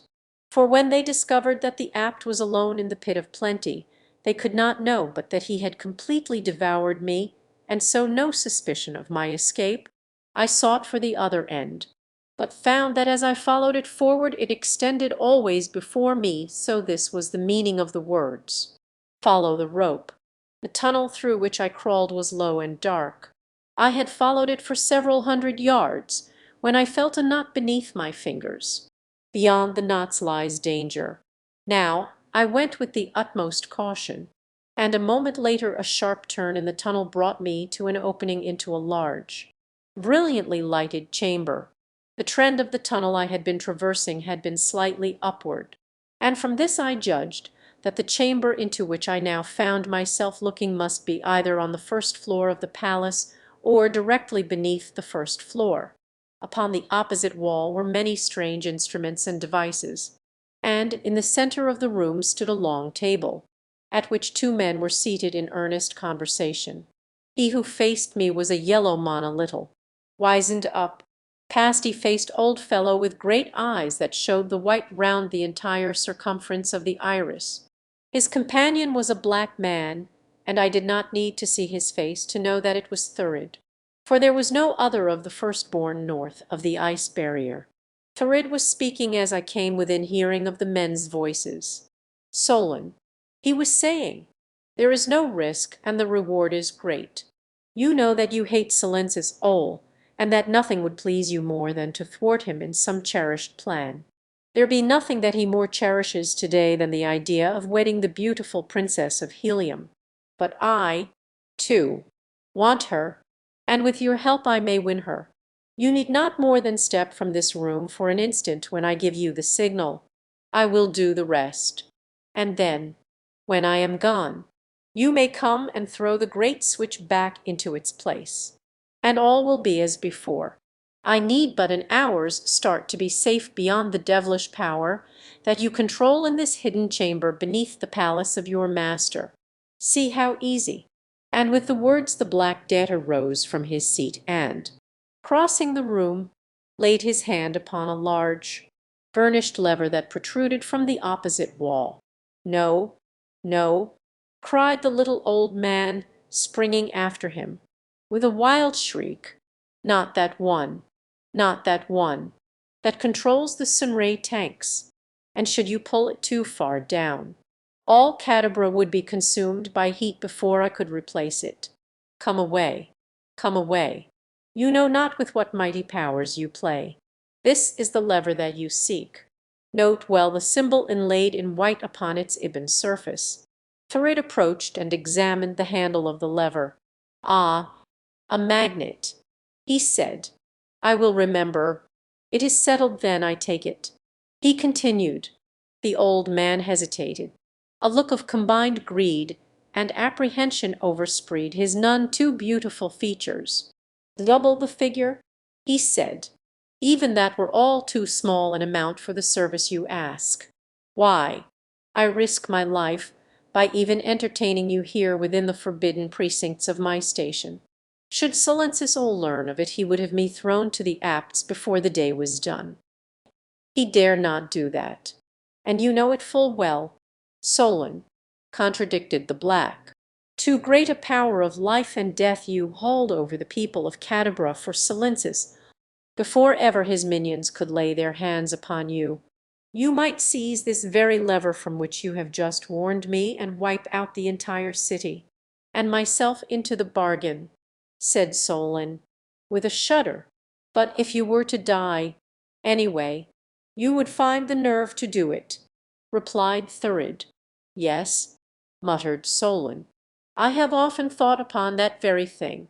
Well, firstborn, is your red princess worth the price I ask for my services? Or will you go without her and see her in the arms of Silencis all tomorrow night? Take your price." "Yellow man," replied Thurid, with an oath, "half now and the balance when you have fulfilled your contract." With that the debtor threw a well-filled money pouch upon the table. Solon opened the pouch and with trembling fingers counted its contents. His weird eyes assumed a greedy expression, and his unkempt beard and mustache twitched with the muscles of his mouth and chin. It was quite evident from his very mannerism that Thurid had keenly guessed the man's weakness in the claw-like, clutching movement of the fingers betokened the avariciousness of the miser. Having satisfied himself that the amount was correct, Solon replaced the money in the pouch and rose from the table. "Now," he said, "are you quite sure that you know the way to your destination? You must travel quickly to cover the ground to the cave, and from thence beyond the great power. All within a brief hour, for no more dare I spare you. Let me repeat it to you," said Thurid, "that you may see if I be letter perfect." "Proceeds," replied Solon. "Through yonder door," he commenced, pointing to a door at the far end of the apartment. "I follow a corridor, passing 3 diverging corridors upon my right, then into the 4th right-hand corridor straight, to where 3 corridors meet. Here again I follow to the right, hugging the left wall closely to avoid the pit. At the end of this corridor I shall come to a spiral runway, which I must follow down instead of up. After that the way is along but a single branchless corridor. Am I right?" "Quite right, debtor," answered Solon. "And now begone. Already have you tempted fate too long within this forbidden place. Tonight, or tomorrow, then, you may expect the signal," said Thurid, rising to go. "Tonight, or tomorrow," repeated Solon. And as the door closed behind his guest the old man continued to mutter as he turned back to the table, where he again dumped the contents of the money pouch, running his fingers through the heap of shining metal, piling the coins into little towers, counting, recounted, and fondling the wealth the while he muttered on and on in a crooning undertone. Presently his fingers ceased their play. His eyes popped wider than ever as they fastened upon the door through which Thurid had disappeared. The croon changed to a querulous muttering, and finally to an ugly growl. Then the old man rose from the table, shaking his fist at the closed door. Now he raised his voice, and his words came distinctly. "Fool!" he muttered. "Think you that for your happiness Solon will give up his life? If you escaped, Silencisol would know that only through my connivance could you have succeeded. Then would he send for me, what would you have me do? Reduce the city and myself to ashes? No, fool! There is a better way for Solon to keep thy money and be revenged upon Silencisol." He laughed in a nasty, cackling note. "Poor fool! You may throw the great switch that will give you the freedom of the heir of Ochre. And then, infatuous security, Go on with thy red princess to the freedom of thee, when you have passed beyond this chamber in your flight. What can prevent Solon replacing the switch as it was before your vile hand touched it? Nothing. And then the guardian of the North will claim you and your woman. And Silensis Ol, when he sees your dead bodies, will never dream that the hand of Solon had aught to do with the thing." Then his voice dropped once more into mutterings that I could not translate. But I had heard enough to cause me to guess a great deal more, and I thanked the kind Providence that had led me to this chamber at a time so filled with importance to Digi-Thores and myself as this. But how to pass the old man now? The cord, almost invisible upon the floor, stretched straight across the apartment to a door upon the far side. There was no other way of which I knew, nor could I afford to ignore the advice to follow the rope. I must cross this room, but however I should accomplish it undetected with that old man in the very center of it baffled me. Of course I might have sprung in upon him, and with my bare hands silenced him forever. But I had heard enough to convince me that with him alive the knowledge that I had gained might serve me at some future moment. While should I kill him and another be stationed in his place, Thurid would not come hither with Digi-Thores, as was quite evidently his intention. As I stood in the dark shadow of the tunnels and racking my brain for a feasible plan the while I watched, cat-like, the old man's every move. He took up the money pouch and crossed to one end of the apartment, where, bending to his knees, he fumbled with a panel in the wall. Instantly I guessed that here was the hiding place in which he hoarded his wealth, and while he bent there, his back toward me, I entered the chamber upon tiptoe, and with the utmost stealth essayed to reach the opposite side before he should complete his task and turn again toward the room's center. Scarcely 30 steps, all told, must I take, and yet it seemed to my overwrought imagination that farther wall was miles away. But at last I reached it. Nor once had I taken my eyes from the back of the old miser's head. He did not turn until my hand was upon the button that controlled the door through which my way led, and then he turned away from me as I passed through and gently closed the door. For an instant I paused, my ear close to the panel, to learn if he had suspected aught. But as no sound of pursuit came from within, I wheeled and made my way along the new corridor, following the rope, which I coiled and brought with me as I advanced. But a short distance farther on I came to the rope's end at a point where 5 corridors met. What was I to do? Which way should I turn? I was nonplussed. A careful examination of the end of the rope revealed the fact that it had been cleanly cut with some sharp instrument. This fact and the words that had cautioned me that danger lay beyond the knots convinced me that the rope had been severed since my friend had placed it as my guide, for I had but passed a single knot, whereas there had evidently been 2 or more in the entire length of the cord. Now, indeed, was I in a pretty fix, for neither did I know which avenue to follow nor when danger lay directly in my path, but there was nothing else to be done than follow one of the corridors, for I could gain nothing by remaining where I was. So I chose the central opening, and passed on into its gloomy depths with a prayer upon my lips. The floor of the tunnel rose rapidly as I advanced, and a moment later the way came to an abrupt end before a heavy door. I could hear nothing beyond, and, with my accustomed rashness, pushed the portal wide to step into a room filled with yellow warriors. The first to see me opened his eyes wide in astonishment, and at the same instant I felt the tingling sensation in my finger that denoted the presence of a friend of the ring.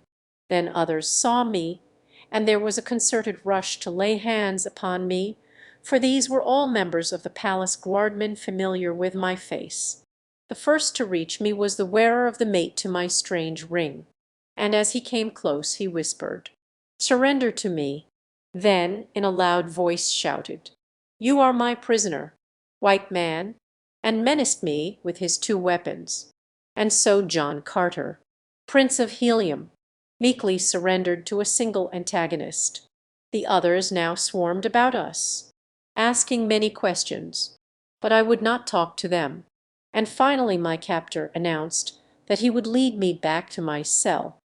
An officer ordered several other warriors to accompany him, and a moment later we were retracing the way I had just come. My friend walked close beside me, asking many silly questions about the country from which I had come, until finally his fellows paid no further attention to him or his gabbling. Gradually, as he spoke, he lowered his voice, so that presently he was able to converse with me in a low tone without attracting attention. His ruse was a clever one, and showed that Tolu had not misjudged the man's fitness for the dangerous duty upon which he was detailed, when he had fully assured himself that the other guardsmen were not listening.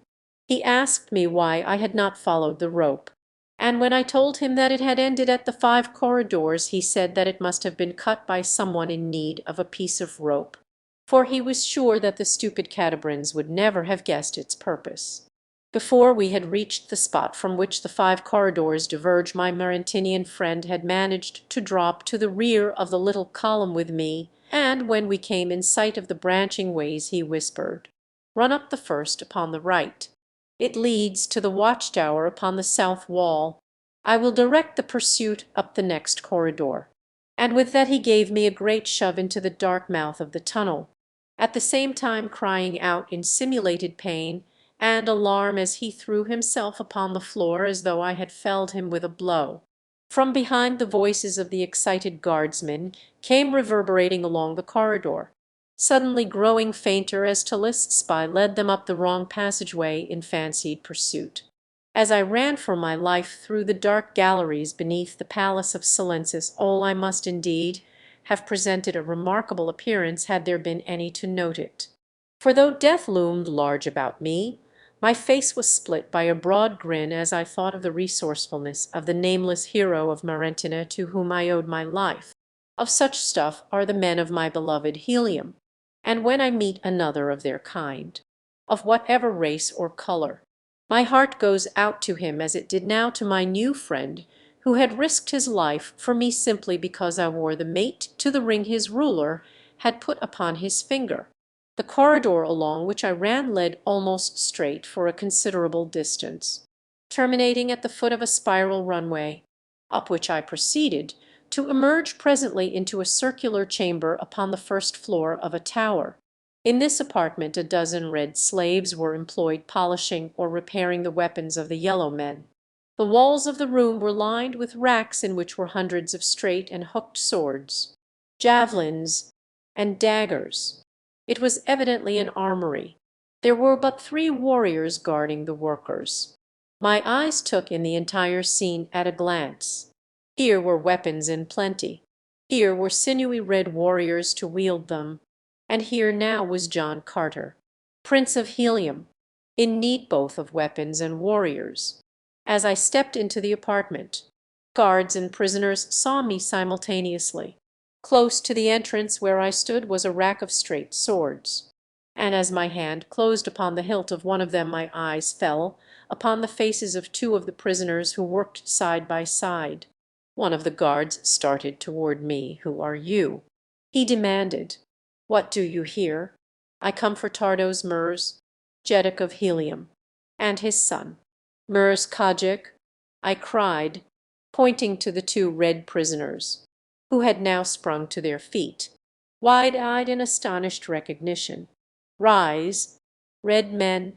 Before we die, let us leave a memorial in the palace of Ochre's tyrant that will stand forever in the annals of Cadabra to the honor and glory of Helium." For I had seen that all the prisoners there were men of Tardos Mor's navy. Then the first guardsman was upon me, and the fight was on. But scarce did we engage ere, to my horror, I saw that the red slaves were shackled to the floor. The magnet switch. The guardsmen paid not the slightest attention to their wards, for the red men could not move over 2 feet from the great rings to which they were padlocked, though each had seized a weapon upon which he had been engaged when I entered the room, and stood ready to join me could they have but done so. The yellow men devoted all their attention to me, nor were they long in discovering that the three of them were none too many to defend the armory against John Carter. Would that I had had my own good long sword in my hand that day! But, as it was, I rendered a satisfactory account of myself with the unfamiliar weapon of the yellow man.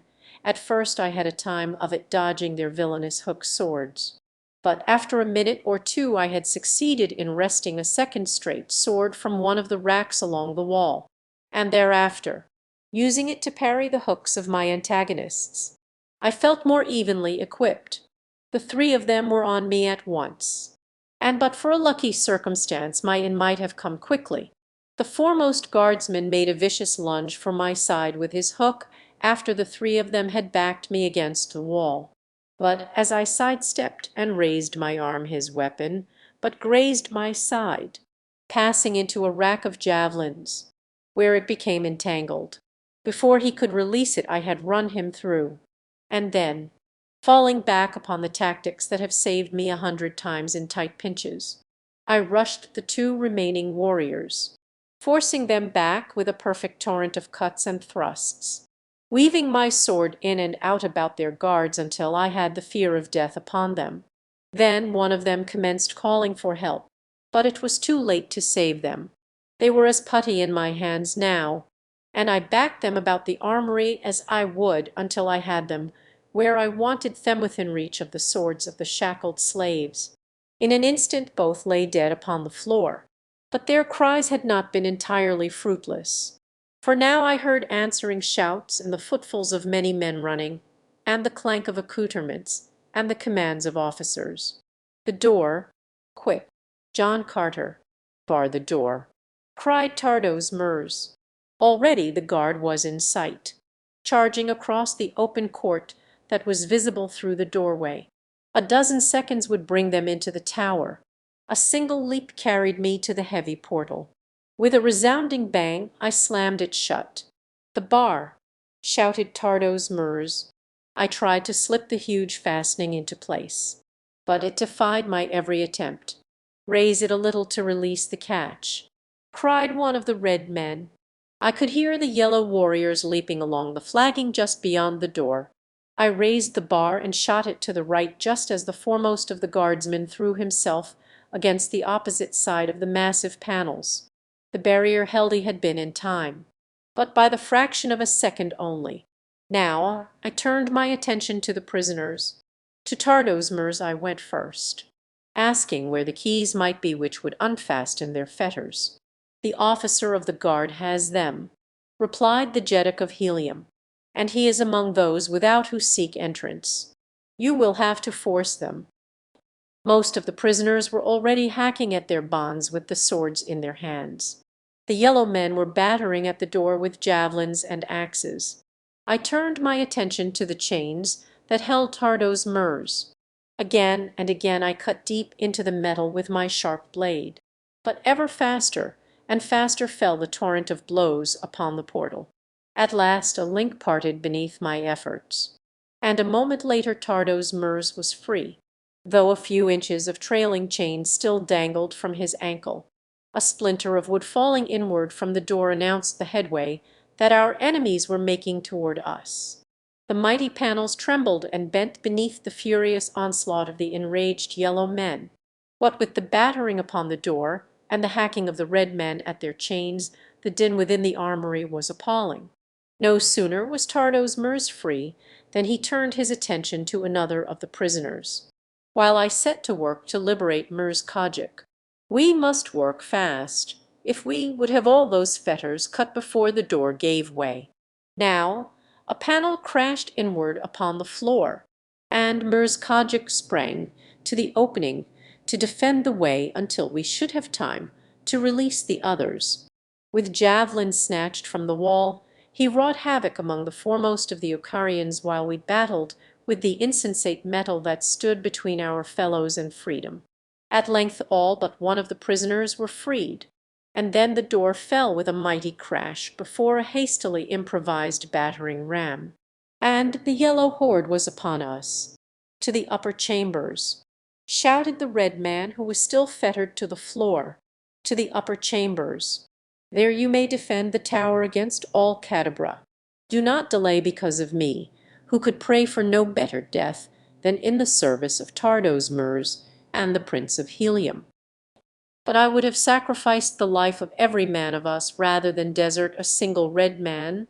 Cut his chains. I cried to two of the red men, while the balance of us hold off the foe. There were 10 of us now to do battle with the Ocarian guard, and I warrant that that ancient watchtower never looked down upon a more hotly contested battle than took place that day within its own grim walls. The first inrushing wave of yellow warriors recoiled from the slashing blades of 10 of Helium's veteran fighting men. A dozen Ocarian corpses blocked the doorway, but over the gruesome barrier a score more of their fellows dashed, shouting their hoarse and hideous war cry. Upon the bloody mound we met them, hand to hand, stabbing where the quarters were too close to cut, thrusting when we could push a foeman to arm's length, and mingled with the wild cry of the Ocarian there rose and fell the glorious words, "For Helium, for Helium," that for countless ages have spurred on the bravest of the brave to those deeds of valor that have sent the fame of Helium's heroes broadcast throughout the length and breadth of a world. Now were the fetters struck from the last of the red men, and 13 strong we met each new charge of the soldiers of Silensis Ol. Scarce one of us but bled from a score of wounds. Yet none had fallen. From without we saw hundreds of guardsmen pouring into the courtyard, and along the lower corridor from which I had found my way to the armory we could hear the clank of metal and the shouting of men. In a moment we should be attacked from 2 sides, and with all our prowess we could not hope to withstand the unequal odds which would thus divide our attention and our small numbers. "To the upper chambers," cried Tardos Murs, and a moment later we fell back toward the runway that led to the floors above. Here another bloody battle was waged with the force of yellow men who charged into the armory as we fell back from the doorway. Here we lost our first man, a noble fellow whom we could ill spare.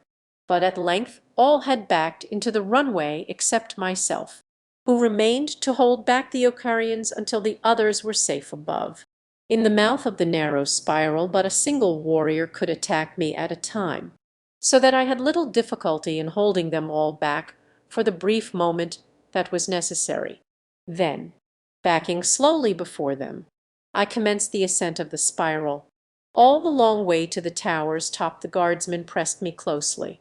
When one went down before my sword another scrambled over the dead man to take his place, and thus, taking an awful toll with each few feet gained, I came to the spacious glass-walled watchtower of Cadabra. Here my companions clustered ready to take my place, and for a moment's respite I stepped to one side while they held the enemy off. From the lofty perch a view could be had for miles in every direction. Toward the south stretched the rugged, ice-clad waste to the edge of the mighty barrier. Toward the east and west, and dimly toward the north I descried other Ocarian cities, while in the immediate foreground, just beyond the walls of Cadabra, the grim guardian shaft reared its sombre head. Then I cast my eyes down into the streets of Cadabra, from which a sudden tumult had arisen, and there I saw a battle raging, and beyond the citus walls I saw armed men marching in great columns toward a near-by gate. Eagerly I pressed forward against the glass wall of the observatory, scarce daring to credit the testimony of my own eyes. But at last I could doubt no longer, and with a shout of joy that rose strangely in the midst of the cursing and groaning of the battling men at the entrance to the chamber, I called to Tardos Murs. As he joined me I pointed down into the streets of Cadabra and to the advancing columns beyond, above which floated bravely in the Arctic air the flags and banners of Helium. An instant later every red man in the lofty chamber had seen the inspiring sight, and such a shout of thanksgiving arose as I warrant never before echoed through that age-old pile of stone. But still we must fight on, for though our troops had entered Cadabra, the city was yet far from capitulation, nor had the palace been even assaulted.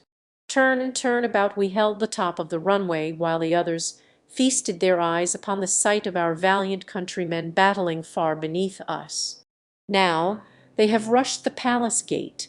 Great battering rams are dashed against its formidable surface. Now they are repulsed by a deadly shower of javelins from the wall's top. Once again they charge. But a sortie by a large force of Ocarians from an intersecting avenue crumples the head of the column, and the men of Helium go down, fighting, beneath an overwhelming force. The palace gate flies open, and a force of the Jedic's own guard, picked men from the flower of the Ocarian army, sallies forth to shatter the broken regiments. For a moment it looks as though nothing could avert defeat, and then I see a noble figure upon a mighty thoatnet, the tiny thoat of the Red Man, but one of his huge cousins of the Dead Sea bottoms. The warrior hews his way to the front, and behind him rally the disorganized soldiers of Helium. As he raises his head aloft to fling a challenge at the men upon the palace walls, I see his face, and my heart swells in pride and happiness as the red warriors leap. At his side fights a huge Martian war hound. Nor did I need a second look to know that it was Woolamy faithful Woola, who had thus well performed his arduous task and brought the succouring legions in the nick of time. In the nick of time, who yet might say that they were not too late to save, but surely they could avenge, and such retribution as that unconquered army would deal out to the hateful Ocarians. I sighed to think that I might not be alive to witness it. Again I turned to the windows. The red men had not yet forced the outer palace wall, but they were fighting nobly against the best that ochre afforded valiant warriors who contested every inch of the way. Now my attention was caught by a new element without the city wall, a great body of mounted warriors looming large above the red men. They were the huge green allies of Helium's savage hordes from the Dead Sea bottoms of the far south.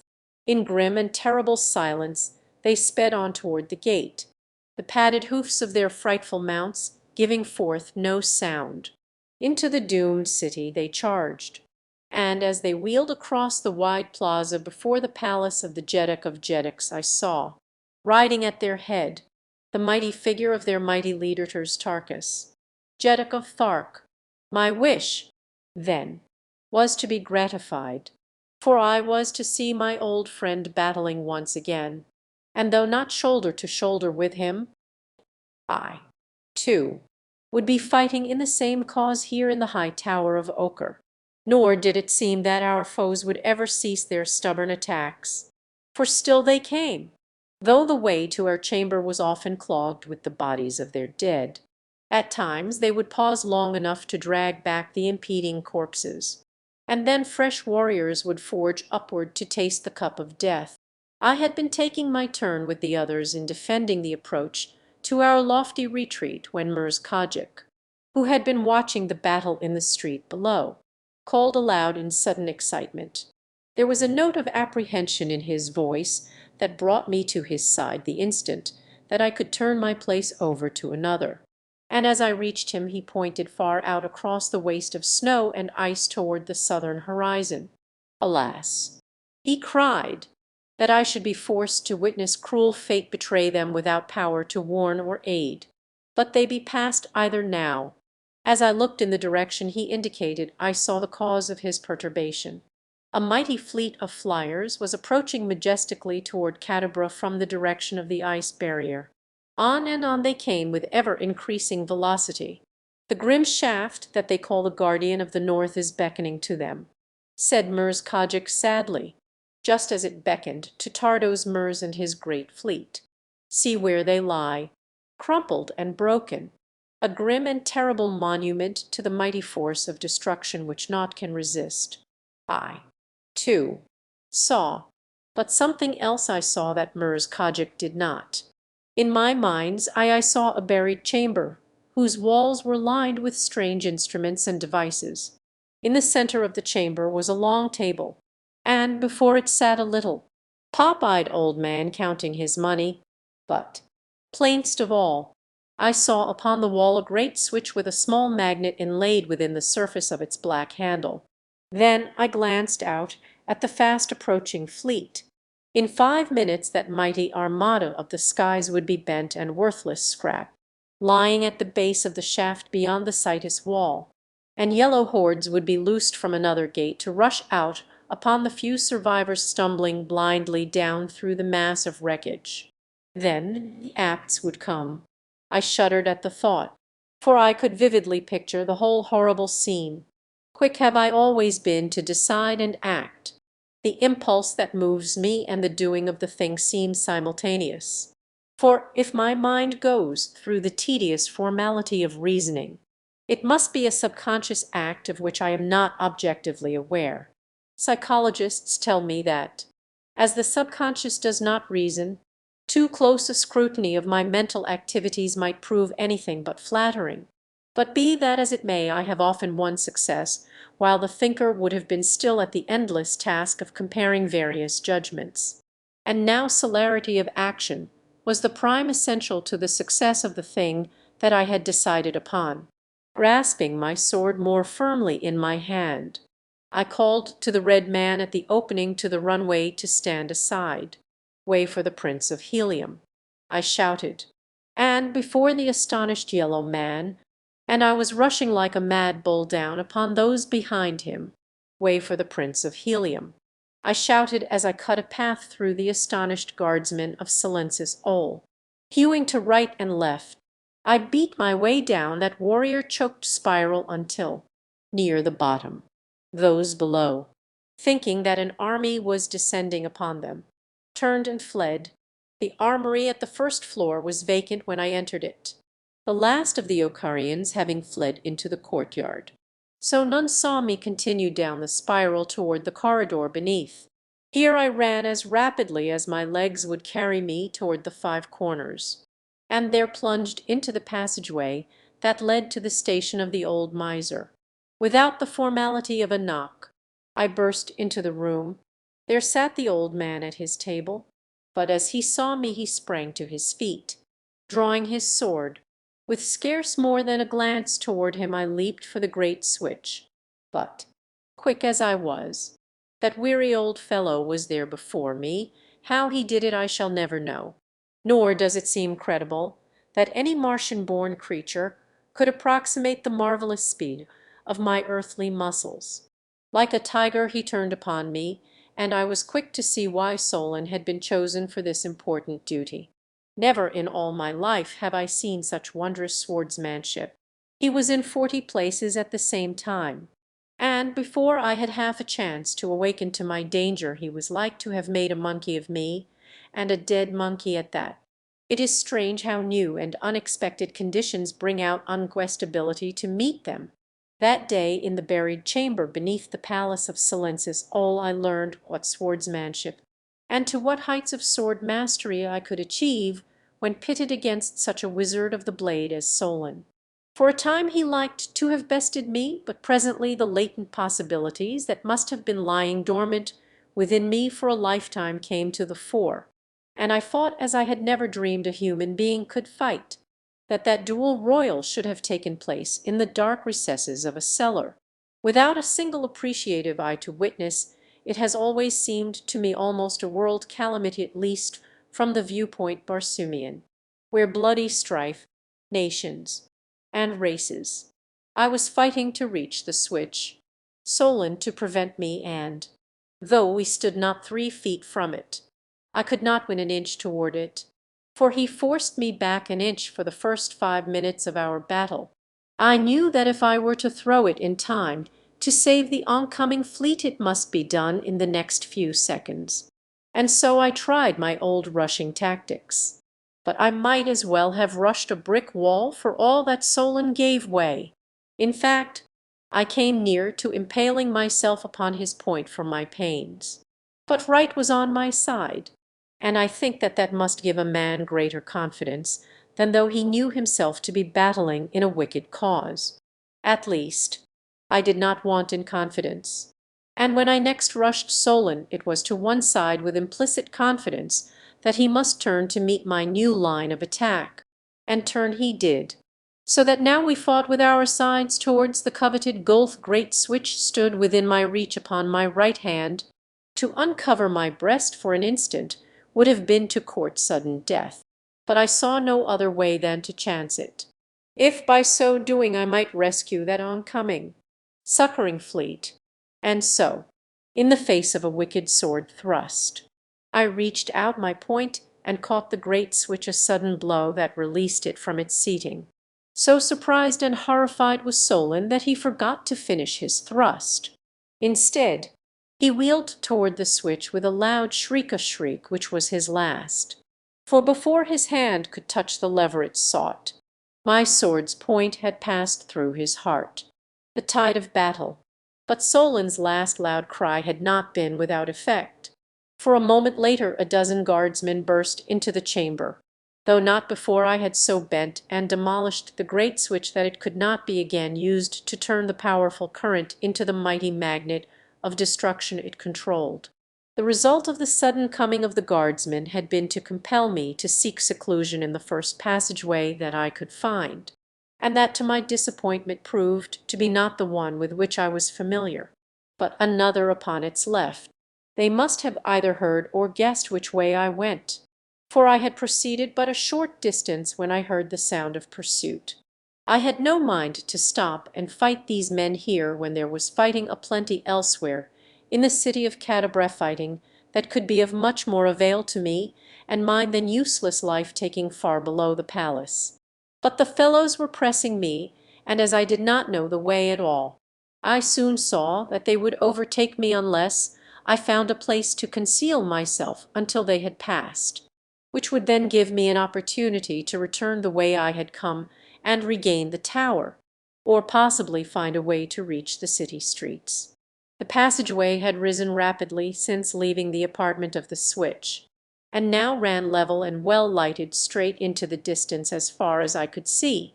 The moment that my pursuers reached this straight stretch I would be in plain sight of them, with no chance to escape from the corridor undetected. Presently I saw a series of doors opening from either side of the corridor, and as they all looked alike to me I tried the first one that I reached. It opened into a small chamber, luxuriously furnished, and was evidently an antechamber off some office or audience chamber of the palace. On the far side was a heavily curtained doorway beyond which I heard the hum of voices. Instantly I crossed the small chamber, and, parting the curtains, looked within the larger apartment. Before me were a party of perhaps 50 gorgeously clad nobles of the court, standing before a throne upon which sat Silensis Ol. The Jeddak of Jeddaks was addressing them. "The allotted hour has come," he was saying as I entered the apartment, "and though the enemies of Ochre be within her gates, naught may stay the will of Silensis Ol. The great ceremony must be omitted, that no single man may be kept from his place in the defences other than the 50 that custom demands shall witness the creation of a new queen in Ochre. In a moment the thing shall have been done, and we may return to the battle, while she who is now the Princess of Helium looks down from the Queen's tower upon the annihilation of her former countrymen and witnesses the greatness which is her husband's." Then, turning to a courtier, he issued some command in a low voice. The addressed hastened to a small door at the far end of the chamber and, swinging it wide, cried, "Way for Dija Thoris, future Queen of Ochre." Immediately 2 guardsmen appeared dragging the unwilling bride toward the altar. Her hands were still manacled behind her, evidently to prevent suicide. Her dishevelled hair and panting bosom betokened that, chained though she was, still had she fought against the thing that they would do to her. At sight of her Silensis Ol rose and drew his sword, and the sword of each of the 50 nobles was raised on high to form an arch, beneath which the poor, beautiful creature was dragged toward her doom. A grim smile forced itself to my lips as I thought of the rude awakening that lay in store for the ruler of Ochre, and my itching fingers fondled the hilt of my bloody sword as I watched the procession that moved slowly toward the throny procession which consisted of but a handful of priests. who followed Digi and the two guards. Many caught a fleeting glimpse of a black face peering from behind the draperies that covered the wall back of the dais upon which stood Silensis, all awaiting his bride. Now the guardsmen were forcing the Princess of Helium up the few steps to the side of the tyrant of ochre, and I had no eyes and no thoughts for aught else. A priest opened a book and, raising his hand, commenced to drone out a sing-song ritual. Silensis all reached for the hand of his bride. I had intended waiting until some circumstance should give me a reasonable hope of success, for, even though the entire ceremony should be completed, there could be no valid marriage while I lived. What I was most concerned in, of course, was the rescuing of Digi. Wished to take her from the palace of Silensis Ol, if such a thing were possible. But whether it were accomplished before or after the mock marriage was a matter of secondary import.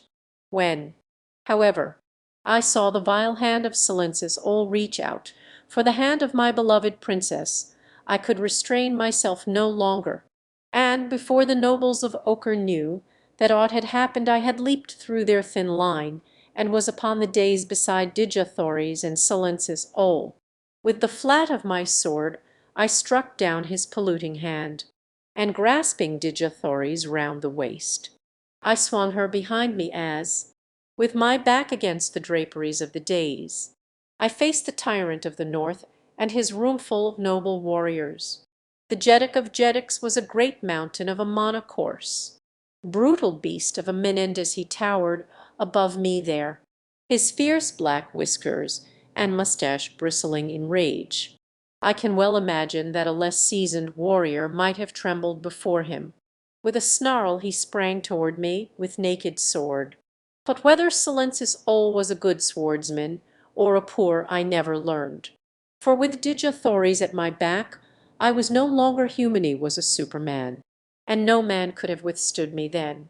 With a single, lo, for the Princess of Helium, I ran my blade straight through the rotten heart of ochre's rotten ruler, and before the white, drawn faces of his nobles Silensis Ol rolled, grinning in horrible death, to the foot of the steps below his marriage throne. For a moment tense silence reigned in the nuptial room. Then the 50 nobles rushed upon me furiously. We fought, but the advantage was mine, for I stood upon a raised platform above them, and I fought for the most glorious woman of a glorious race, and I fought for a great love, and for the mother of my boy, and from behind my shoulder, in the silvery cadence of that dear voice, rose the brave battle anthem of Helium which the nation's women sing as their men march out to victory. That alone was enough to inspire me to victory over even greater odds. And I verily believe that I should have bested the entire roomful of yellow warriors that day in the nuptial chamber of the palace at Cadabra had not interruption come to my aid. Fast and furious was the fighting as the nobles of Silensis Ol sprang, time and again, up the steps before the throne, only to fall back before a sword hand that seemed to have gained a new wizardry from its experience with the cunning Solon. Two were pressing me so closely that I could not turn when I heard a movement behind me and noted that the sound of the battle anthem had ceased. Was Digi preparing to take her place beside me, heroic daughter of a heroic world? It would not be unlike her to have seized a sword and fought at my side. For, though the women of Mars are not trained in the arts of war, the spirit is theirs, and they have been known to do that very thing upon countless occasions. But she did not come, and glad I was, for it would have doubled my burden in protecting her before I should have been able to force her back again out of harm's way. She must be contemplating some cunning strategy, I thought, and so I fought on secure in the belief that my divine princess stood close behind me. For half an hour at least I must have fought there against the nobles of ochre ere ever one placed a foot upon the dais where I stood. And then of a sudden all that remained of them formed below me for a last, mad, desperate charge. But even as they advanced, the door at the far end of the chamber swung wide, and a wild-eyed messenger sprang into the room, the Jeddak of Jeddaks. He cried, Where is the Jeddak of Jeddaks? The city has fallen before the hordes from beyond the barrier, and but now the great gate of the palace itself has been forced, and the warriors of the south are pouring into its sacred precincts. Where is Silensis Ol? He alone may revive the flagging courage of our warriors. He alone may save the day for Ochre. Where is Silensis Ol? The nobles stepped back from about the dead body of their ruler, and one of them pointed to the grinning corpse. The messenger staggered back in horror, as though from a blow in the face. Then fly, nobles of Ochre, he cried, for naught can save you. Hark! They come. As he spoke, we heard the deep roar of angry men from the corridor without, and the clank of metal and the clang of swords. Without another glance toward me, who had stood a spectator of the tragic scene, the nobles wheeled and fled from the apartment through another exit. Almost immediately a force of yellow warriors appeared in the doorway through which the messenger had come. They were backing toward the apartment, stubbornly resisting the advance of a handful of red men who faced them and forced them slowly but inevitably back. Above the heads of the contestants I could see from my elevated station upon the dais the face of my old friend Cantos Can. He was leading the little party that had won its way into the very heart of the palace of Silensis Ol. In an instant I saw that by attacking the Ocharians from the rear I could so quickly disorganize them that their further resistance would be short-lived. And with this idea in mind I sprang from the dais, casting a word of explanation to Dejathories over my shoulder, though I did not turn to look at her, with myself ever between her enemies and herself, and with Cantos Can and his warriors winning to the apartment. There could be no danger to Dejathories standing there alone beside the throne. I wanted the men of Helium to see me and to know that their beloved princess was here, too, for I knew that this knowledge would inspire them to even greater deeds of valor than they had performed in the past, though great indeed must have been those which won for them a way into the almost impregnable palace of the tyrant of the north. As I crossed the chamber to attack the Catabrins from the rear, a small doorway at my left opened, and, to my surprise, revealed the figures of Mate Shang, father of Therns and Fader, his daughter, peering into the room. A quick glance about they took. Their eyes rested for a moment, wide in horror, upon the dead body of Silensis Ol, upon the blood that crimsoned the floor, upon the corpses of the nobles who had fallen thick before the throne, upon me and upon the battling warriors at the other door. They did not essay to enter the apartment, but scanned its every corner from where they stood, and then, when their eyes had sought its entire area, a look of fierce rage overspread the features of Mate Shang, and a cold and cunning smile touched the lips of Fader. Then they were gone, but not before a taunting laugh was thrown directly in my face by the woman. I did not understand then the meaning of Mate Shang's rage or Fader's pleasure, but I knew that neither boded good for me. A moment later I was upon the backs of the yellow men, and as the red men of Helium saw me above the shoulders of their antagonists, a great shout rang through the corridor, and for a moment drowned the noise of battle. "For the Prince of Helium!" they cried, "for the Prince of Helium!" And, like hungry lions upon their prey, they fell once more upon the weakening warriors of the north. The yellow men, cornered between two enemies, fought with the desperation that utter hopelessness often induces, fought as I should have fought had I been in their stead, with the determination to take as many of my enemies with me when I died as lay within the power of my sword arm. It was a glorious battle, but the end seemed inevitable, when presently from down the corridor behind the red men came a great body of reinforcing yellow warriors. Now were the tables turned, and it was the men of Helium who seemed doomed to be ground between two millstones. All were compelled to turn to meet this new assault by a greatly superior force, so that to me was left the remnants of the yellow men within the throne room. They kept me busy, too, so busy that I began to wonder if indeed I should ever be done with them. Slowly They pressed me back into the room, and when they had all passed in after me, one of them closed and bolted the door, effectually barring the way against the men of Cantos Can. It was a clever move, for it put me at the mercy of a dozen men within a chamber from which assistance was locked out, and it gave the red men in the corridor beyond no avenue of escape should their new antagonists press them too closely.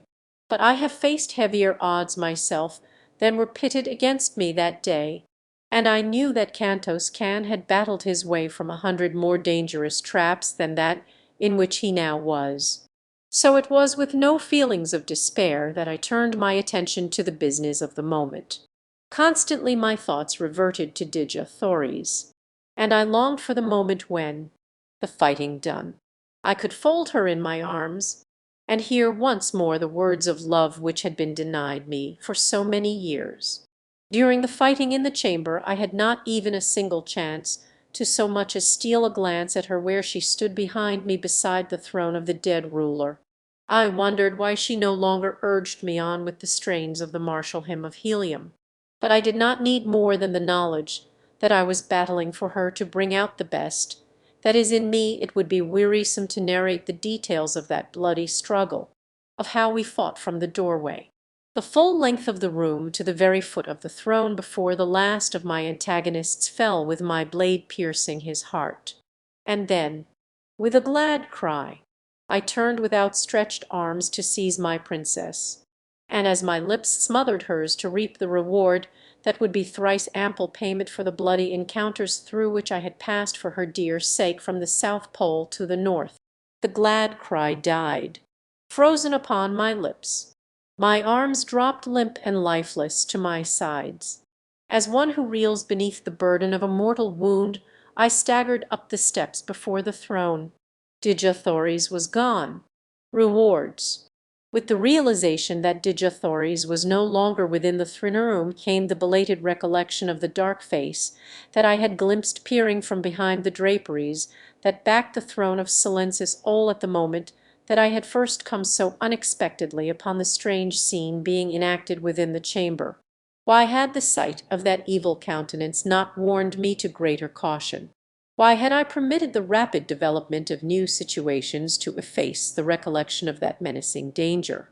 But, alas, vain regret would not erase the calamity that had befallen. Once again had Dija Thoris fallen into the clutches of that arch-fiend, Thurid, the black dater of the firstborn. Again was all my arduous labor gone for naught. Now I realized the cause of the rage that had been writ so large upon the features of Mate Shang and the cruel pleasure that I had seen upon the face of Fader. They had known or guessed the truth, and the Hecator of the holy Therns, who had evidently come to the chamber in the hope of thwarting Silensis all in his contemplated perfidy against the high priest who coveted Dija Thoris for himself, realized that Thurid had stolen the prize from beneath his very nose. Fader's pleasure had been due to her realization of what this last cruel blow would mean to me, as well as to a partial satisfaction of her jealous hatred for the Princess of Helium. My first thought was to look beyond the draperies at the back of the throne, for there it was that I had seen Thurid. With a single jerk I tore the priceless stuff, and there before me was revealed a narrow doorway behind the throne. No question entered my mind but that here lay the opening of the avenue of escape which Thurid had followed, and had there been it would have been dissipated by the sight of a tiny, jewelled ornament which lay a few steps within the corridor beyond. As I snatched up the bauble I saw that it bore the device of the Princess of Helium, and then pressing it to my lips I dashed madly along the winding way that led gently downward toward the lower galleries of the palace. I had followed but a short distance when I came upon the room in which Solon formerly had held sway. His dead body still lay where I had left it, nor was there any sign that another had passed through the room since I had been there. But I knew that two had done Sothrid, the Black Dater, and Dija Thoris. For a moment I paused uncertain as to which of the several exits from the apartment would lead me upon the right path. I tried to recollect the directions which I had heard Thurid repeat to Solon, and at last, slowly, as though through a heavy fog. The memory of the words of the firstborn came to me, "Follow a corridor," passing three diverging corridors upon the right, then into the fourth right-hand corridor to where three corridors meet. Here again follow to the right, hugging the left wall closely to avoid the pit. At the end of this corridor I shall come to a spiral runway which I must follow down instead of up. After that the way is along but a single branchless corridor. And I recalled the exit at which he had pointed as he spoke. It did not take me long to start upon that unknown way, nor did I go with caution. Although I knew that there might be grave dangers before me, part of the way was black as sin. But for the most it was fairly well lighted. The stretch where I must hug the left wall to avoid the pits was darkest of them all, and I was nearly over the edge of the abyss before I knew that I was near the danger spot. A narrow ledge, scarce a foot wide, was all that had been left to carry the initiated past that frightful cavity into which the unknowing must surely have toppled at the first step. But at last I had won safely beyond it, and then a feeble light made the balance of the way plain, until, at the end of the last corridor, I came suddenly out into the glare of day upon a field of snow and ice, clad for the warm atmosphere of the hothouse city of Cadabra. The sudden change to Arctic frigidity was anything but pleasant, but the worst of it was that I knew I could not endure the bitter cold, almost naked as I was, and that I would perish before ever I could overtake Thrid and Dejethores. To be thus blocked by nature, who had had all the arts and wiles of cunning man pitted against him, seemed a cruel fate. And as I staggered back into the warmth of the tunnels, and I was as near hopelessness as I ever have been, I had by no means given up my intention of continuing the pursuit. For if needs be I would go ahead though I perished ere ever I reached my goal. But if there were a safer way, it were well worth the delay to attempt to discover it, that I might come again to the side of Dejethores in fit condition to do battle for her. Scarce had I returned to the tunnel than I stumbled over a portion of a foregarment that seemed fastened to the floor of the corridor close to the wall. In the darkness I could not see what held it, but by groping with my hands I discovered that it was wedged beneath the bottom of a closed door. Pushing the portal aside, I found myself upon the threshold of a small chamber, the walls of which were lined with hooks from which depended suits of the complete outdoor apparel of the yellow men. Situated as it was at the mouth of a tunnel leading from the palace, it was quite evident that this was the dressing room used by the nobles leaving and entering the hothouse city, and that Thurid, having knowledge of it, had stopped here to outfit himself and Dejethores before venturing into the bitter cold of the Arctic world beyond. In his haste he had dropped several garments upon the floor, and the telltale for that had fallen partly within the corridor had proved the means of guiding me to the very spot he would least have wished me to have knowledge of. It required but the matter of a few seconds to don the necessary Orluk skin clothing, with the heavy, fur-lined boots that are so essential a part of the garmenture of one who would successfully contend with the frozen trails and the icy winds of the bleak Northland. Once more I stepped beyond the tunnel's mouth to find the fresh tracks of Thurid and Dejethores in the new fallen snow.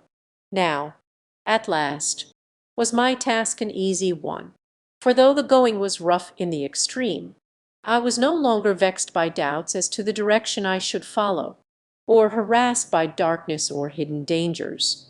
Through a snow-covered canyon the way led up toward the summit of low hills. Beyond these it dipped again into another canyon, only to rise a quarter-mile farther on toward a pass which skirted the flank of a rocky hill.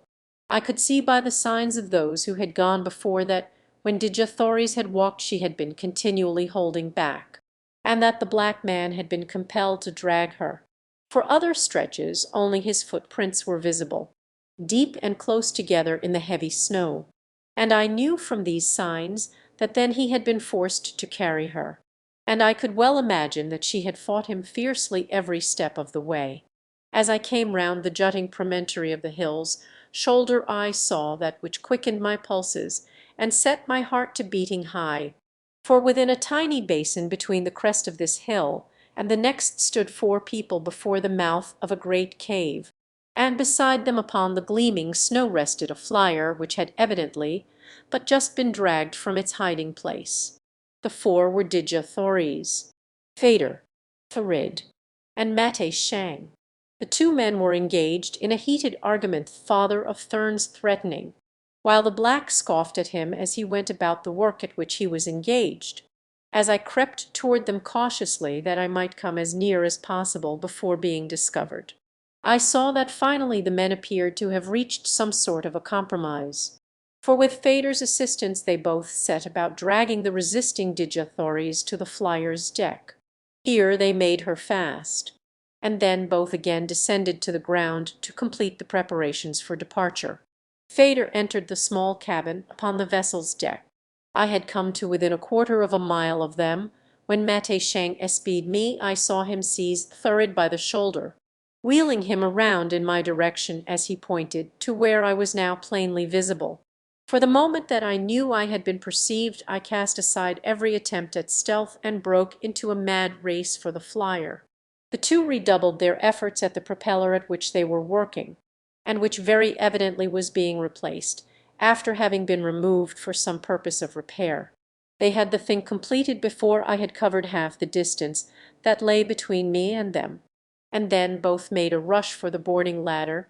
Thurid was the first to reach it, and with the agility of a monkey clambered swiftly to the boat's deck, where a touch of the button controlling the buoyancy tanks sent the craft slowly upward, though not with the speed that marks the well-conditioned flyer. I was still some 100 yards away as I saw them rising from my grasp. Back by the city of Cadabra lay a great fleet of mighty flyers, ships of helium and Tarth, that I had saved from destruction earlier in the day. But before ever I could reach them, Thurid could easily make good his escape. As I ran I saw Mate Shang clambering up the swinging ladder toward the deck, while above him leaned the evil face of the firstborn. A trailing rope from the vessel's stern put new hope in me, for if I could but reach it before it whipped too high above my head there was yet a chance to gain the deck by its slender aid. That there was something radically wrong with the flyer was evident, and the further fact that though Thurid had turned twice to the starting lever the boat still hung motionless in the air, except for a slight drifting with a low breeze from the north. Now Mate Shang was close to the gunwale. A long, claw-like hand was reaching up to grasp the metal rail. Thurid leaned farther down toward his co-conspirator. Suddenly a raised dagger gleamed in the upflung hand of the black. Down it drove toward the white face of the father of Thurns. With a loud shriek of fear the holy Hecator grasped frantically at that menacing arm. I was almost to the trailing rope. The craft was still rising slowly. The while it drifted from me, then I stumbled on the icy way, striking my head upon a rock as I fell sprawling but an arm's length from the rope, the end of which was now just leaving the ground. With the blow upon my head came unconsciousness. It could not have been more than a few seconds that I lay senseless there upon the northern ice, while all that was dearest to me drifted farther from my reach in the clutches of that black fiend. For when I opened my eyes Thurid and Mate Shang yet battled at the ladder's top, and the flyer drifted but 100 yards farther to the south butte. The end of the trailing rope was now a good 30 feet above the ground. Goaded to madness by the cruel misfortune that had tripped me when success was almost within my grasp, I tore frantically across the intervening space, and just beneath the ropes dangling, and I put my earthly muscles to the supreme test. With a mighty, cat-like bound I sprang upward toward that slender strand, only avenue which yet remained that could carry me to my vanishing love. A foot above its lowest end my fingers closed. Tightly as I clung I felt the rope slipping through my grasp.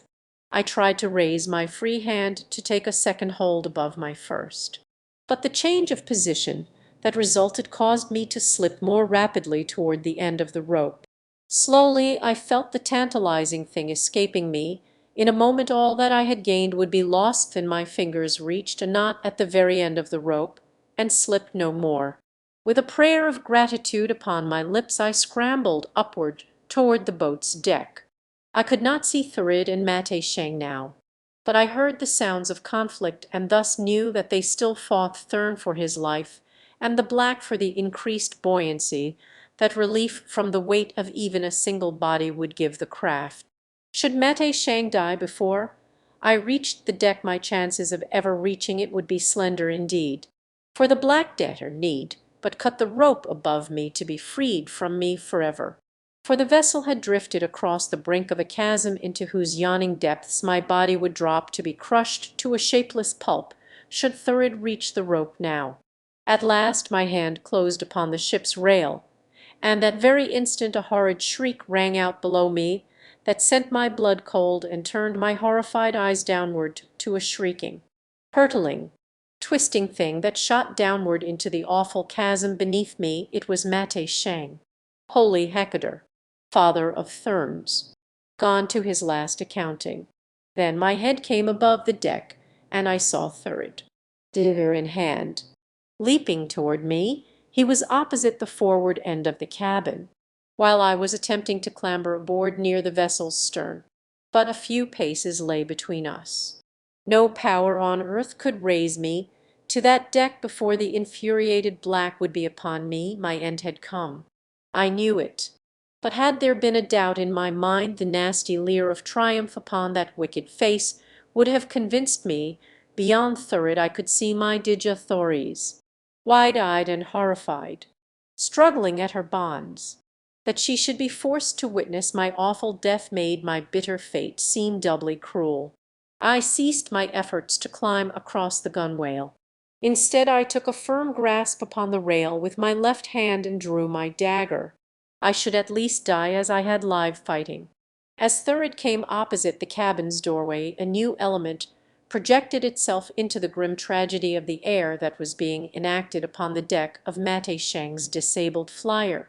It was Fader, with flushed face and dishevelled hair, and eyes that betrayed the recent presence of mortal Tersabov, which this proud goddess had always held herself slim dagger. I cast a last look upon my beloved princess, smiling, as men should who are about to die. Then I turned my face up toward Fader, waiting for the blow. Never have I seen that beautiful face more beautiful than it was at that moment. It seemed incredible that one so lovely could yet harbor within her fair bosom a heart so cruel and relentless. And today there was a new expression in her wondrous eyes that I never before had seen there, an unfamiliar softness, and a look of suffering. Thurid was beside her, not pushing past to reach me first. And then what happened so quickly that it was all over before I could realize the truth of it. Fader's slim hand shot out to close upon the black's dagger wrist. Her right hand went high with its gleaming blade. That for Mate Shang, she cried, and she buried her blade deep in the debtor's breast. That for the wrong you would have done, Dejah. And again the sharp steel sank into the bloody flesh. And that, and that, and that, she shrieked, for John Carter, Prince of Helium, and with each word her sharp point pierced the vile heart of the great villain. Then, with a vindictive shove, she cast the carcass of the firstborn. I had been so paralyzed by surprise that I had made no move to reach the deck during the awe-inspiring scene which I had just witnessed. And now I was to be still further amazed by her next act. For Fader extended her hand to me and assisted me to the deck, where I stood gazing at her in unconcealed and stupefied wonderment. A wan smile touched her lips. It was not the cruel and haughty smile of the goddess with which I was familiar. "You wonder, John Carter," she said, "what strange thing has wrought this change in me. I will tell you. It is love of you." And when I darkened my brows in disapproval of her words, she raised an appealing hand. "Wait," she said. "It is a different love from my neat, is the love of your princess, Dejah. For you that has taught me what true love may would it should be, and how far from real love was my selfish and jealous passion for you. Now I am different. Now could I love as Dejah loves. And so my only happiness can be to know that you and she are once more united. For in her alone can you find true happiness. But I am unhappy because of the wickedness that I have wrought. I have many sins to expiate, and though I be deathless, life is all too short for the atonement. But there is another way, and if Phaedra, daughter of the holy Hecator of the holy Therns, has sinned, she has this day already made partial reparation. And lest you doubt the sincerity of her protestations and her avowal of a new love that embraces Dejah also, she will prove her sincerity in the only way that lies O pen having saved you for another. Phaedra leaves you to her embraces. With her last word she turned and leaped from the vessel's deck into the abyss below. With a cry of horror I sprang forward in a vain attempt to save the life that for 2 years I would so gladly have seen extinguished. I was too late. With tear-dimmed eyes I turned away that I might not see the awful sight beneath. A moment later I had struck the bonds from Dejah, and as her dear arms went about my neck and her perfect lips pressed to mine, I forgot the horrors that I had witnessed and the suffering that I had endured in the rapture of my reward. The new ruler, the flyer upon whose deck Dejah and I found ourselves after 12 long years of separation, proved entirely useless. Her buoyancy tanks leaked badly. Her engine would not start. We were helpless there in mid-air above the Arctic ice. The craft had drifted across the chasm which held the corpses of Mate Shang, Farid, and Phaedra, and now hung above a low hill. Opening the buoyancy escape valves, I permitted her to come slowly to the ground, and as she touched, Dejah and I stepped from her deck and, hand in hand, turned back across the frozen waste toward the city of Cadabra. Through the tunnel that had led me in pursuit of them we passed, walking slowly, for we had much to say to each other. She told me of that last terrible moment months before, when the door of her prison cell within the Temple of the Sun was slowly closing between us; of how Phaedra had sprung upon her with uplifted dagger, and of Thuvia's shriek as she had realized the foul intention of the Thurn goddess. It had been that cry that had rung in my ears all along. Weary months that I had been left in cruel doubt as to my princess' fate. For I had not known that Thuvia had wrested the blade from the daughter of Mate Shang before it had touched either Dejah or herself. She told me, too, of the awful eternity of her imprisonment, of the cruel hatred of Phaedra, and the tender love of Thuvia, and of how even when despair was the darkest those two Red girls had clung to the same hope and belief that John Carter would find a way to release them. Presently we came to the chamber of Solon. I had been proceeding without thought of caution, for I was sure that the city and the palace were both in the hands of my friends by this time. And so it was that I bolted into the chamber full into the midst of a dozen nobles of the court of Silensis Ole.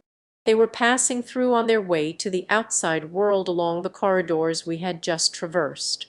At sight of us they halted in their tracks, and then an ugly smile overspread the features of their leader, the author of all our misfortunes. He cried, pointing at me, "We shall have the satisfaction of a partial vengeance at least when we leave behind us here the dead and mutilated corpses of the prince and princess of Helium.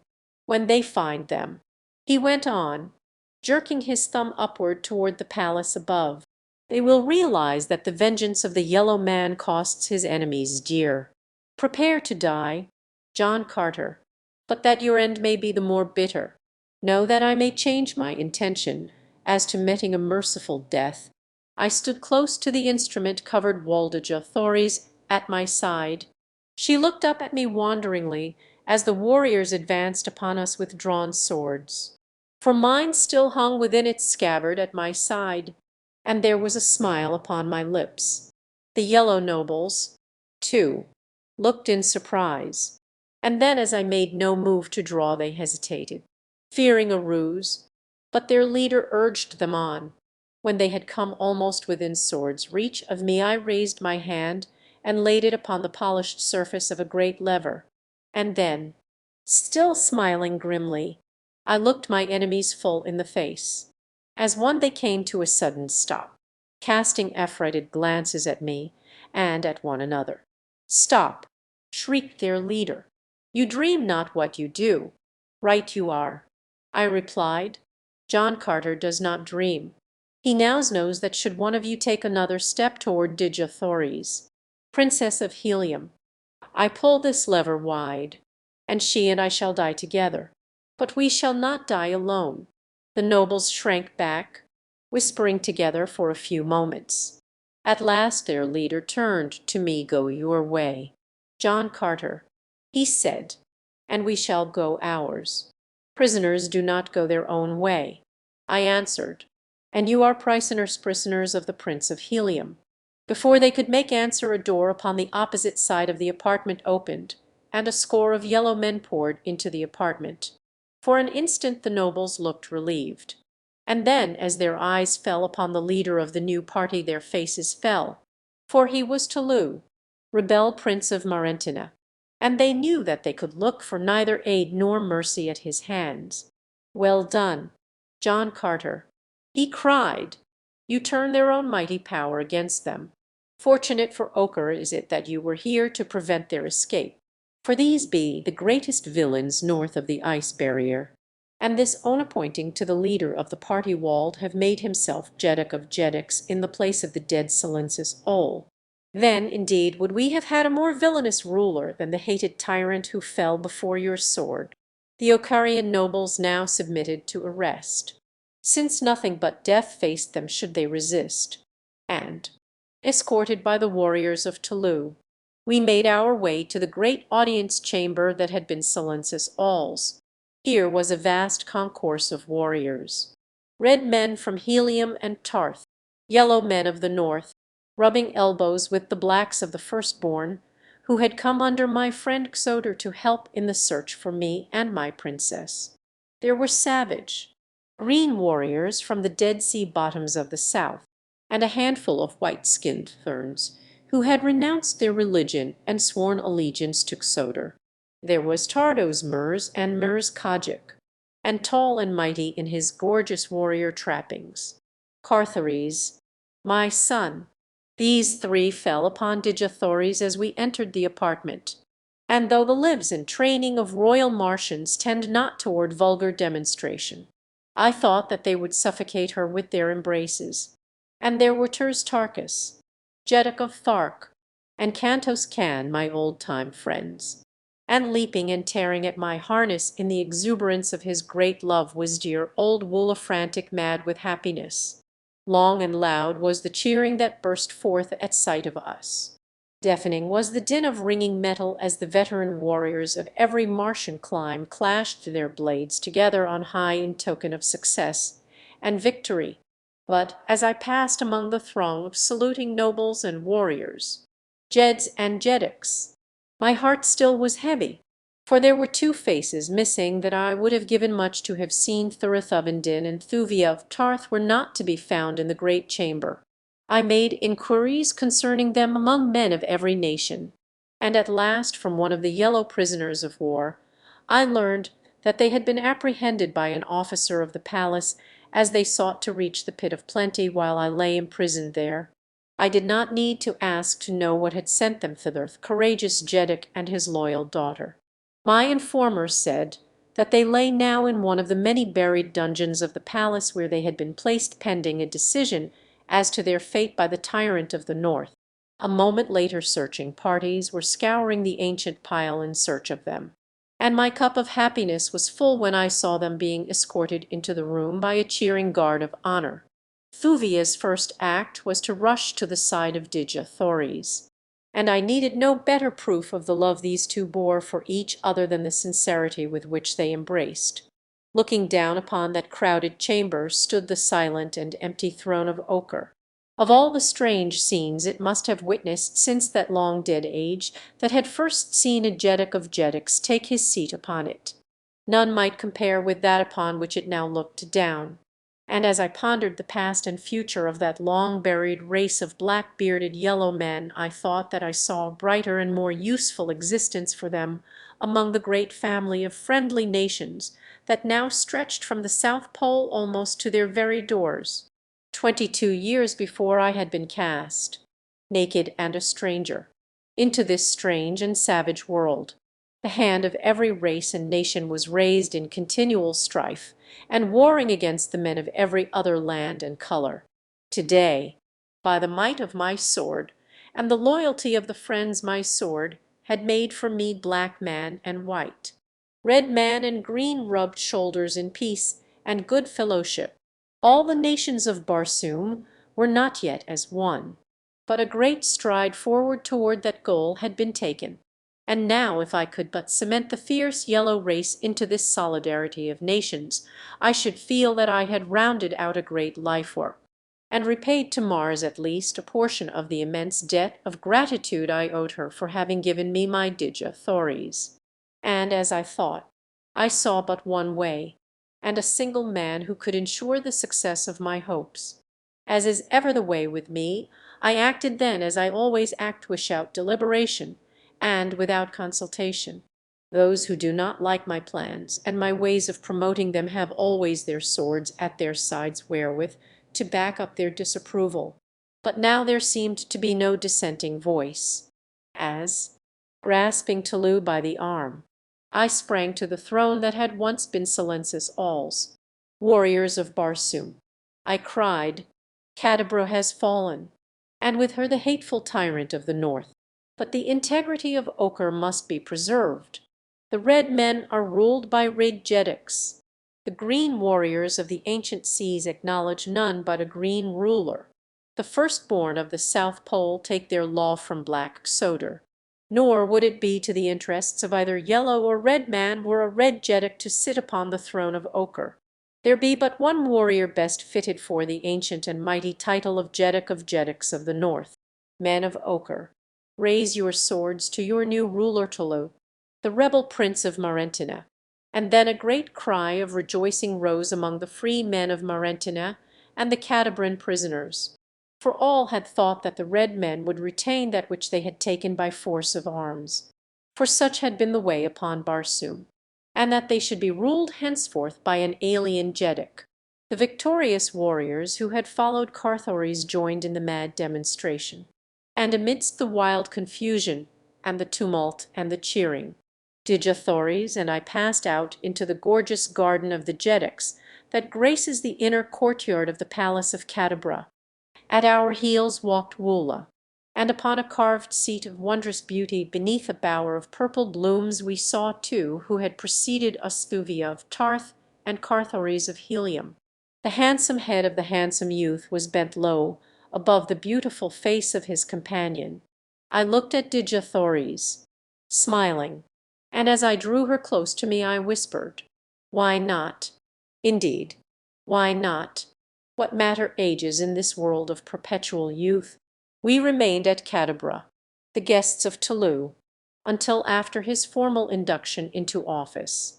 And then, upon the great fleet which I had been so fortunate to preserve from destruction, we sailed south across the ice barrier, but not before we had witnessed the total demolition of the grim guardian of the north under orders of the new Jeddik of Jeddiks. Henceforth, he said, as the work was completed, the fleets of the red men and the black are free to come and go across the ice barrier as over their own lands. The carrion caves shall be cleansed, that the green men may find an easy way to the land of the yellow, and the hunting of the sacred apt shall be the sport of my nobles, until no single specimen of that hideous creature roams the frozen north. We bade our yellow friends farewell with real regret. As we set sail for Tarth, there we remained, the guest of Thuvendin, for a month, and I could see that Carthoris would have remained forever had he not been a prince of Helium. Above the mighty forests of Cale we hovered until word from Cullen Tith brought us to his single landing tower, where all day and half a night the vessels disembarked their crews. At the city of Cale we visited, cementing the new ties that had been formed between Kale and Helium. And then one long-to-be-remembered day we sighted the tall, thin towers of the twin cities of Helium. The people had long been preparing for our coming.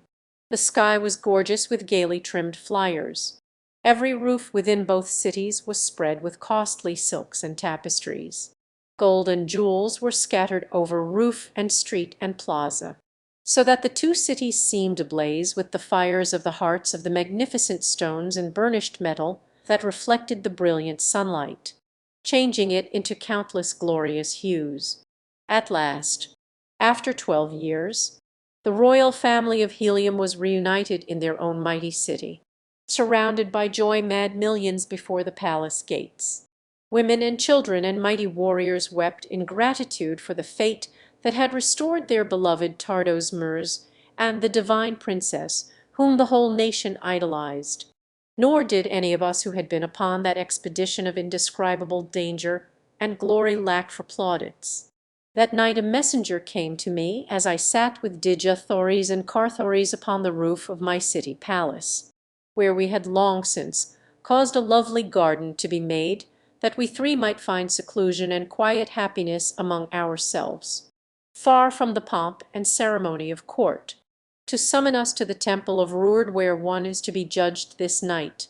The summons concluded, I racked my brain to try and determine what important case there might be pending which could call the royal family from their palaces on the eve of their return to Helium after years of absence. But when the Jeddak summons no man delays. As our flyer touched the landing stage at the temple's top we saw countless other craft arriving and departing. In the streets below a great multitude surged toward the great gates of the temple. Slowly there came to me the recollection of the differed doom that awaited me since that time I had been tried here in the temple by Zit Ares for the sin of returning from the valley door and the lost sea of Chorus. Could it be possible that the strict sense of justice which dominates the men of Mars had caused them to overlook the great good that had come out of my heresy?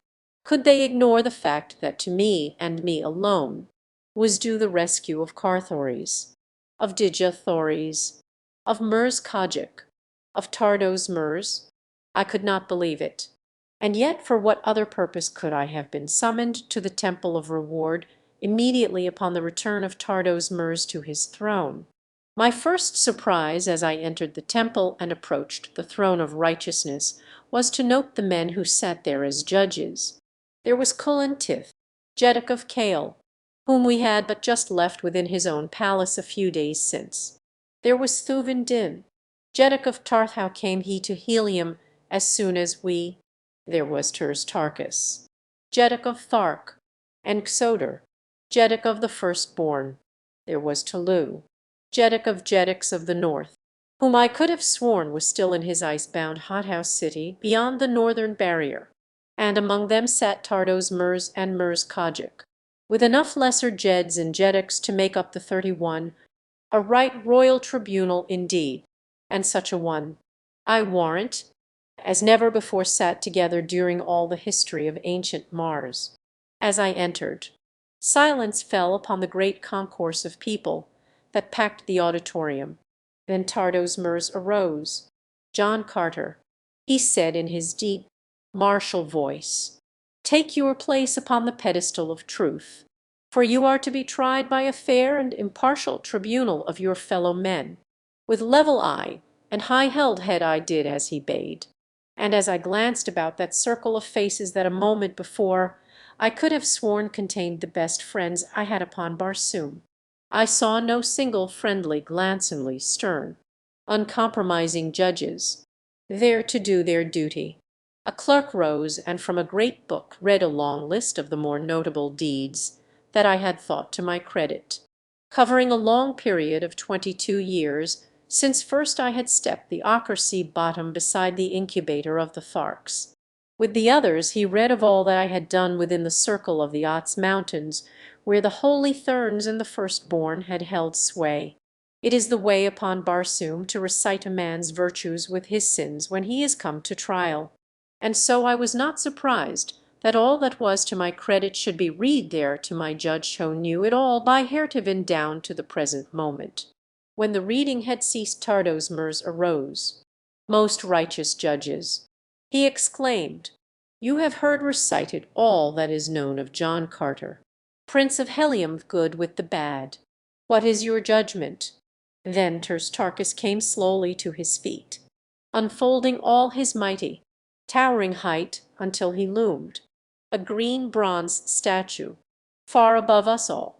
He turned a baleful eye upon me, Terstarchus, with whom I had fought through countless battles, whom I loved as a brother. I could have wept had I not been so mad with rage that I almost whipped my sword out and had at them all upon the spot. "Judges," he said, "there can be but one verdict. No longer may John Carter be Prince of Helium Paused, but instead let him be Jeddak of Jeddaks, Warlord of Barsoom." As the 31 judges sprang to their feet with drawn and upraised swords in unanimous concurrence in the verdict, the storm broke throughout the length and breadth and height of that mighty building, until I thought the roof would fall from the thunder of the mad shouting. Now, at last, I saw the grim humor of the method they had adopted to do me this great honor. But that there was any hoax in the reality of the title they had conferred upon me was readily disproved by the sincerity of the congratulations that were heaped upon me by the judges first and then the nobles. Presently 50 of the mightiest nobles of the greatest courts of Mars marched down the broad aisle of Hope bearing a splendid car on their shoulders, and as the people saw who sat within, the cheers that had rung out for me paled into insignificance beside those which thundered through the vast edifice now, for she whom the nobles carried was Dejah beloved Princess of Helium. Straight to the throne of righteousness they bore her, and there Tardos Mers assisted her from the car, leading her forward to my side. "Let a world's most beautiful woman share the honor of her husband," he said. Before them all I drew my wife close to me and kissed her upon the lips.